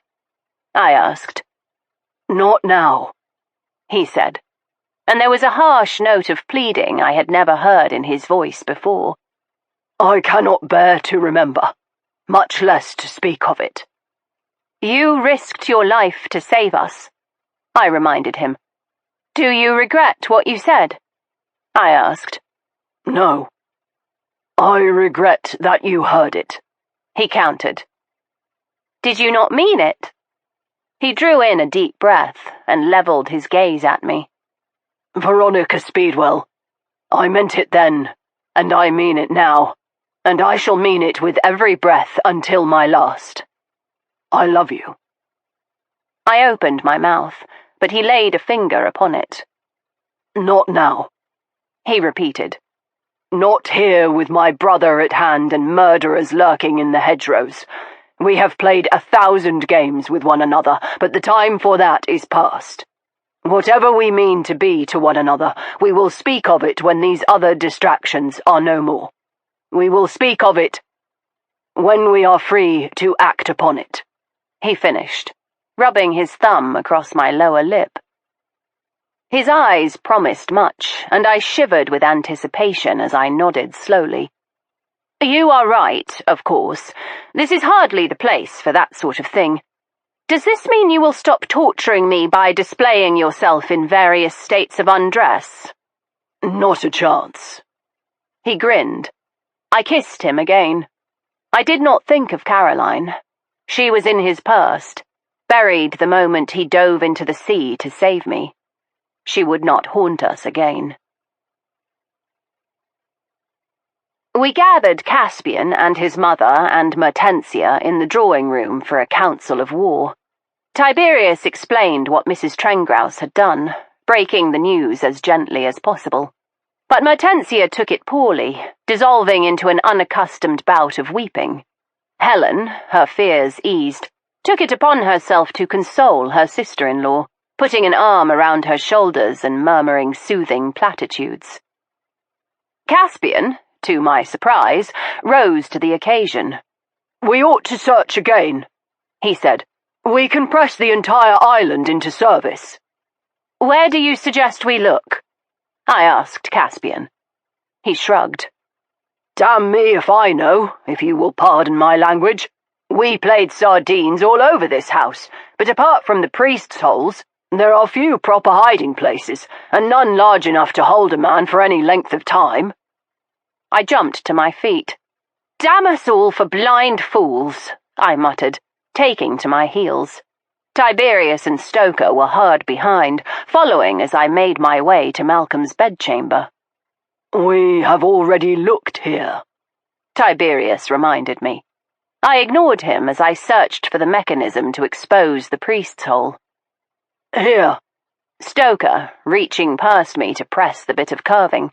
The panel shifted, and I squeezed into the hideaway. Stoker pushed in behind me, holding a lamp aloft. "Look there," I said in triumph. On the dust of the floorboard was the clear imprint of a shoe, small and pointed. "A woman's," I said, "and left since we were here last." "What made you think of this place?" Stoker demanded. "That," I said, pointing to the back of the priest's hole. "It is panelled where it ought to be stone. I only remembered it when Caspian mentioned the priest's holes. It struck me as odd at the time, but I was too interested in the travelling bag to explore further." Stoker felt the panel on the back of the priest's hole, running his hands carefully over the mouldings. Tiberius stuck his head into the stuffy little compartment. "What the devil are you doing? It is obviously empty." "And it is obviously only an antechamber," Stoker told him. "Sometimes priest's holes were made up of more than one chamber, and we ought to have realized it sooner." "How can you tell?" Tiberius challenged. I explained about the panelling as Stoker resumed his explorations. We started at opposite ends of the panel and pressed towards the centre without victory, neither of us having discovered the mechanism. I realized there was a commotion behind us and glanced backwards into the bedchamber to see Caspian and Mertensia and Helen gathered, watching anxiously. I climbed out of the little chamber while Stoker put out his head to address Mertensia and Caspian. "I do not know which of you to ask, but I require permission to break down the wall." Aunt and nephew exchanged glances and nodded in unison. Before anyone could speak, Stoker returned to the hole and lifted one booted foot, slamming it hard into the panel. It made an ominous creak, but did not break. Stoker braced his arms and positioned himself again, kicking the panel until it shattered with a deep moan of protest. He ripped at the broken boards until he made a hole large enough to admit him. I knew, even before I heard the soft intake of breath.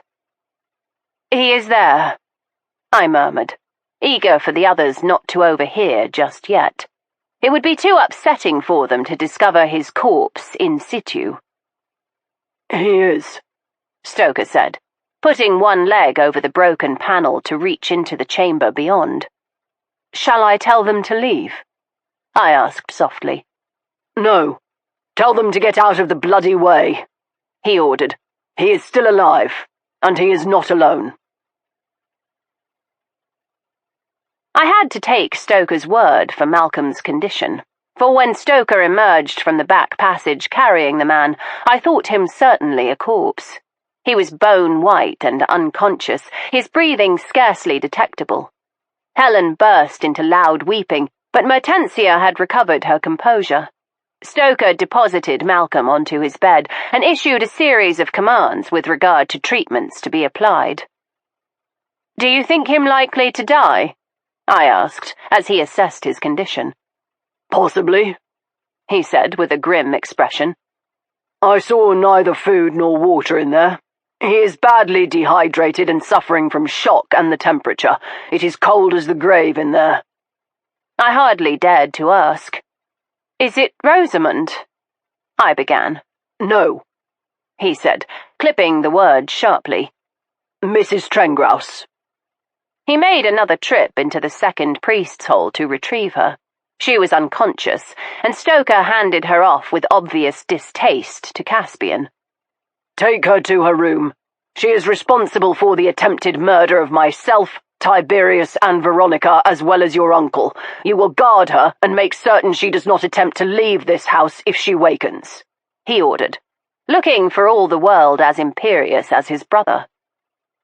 If the boy resented being ordered about by Stoker, he gave no sign of it. He nodded smartly and did as he was told. Mertensia hovered in the doorway. "Trenny," she said softly. "I can hardly believe it."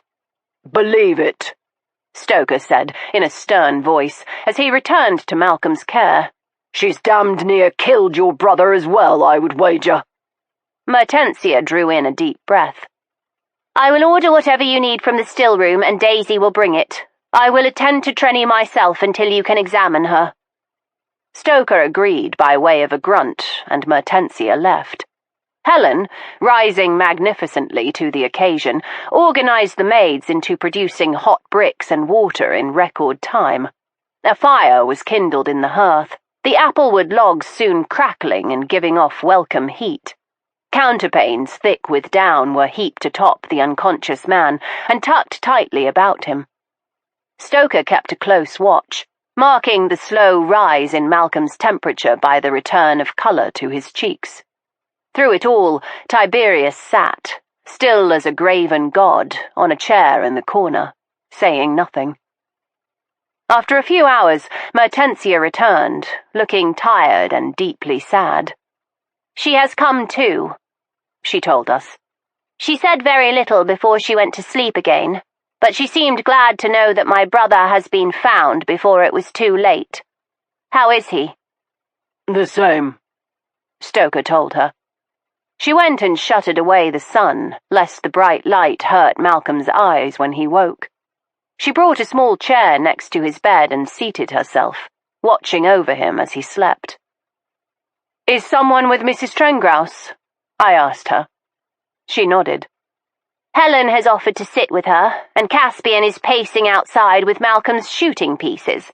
You would think she were dangerous as Napoleon, she finished with a ghost of a smile. She rather was, I reminded her. I cannot think what happened, she said in a halting voice. Her mind must have turned for her to harm Malcolm. It is impossible. He was her favourite, we all knew. She always loved him best, she added. And I thought then how terrible love can be when it is not properly returned, thwarting and twisting itself into something unrecognisable and dangerous. After another hour, Malcolm roused, blinking hard against the light of the single lamp burning on the mantel. In the dimness, he struggled to make out shapes. Mertensia? He called feebly. His sister went to him, putting his hand to her cheek. I am here, Malcolm. Was it a nightmare, then? Nothing but a dream? Mertensia glanced to Stoker, who gave her a sharp shake of the head. She smiled at her brother. Nothing but a dream, she told him. Sleep now. You are safe. But he did not sleep. Instead, tears began to seep from beneath his closed lids. Malcolm? Mertensia called softly. He turned his head on the pillow, his face averted. I have done a wretched thing, he told her, his voice a hoarse whisper. A wretched thing indeed. She leant near. I am sure you have not, she told him. He protested, shaking his head violently. Stoker moved to Mertensia's elbow. Keep him calm, he instructed. Mertensia patted her brother's hand. Whatever you have done, you must have thought it right at the time, she told him. I wish absolution, he told her. I must be absolved. Absolution for what? She asked. For murder, he burst out, the tears flowing freely down his cheeks. For murder.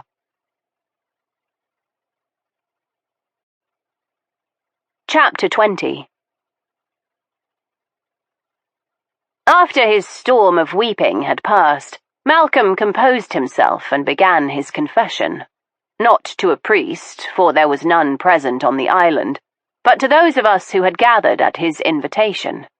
His sister sat beside him, holding his hand as if to give him strength during his ordeal. I hardly know where to begin, Malcolm told us. Begin with Rosamund's travel bag, I said gently. That is what started this whole sorry business, is it not?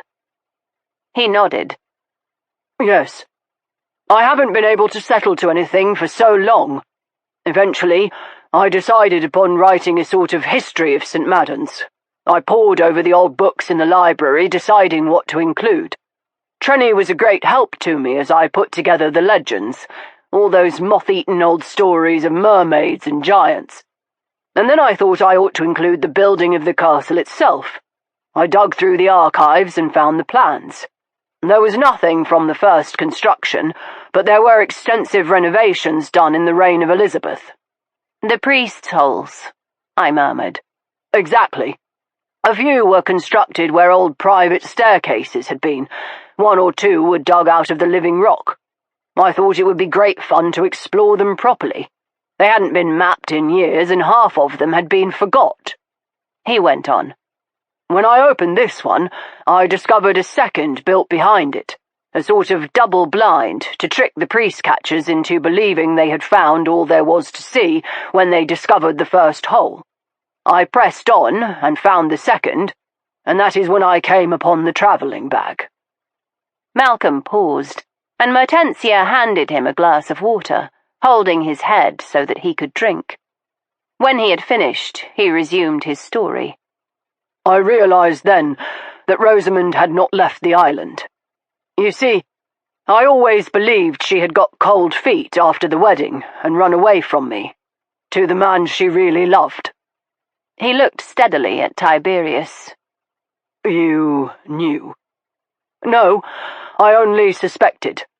I always thought it too good to be true when she chose me rather than you, he said simply.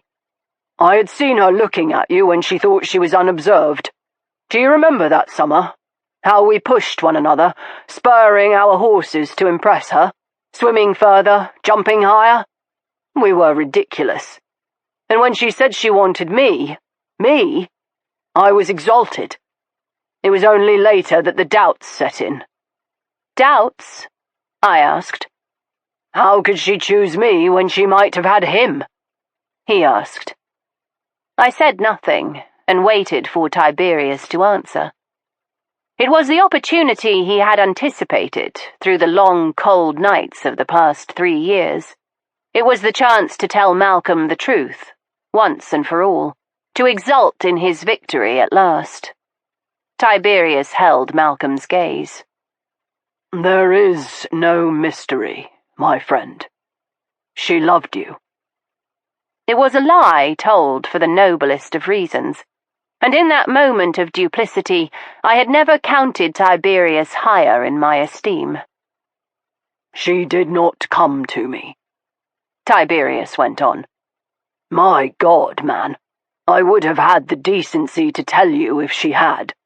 I would never have let you suffer these years, never knowing if she were alive or dead. I realise that now, Malcolm said. I knew that summer I was her second choice. She was luminous when she looked at you, he added, with a nod towards Tiberius. But I understood her. I knew she wanted, above all else, security and contentment. You were exciting but dangerous. You would never have let yourself be ruled by a woman, no matter how much you loved her. Rosamund knew she could have her way with me. I would have done anything for her, and I was content with that, he insisted. She did love me. We would have made a good life together, and I would have cared for her.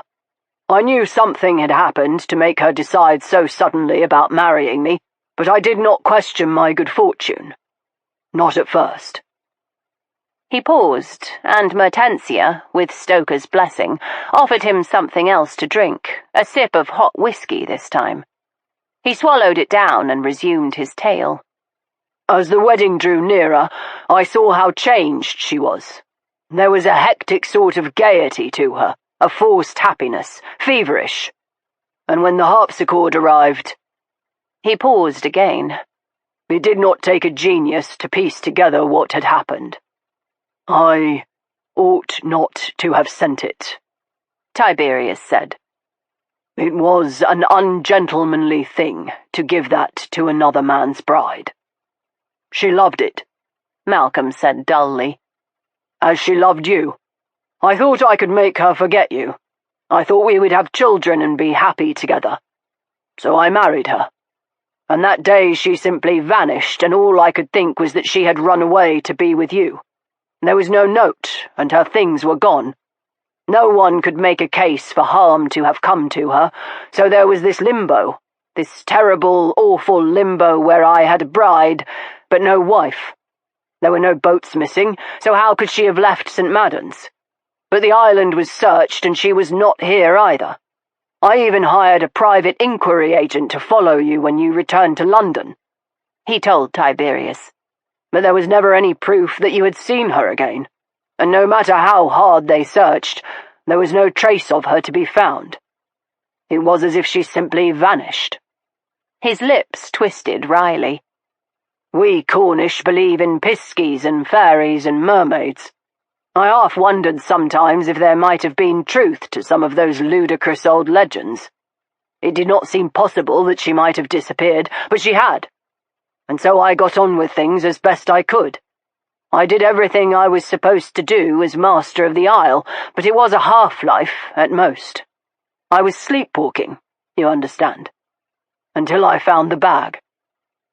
His eyes were bleak as he took another draught of the hot whiskey. When I discovered it, I knew then that I had been a fool. Rosamund might have abandoned me, but she would not have left in her wedding gown without so much as a change of linen. Something had happened to her, some accident or worse. He lifted his head, looking at each of us in turn. And I began to wonder who might have wanted to harm her. I lay awake at night, and I could imagine a motive for everyone who had ever known her. He went on. I drove myself halfway to madness and back, imagining every possible scenario, every unthinkable crime that might have been done to her. And I realized I had to discover the truth before the not knowing destroyed me. So I invited you all here to help me. I thought that if we were gathered under one roof, here where it all happened, someone might say something or see something. I thought the truth must be here, just out of reach, if only we could find it. Did you know Helen was a fraud? I asked. She does not speak to ghosts. He made a gesture of dismissal. I suspected as much, but I wanted to believe in her. I wanted to believe it was possible that Rosamund could communicate, that she could somehow make herself known to us. If there was the slightest chance she could do so, then I meant to take it. Tiberius sat in his chair with the solemnity of a judge, while Mertensia continued to pat her brother's hand. I told no one what I meant to do. I knew Caspian and Helen would come because they are Romillys when all is said and done. They would come for the memory of Lucian, and perhaps to further Caspian's chances to become my heir, he added, with a thin, slightly cynical smile. And I knew you would come, Tiberius, because you were too bound up in Rosamund's story.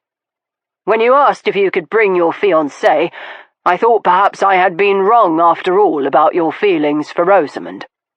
I told myself that you were coming solely as a friend to me, and when I saw you, I realized how much the past few years had taken from me. Not just Rosamund, but you, and the friendship I had cherished for half my life. Tiberius's gaze was brighter than usual, and Malcolm cleared his throat roughly. In any event, I surprised everyone with my announcement about the travelling bag. I suppose it was childish of me, but I was so afraid none of you would come if I told the truth about why I wanted you, and I was so desperate to put an end to all of this. Trenny was most upset. She kept wringing her hands and saying that the dead must be left in peace. But Trenny, I told her, we do not know she is dead. It was only the next day that I remembered something, a thing I ought to have remembered as soon as I found the bag. What was that? I asked.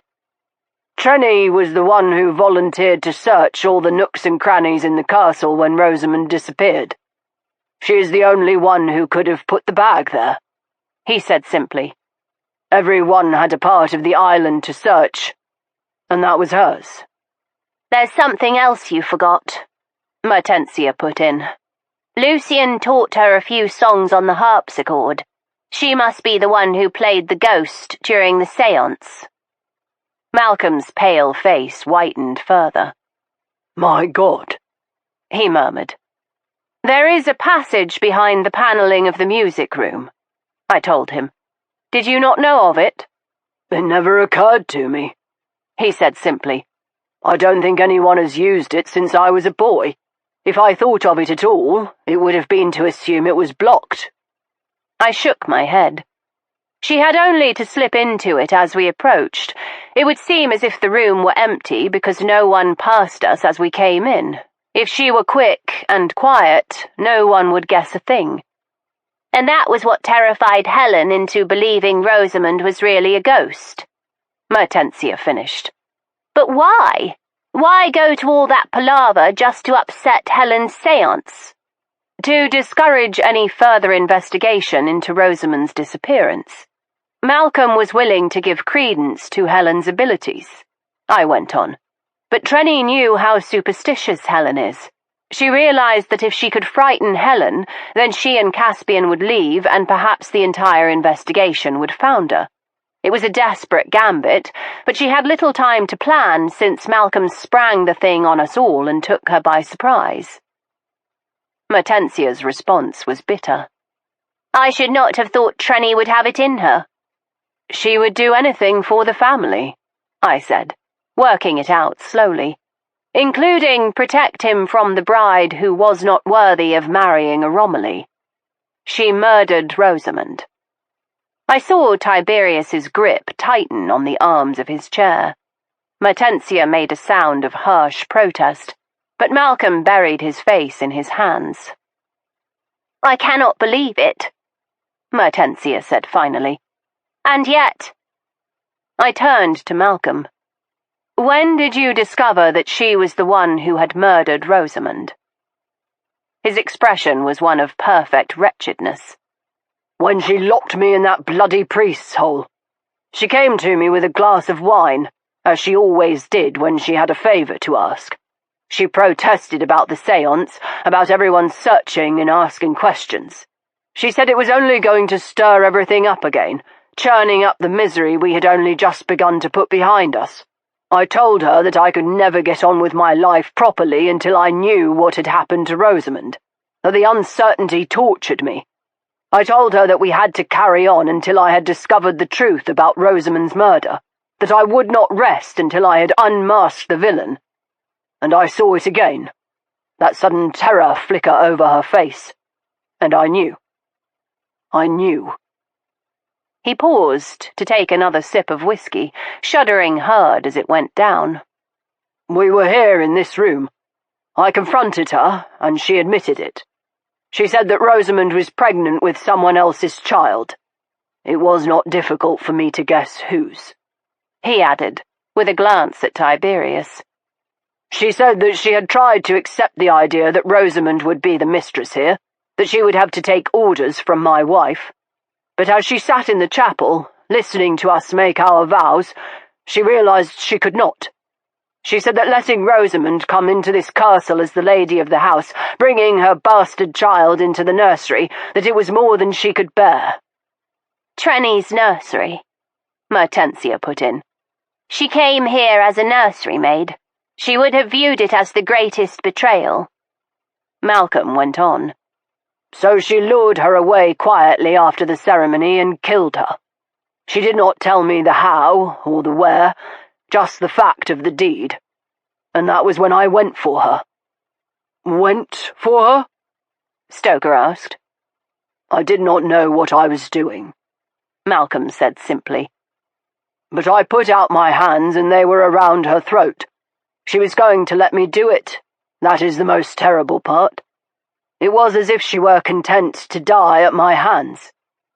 But then the room began to spin, and I realized she had dosed the wine with one of Hortensia's concoctions. I was dizzy and weak, and I lost my senses for a while. I came to just as she hauled me into the priest's hole. I tried to rise, but I could not. And I listened as she closed the panel behind her, imprisoning me in my own house. I tried to imagine the horror of hearing the door to one's own tomb closing. A goose walked over my grave just then, and Mertensia shuddered visibly. So I was there, in the darkness, knowing at last what had become of Rosamund, and much good it did me. I realized that I was going to disappear just as she had. No one would ever know what had become of me. Forgive me, I put in, but you spoke of murder. Whose murder have you committed? He looked at me in surprise. Did I not say? Trenny's, he said, his mouth trembling as he spoke the words. To my shock, she came back to bring me food. I had been senseless for a long while, many hours, I think. She dosed the food and drink as well, so that I would not be able to shout for help. I was too weak to refuse. Which is why you never heard us when we were on the other side of the panel, discovering the travelling bag, Tiberius put in. Malcolm gave a sickly smile. The idea that rescue had at one point been so near was too horrible a thought to contemplate. Why on earth would she have left the bag there?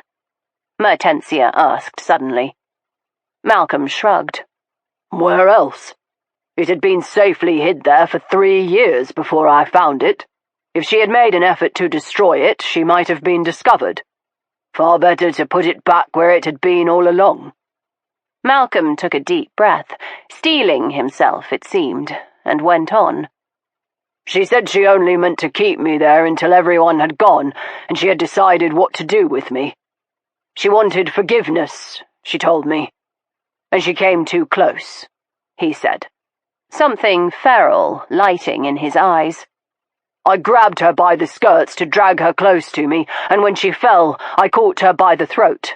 We fell together, and in our struggles, the panel closed again, locking us inside together. I looked to Stoker, who stepped forwards. Rest your conscience, he said gently. Mrs. Trengrouse is not dead. She is unconscious and in her room, under guard. Malcolm gave a start, pushing himself up against his pillows. What is to be done with her? He demanded. Tiberius spoke. That is for the magistrates in Pencarron to decide. She will be taken there if and when she becomes fit to travel. The scandal, Malcolm said, his voice breaking. It will come upon us anyway, in spite of all we have done to keep it at bay. Mertensia tried to soothe him, but Malcolm clutched at her, his knuckles white as he gripped her arms. It is ironic, is it not?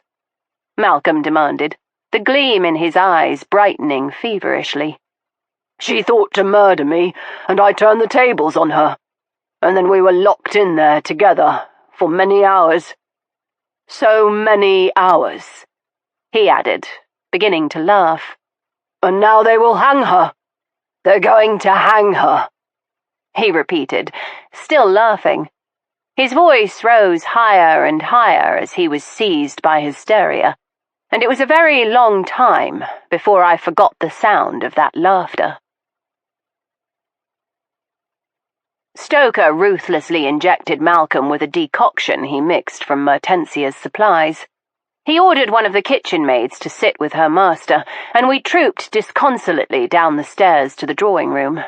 There was so much to say, but we took refuge in silence instead. Stoker poured out stiff drinks for everyone, insisting on our taking them as medicinal remedies for the shocks we had all suffered. I went with Mertensia to look in on Mrs. Trengrouse. Daisy scuttled out when we arrived. She has just come to again, she told us, darting avid looks over her shoulder to the woman in the bed. Huddled there, stripped of her jangling chatelaine and her air of authority, she looked like exactly what she was, an aging woman without hope. She opened her eyes when we went to the bed. It was a narrow iron affair with a serviceable coverlet of green wool. A rag rug covered only part of the floor, and a single small window was the only source of air or light beyond the shaded lamp on the night table. I wondered if it had ever struck the Romillys that this woman, who had given the better part of her life in their service, lived so modestly, so chastely. It was not a comfortable bower, I reflected. It was a nun's cell, ascetic and plain, and devoid of vanity or indulgence. And I was suddenly immensely, terribly sad for the woman who had spent her life within its indifferent walls. Suddenly, Mrs. Trengrouse spoke, her voice broken and soft. "I should like to speak with Miss Speedwell alone, if I might, miss," she said to Mertensia. Mertensia gave her a long, level look. "Very well. Mind you take your medicine before too long," she said, with a nod towards a bottle on the night table. Mrs. Trengrouse nodded. "I gave my word," she assured her young mistress. With a long backwards glance, Mertensia took her leave and the room fell to silence. "I saw it in your face," Mrs. Trengrouse told me. "Pity. Don't pity me, miss. I haven't had as bad a life as some." "But you might have had a life of your own," I protested.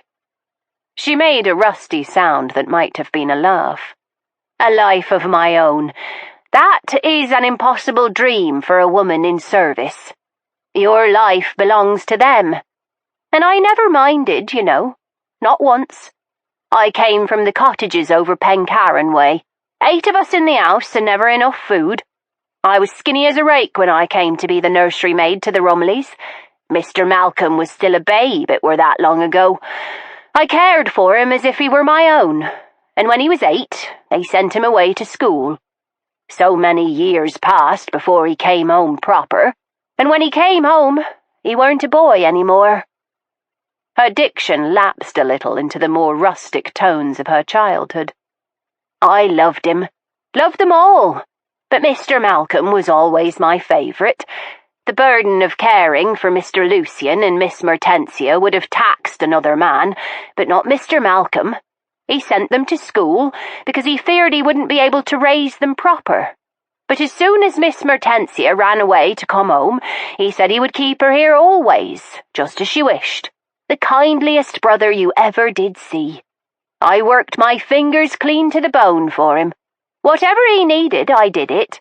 I valeted for him, I cooked for him, I cut his hair and shined his boots, until at last I was above it all, housekeeper of this castle."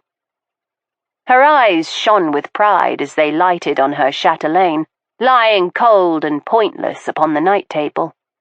"The day I pinned that to my skirt was the greatest day of my life," she said, "and I thought we would always be together, the master and I.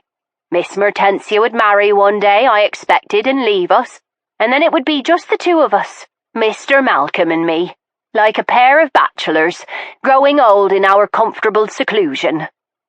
Then she came," she said bitterly, "and it all fell to ashes." "He loved her," I reminded Mrs. Trengrouse. "Loved." The word twisted her thin lips to something ugly. "She weren't worthy of it. Weren't worthy of him." I stared at her, feeling the most abject pity for any creature I had ever known. Her dog-like devotion was appalling. Any woman with spirit or strength could only feel revulsion at the notion of offering oneself up like a sacrificial lamb to the slaughter of one's own independent thought and feeling. For decades, Mrs. Trengrouse had effaced herself until she was nothing other than an automaton, moving through her master's life with no thought beyond serving him and thereby winning his regard, taking care of a family that was never quite her own. "You think you would never do this for love," she said suddenly. "You think you are above such abasement. But you cannot know what it means to love someone so much that nothing matters, nothing at all. Not your pride, not your dignity, not yourself. Nothing but your little ones and their happiness. That was me, with Mr. Malcolm and Miss Mertensia." "That is not love," I told her. "Perhaps," she replied, with something of her old authority. "But it was as near as I have ever known. And when I thought it was going to be taken from me when she came, I could not bear it. Rosamund, I said, drawing out the name like an invocation. She was so lovely it was a pleasure to hate her, she told me. I am responsible for her death, and I know I must pay for that. I do not regret it. I will hang happily for what I did to her. They will jeer and taunt and say I am a murderess. But she did her evil first, she did. She was willing to let Mr. Malcolm play father to another man's child, and that was wrong. It was, I agreed, but not so wrong that she should have paid with her life, nor should she have answered to you for her misdeeds. It was Malcolm Romilly's business. And I was his avenger, righting the wrongs that had been done to him. Still, it was not your place to make that choice. My place? Her laugh was harsh. I would have had no place if she had lived. She threatened to turn me out. I went to her the night before she were married. I knew she had quarrelled with Miss Mertensia about the garden, playing lady of the manor. I went and asked her to be a little kind.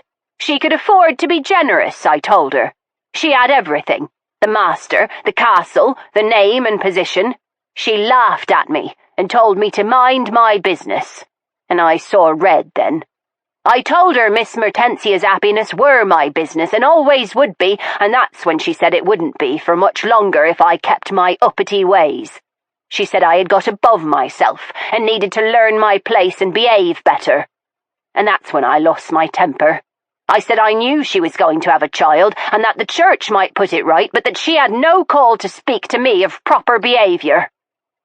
She cannot have liked that, I mused. She did not. She turned on me then and said if I didn't keep her secret she would put me off the island on the first boat. And that's when I realised it couldn't be Mr. Malcolm's child. Until then, I thought they had just anticipated their vows, you see. Many's the couple that does, especially around here with the priest coming only once a month to see to marryings and buryings. But she would not have turned so white and begun to shake if the child were his. I remembered then that I had caught her once with Lord Templeton-Vane. Nothing shocking, mind. But I had come upon them once, and she was looking up at him with such an expression on her face as no woman has ever used except to a man she loves. I knew then what she meant to do to Mr. Malcolm. She meant to put a cuckoo in the nest, to give this place to her love-child, to disgrace this family, she finished bitterly. And I knew I had to take care of my little ones once more and put an end to it. You played the ghost after the séance, didn't you? A tiny smile played about her lips.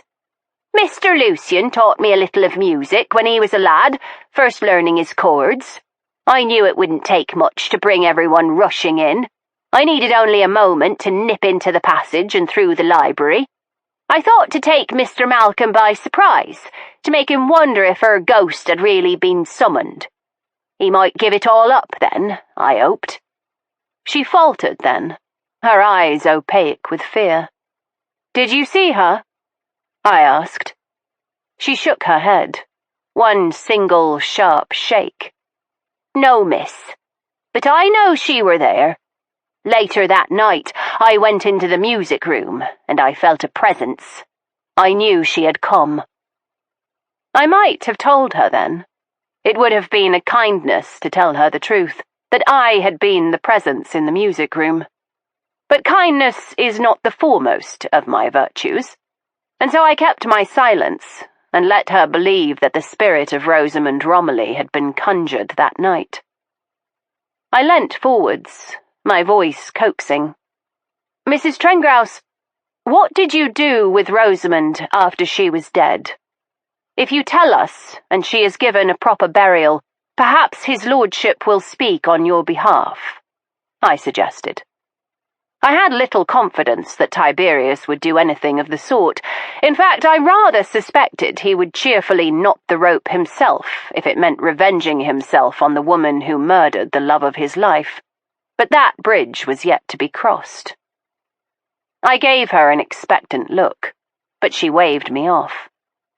I am tired now, Miss Speedwell. I am glad the master is safe, and it is time for me to sleep." She nodded towards the bottle Mertensia had left, and I poured out a spoonful of the mixture as she directed. I waited until the housekeeper had drifted off before I left, smoothing the coverlet over her in a gesture of charity. Mertensia was waiting outside the door when I emerged. "You have dismissed the guard?" I asked, looking to the empty chair where Caspian had sat, shotgun broken awkwardly upon his knee. "We have no need of that now," she said simply. I handed over the bottle I had taken from the night table. A tiny skull was etched at the corner of the label. "Nor ever again, I should think." She gave me a steady look. "Will you tell them?" I shook my head slowly. "It is not my place." "I had to," she said fiercely. "You heard what Malcolm said about the scandal. He is nearly unbalanced as it is. I do not know if he will properly recover, but I can promise you that being dragged through the mud of every cheap newspaper in England will destroy him. It was the only way." I said nothing, and she squared her shoulders. "I gave her a choice," she said. "She needn't have taken it if she didn't like. I would not have forced her. But she wanted to atone, and this was the only way." "It is an easier death than she deserves," I pointed out. "But it will give Malcolm a chance at a better life," she countered, and I could not fault her logic. I turned to leave her then, and she put a hand to my sleeve. "Thank you." I nodded to the closed door. "Go and sit with her. Even a murderess should not die alone." On my way to the drawing room, I stopped at the castle's chapel, a tiny chamber consecrated for prayer from the first days when Romillys had lived upon St. Madden's. It was 10 paces across and a perfect square, with a tiny altar set before a stained-glass window depicting the patron saint of the island.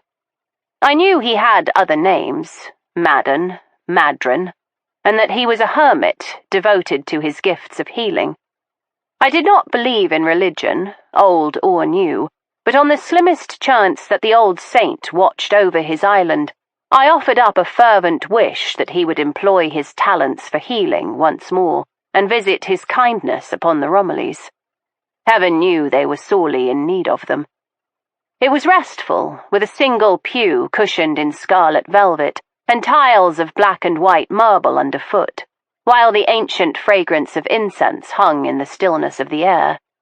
The ceiling was vaulted and laced with carvings of the fruits and fish of the island, a reminder to those who worshipped here that they enjoyed a rare and wonderful abundance.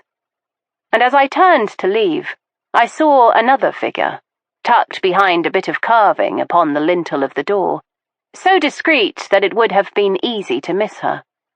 A mermaid, the pagan ancestress of the Romillys, remembered here in this most Christian of places. I wondered if she, too, watched over those who lived upon her island, and I hoped so. I bowed my head to her as I left.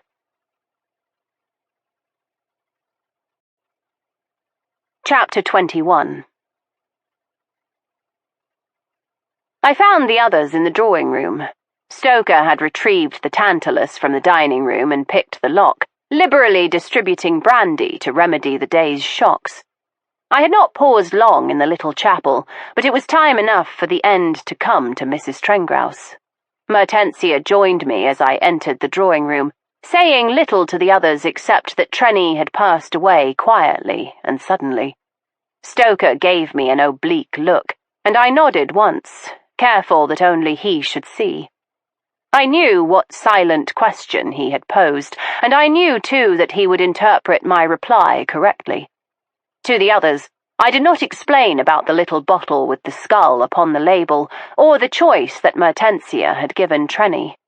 The old woman had got an easier death than she deserved, but it would spare the family much in the way of scandal. The atmosphere was unhappy, and the cause of this was soon apparent. "What has been decided? What will you do?" I asked Tiberius. The gathering turned as one to him, watching with avid eyes. His expression was inscrutable. I hardly know. Malcolm is half out of his senses, Mrs. Trengrouse has been revealed to be a murderess, and Rosamund is still missing. It is the devil's own breakfast. God only knows what the courts will make of it. Is it necessary to tell them? Mertensia ventured hesitantly. I beg your pardon? He asked, with perfect hauteur. Well, she began in a slow voice. We do not know precisely what happened to Rosamund, that is true, but Trenny confessed to killing her, so we know more than we did before. Those who loved her can finally mourn her. As far as justice is concerned, her murderess has met with it. It wasn't a rope at Newgate Prison, but it is death nonetheless. Trenny has paid for her crimes. Surely we can agree upon that. She looked about the group, but no one said a word for a long while. So, what do you propose, Mertensia? Tiberius asked at length. Let it go, she said simply. Do not speak to the authorities on the mainland. He gave a humorless laugh. Do you think you can simply cover this up?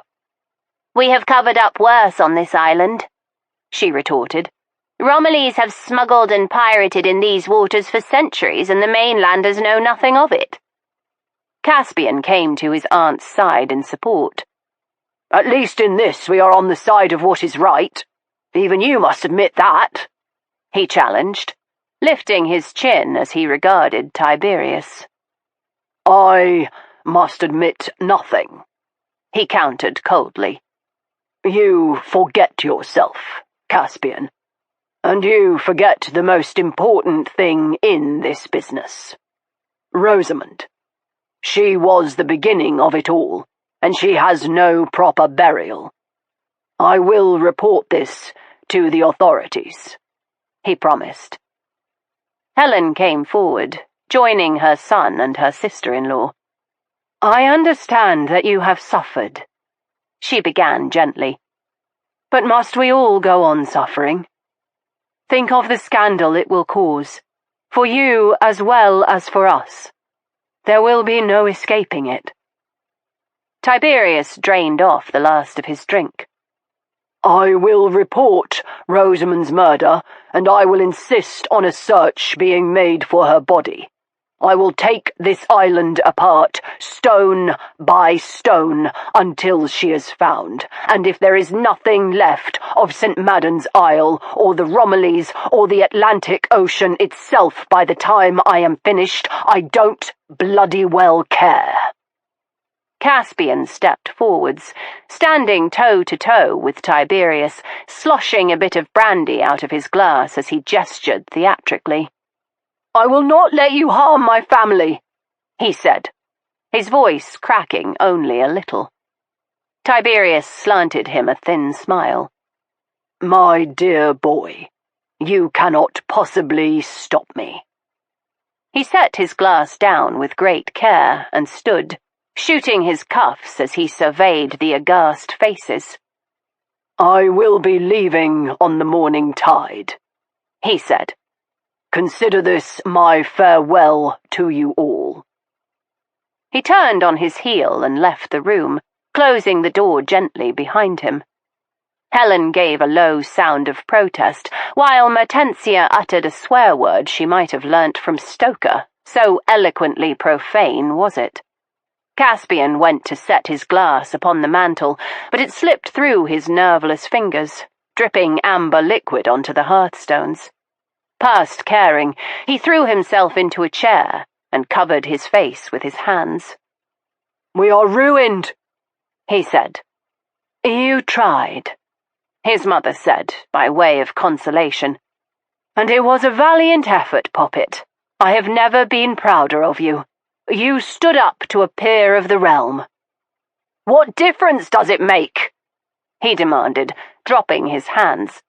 I say we are ruined. I stared at the hearth, watching the brandy puddle on the dark stone, thinking of Mrs. Trengrouse. Stoker came to stand at my side. It seemed such a short time ago that I stood with Mrs. Trengrouse, sipping brandy and talking about ghosts, I mused. Fortune's wheel turns on a... Did you say sipping brandy with Mrs. Trengrouse? She was teetotal. She liked a little stiffener, I confided. But she avoided the island wine, Stoker pointed out. Even to test the quality of it before she added it to the barrel in the cellar. I stared at him. Do not even suggest it, I hissed. He grabbed my hand, heedless of the stares of the others. I clasped his as we proceeded at a dead run through the kitchens and to the ironwork door giving on to the cellars. He stopped, cursing. Locked, and no doubt Mrs. Trengrouse still has the key. I fetched 2 hairpins out of my psyche knot and handed them over. He fitted them to the lock, and with a moment's deft manipulation had the thing opened. You are going to teach me how to do that, I warned. He opened the door, and I hurtled through, leading the way down the stone stairs to the cellars, Stoker hard upon my heels. We stopped just short of the great barrel, staring at it in mute horror. I cannot bear to think of it, I managed at last. It is the only place we have not looked, he said simply, and Mrs. Trengrouse was tasked with searching for Rosamund in all the nooks and crannies of the castle, including the cellars. She could have taken her body out to sea and dumped her, I argued. It is too far. She might have been seen, he countered. I sighed and gestured towards the axe hanging on the wall. You will need that. The notion of being seen did not seem to trouble her when she sent us to our doom, I said, as he retrieved the axe. It was dark, and the mist was rising, and it was the day after a heavy storm. There was little danger of her being seen, he pointed out. Rosamund vanished on a bright summer's day. He took a firm grip upon the axe and paused. Veronica, he said, and I turned, seeing the expression of anguished reluctance on his face. I know. I stepped back and gestured towards the largest of the wine barrels. Do it. He hefted the axe and swung it over his head. It took 3 blows before he shattered the side of the barrel. There was a pause, a breathless moment where nothing happened, and then the wine burst forth, rivers of it as darkly scarlet as old blood, pouring onto the floor. After that came the arm, a slender limb wrapped in bridal satin, stained the colour of grapeskins. At the end of the arm was a graceful hand, and on the 4th finger of the hand, a ring, a slim band of gold, shining dully in the shadows. My God, Stoker breathed, and I knew that for once it was not a curse. It was a prayer. We did not tell Tiberius until we had removed her from the cask, laying her out and straightening her wedding gown as the last of the wine dripped from the barrel. I wiped her face and arms with a clean cloth dipped in vinegar, and Stoker found a sheet to cover her to the neck.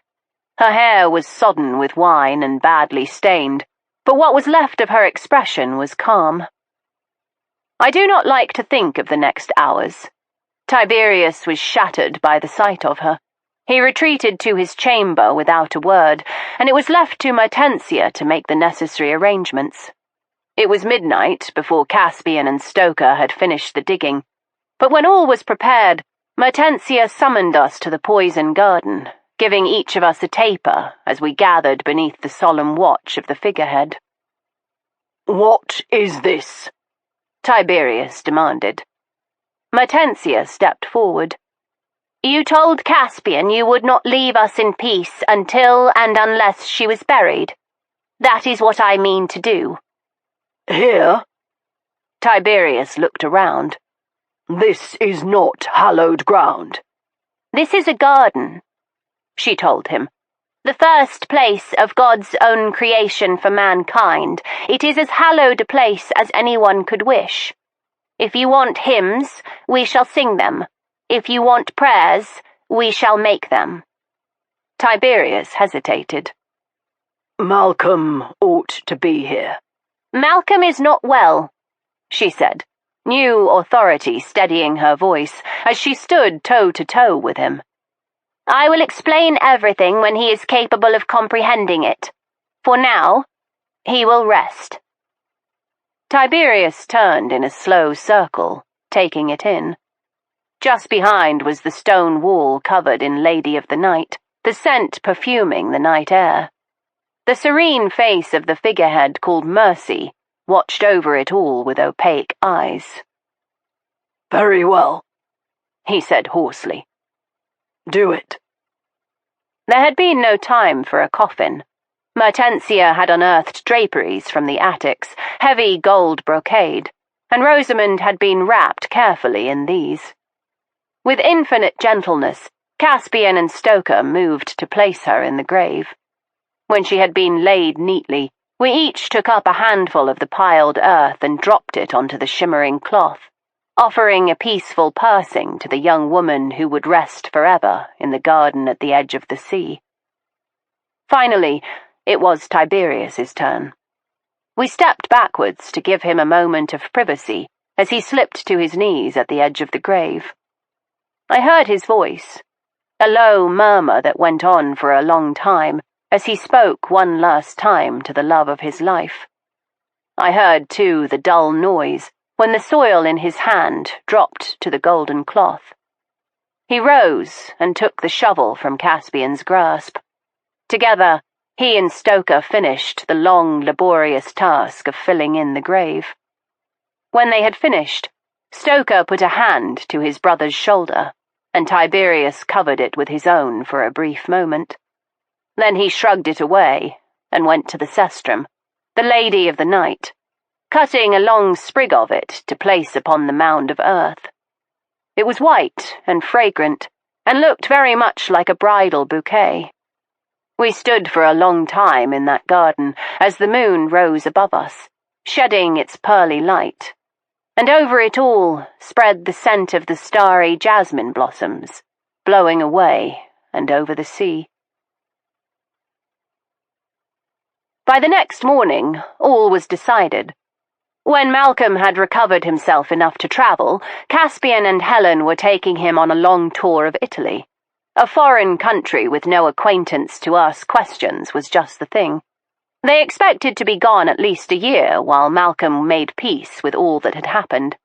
In the meantime, Mertensia would act as master of St. Madden's Isle, and given the decisiveness and authority she had exhibited on that fateful night, I had little doubt the island would be in good hands. The news of Mrs. Trengrouse's passing was accepted with relief on all sides, although Tiberius looked as if he regretted the fact that her end had been a tranquil one. It took a little gentle debate before Mrs. Trengrouse's fate was decided, and, in the end, it was Stoker's suggestion which prevailed. He had discovered in his conversations with the local fishermen that burials at sea were sometimes held surreptitiously for those who had died quietly at home and preferred the consolations of the deep to those of the churchyard. He explained that the current had shifted and that anything put on the outgoing tide would be carried away. And so her body was taken down to the shingle beach on the western edge of the isle. She was laid into a small boat and pushed out to sea as the tide turned, bearing her over the horizon. It is better than she deserves, Tiberius said, as we watched the tiny craft bob and toss on the waves. Perhaps, I said, but justice has been meted, and the dead can rest at last. We packed and prepared to leave the castle the following week. We had all been affected by the strange events, and Mertensia and Caspian, for once, had been grateful of company. I spent much time with Mertensia in the garden, preparing my beautiful glasswing specimens and learning their habits. Stoker and I still had not talked to one another again about the night on the first sister, the night when so many things had been said that could not be unspoken. But the anticipation of what lay before us simmered within me, and more than once I caught his eyes upon me, warm with intention. Our last afternoon I had gone down to the village after luncheon to take my leave of Mother Nance, which entailed many tankards of cider and a few more cryptic remarks. "A long journey you'll be taking," she told me, winking, as she raised her tankard to mine. "Mark me well, my dear." I made my way slowly up the path towards the top of St. Madden's, the last of the summer sunshine warm upon my back as I walked. I passed through the gate leading to the castle grounds just as Stoker appeared. He stopped when he reached me, his eyes alight. "Good afternoon," I said formally. We had spent the last week in a froth of anticipation, hardly daring to be in the same room together, so violent were our longings. I had lain awake more than one night, torturing myself with frankly indecent thoughts, and I had noticed Stoker had taken to swimming in the cold Atlantic waters twice a day to dampen his ardour. A slow smile spread over his face. I looped my arms about his neck. "I am rather sorry to see the end of our time here," I told him. "I am not," he said. "I have plans for you in London." "London," I breathed, closing my eyes. "London," he repeated, "where it will be just the two of us. No Tiberius, no Romillys, no murderers, no former wives, no mouldering corpses. Just us." He bent his head to a fervent demonstration of his intentions. Just as he began to make significant progress, a little cough sounded behind us. Stoker's teeth, strong and sharp, nipped once hard upon my lobe as he gave a little growl of frustration. "What, Peter?" he demanded of the little boy who stood patiently grinning behind us, waving a piece of paper. "Telegram for the lady," he pronounced. Stoker fished in his pocket for a coin whilst I skimmed the lines. "It is from Lady Welly. The Whitechapel murderer has struck again," I said. "She does not say what she wants with us, only that we must return immediately and that it is a matter of life and death." I half expected him to protest, but I should have known him better than that. Adventure roared in his blood as it did in mine, and once more we would embark together. "So, another adventure," he said, a slow smile spreading across his features, illuminating his face like a pagan god. "Shall we begin? Hand in hand?"